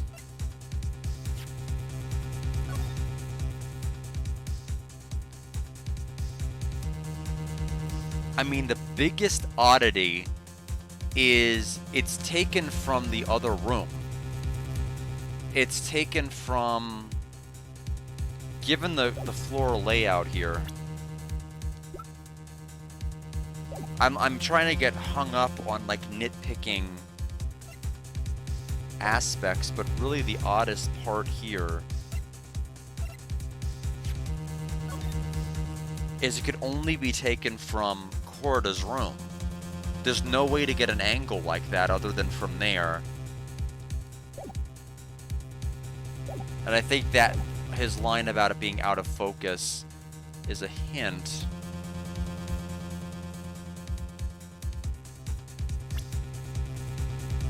But how do I argue that?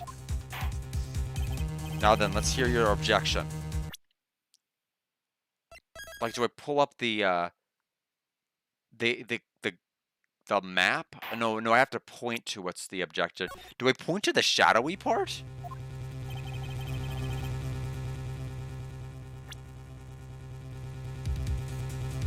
I don't know how to point.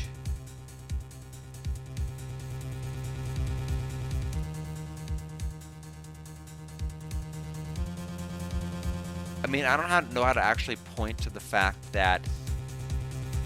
So this here is odd, because you would only have the shadow.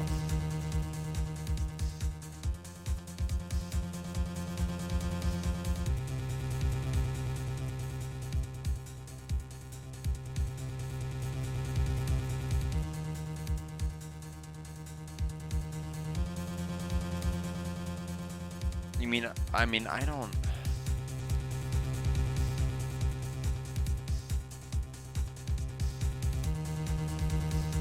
I can't access my evidence right now, so... Wait a sec. Wait a minute.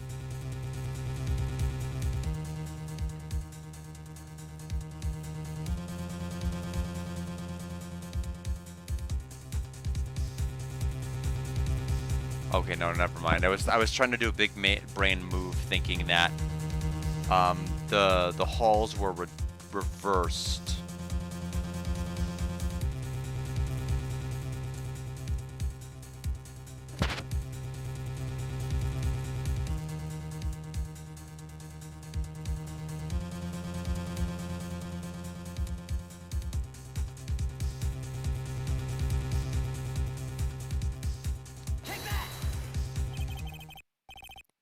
It's this person here, of course. You mean the Nickel Samurai? And what is wrong with that? At the time of the murder, Mr. Engard was in his own room. Which means this Nickel Samurai is If you think that's all it takes, you should reconsider your choice of occupation. I think it's about time you retired. And it looks like there was no problem with this photo after all. The problem was with the brain of that lawyer, Your Honor. Wait! You are the one who let your last chance fly away from you, Mr. Wright. So there's not. I was right. It has nothing to do with the person. It has to do. I think it has to do with the room, because the only way that picture could be taken and have that dull spot or shadow part to the top right is if it top left is if it comes from that.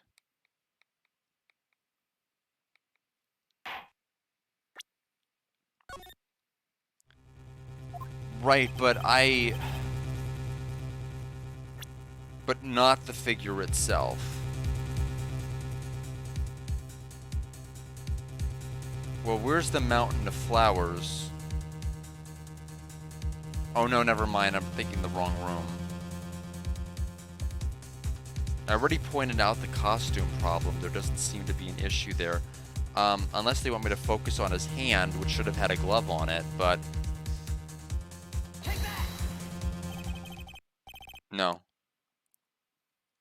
That is not it.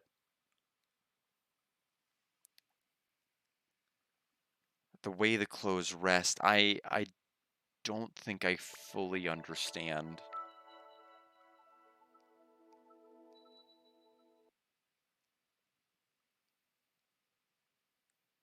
Let me see. Because there's a lot about the clothes themselves that doesn't... I mean, it doesn't look anything like what's in the photo.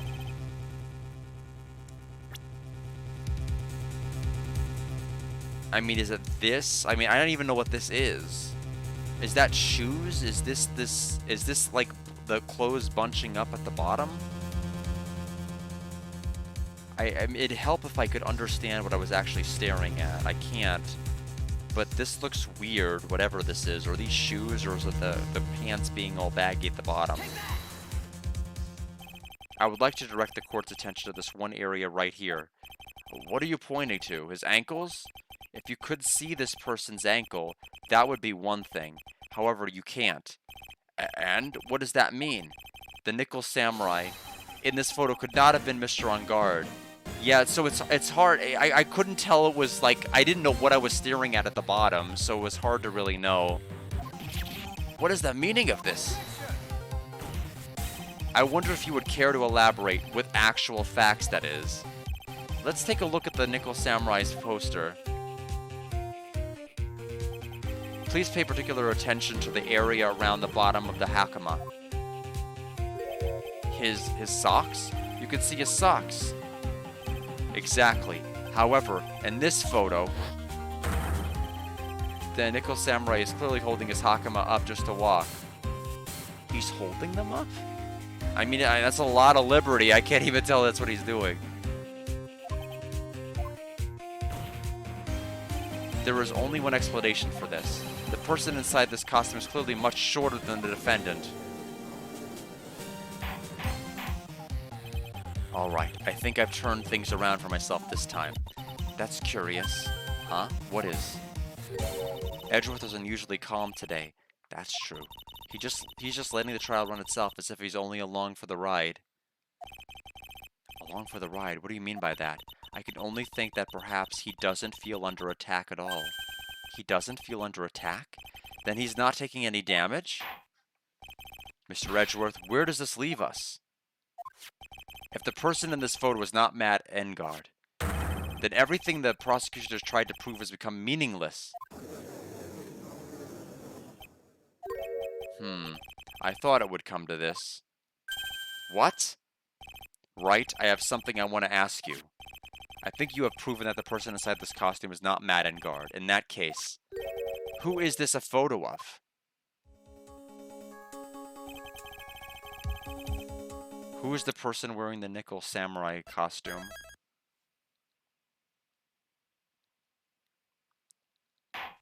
Yeah, these black and white photos are rough on me.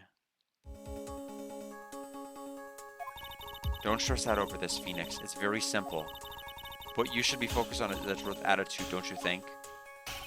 Yeah, why is he so calm? Who is the person inside this photograph?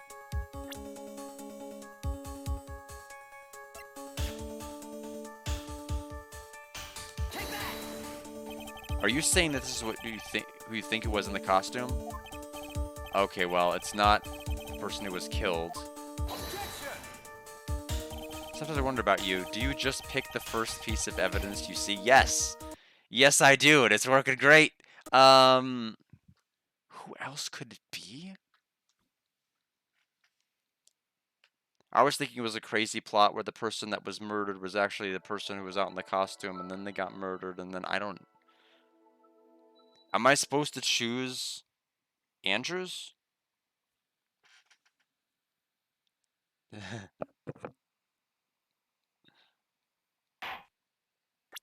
I mean, I don't know. It could be Lotta with her signature fro.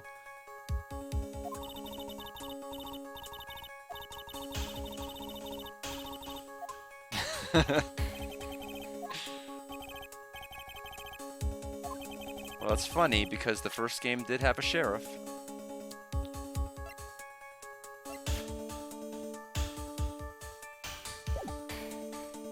Who is the person in this photograph? Oh, Gumshoe.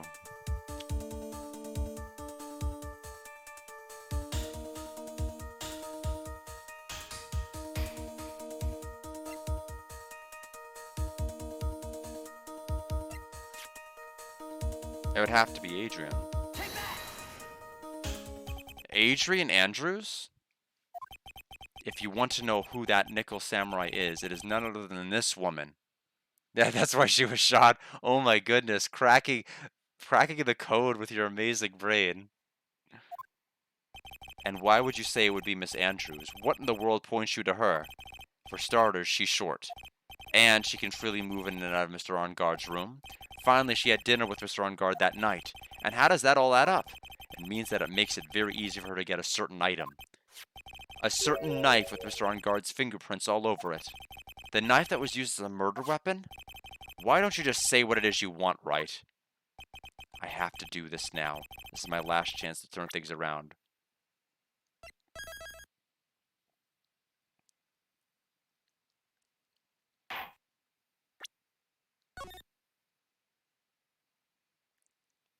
She's in the hospital right now. Ugh, my perfect shoulder.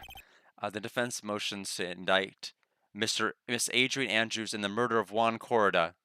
It was Miss Andrews who tried to frame the defendant for the crime. Order, order, order! It looks like this trial has hit a most unexpected development. Mr. Edgeworth? Yes, Your Honor. This court is issuing a subpoena for Miss Adrian Andrews. A verdict cannot be passed without first hearing her testimony. Alright, this is it. This is kind of bad for us.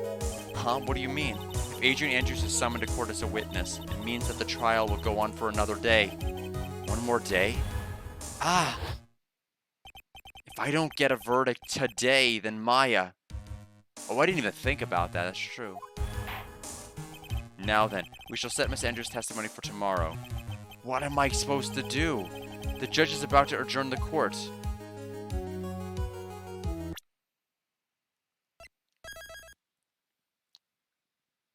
Yeah, I don't even know what to...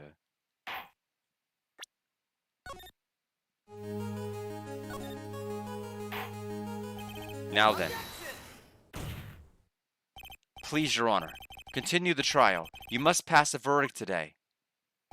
I can't do that. We cannot hear Miss Andrews' testimony if she is not... Is she here? I abhor wasting such valuable time. Edgeworth? Your Honor, I request that you please continue with today's trial. But we cannot continue due to this unexpected development. Tisk, tisk. Unexpected development. I think you underestimate me, Your Honor. And what do you mean by that? That Mr. Phoenix Wright would slave his way to subpoenaing Miss Adrian Andrew. Oh, it was all according to he has her. He has her here? Is all happening according to plan, even if Wright was a bit slow to catch on. What?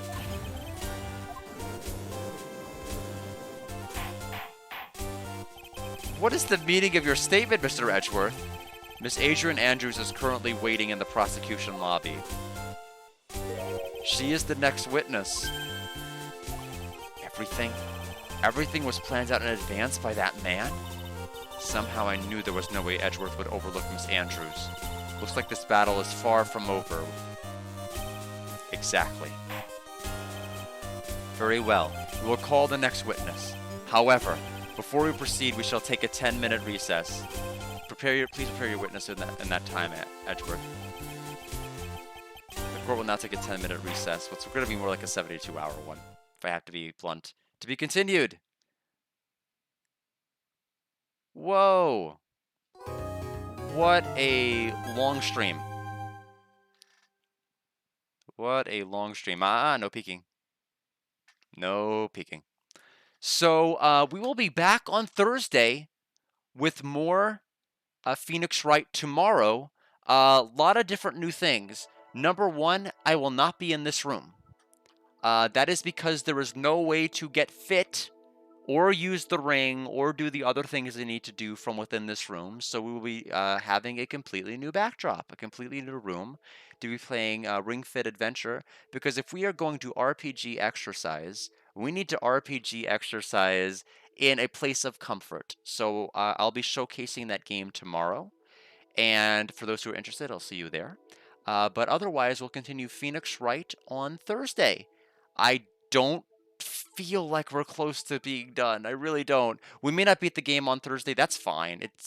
I'm going to be fine if I don't beat it that day. We'll just have an extra day on Monday. That's fine. But thanks everybody for stopping by, and have a good evening. I need to get ready for bed.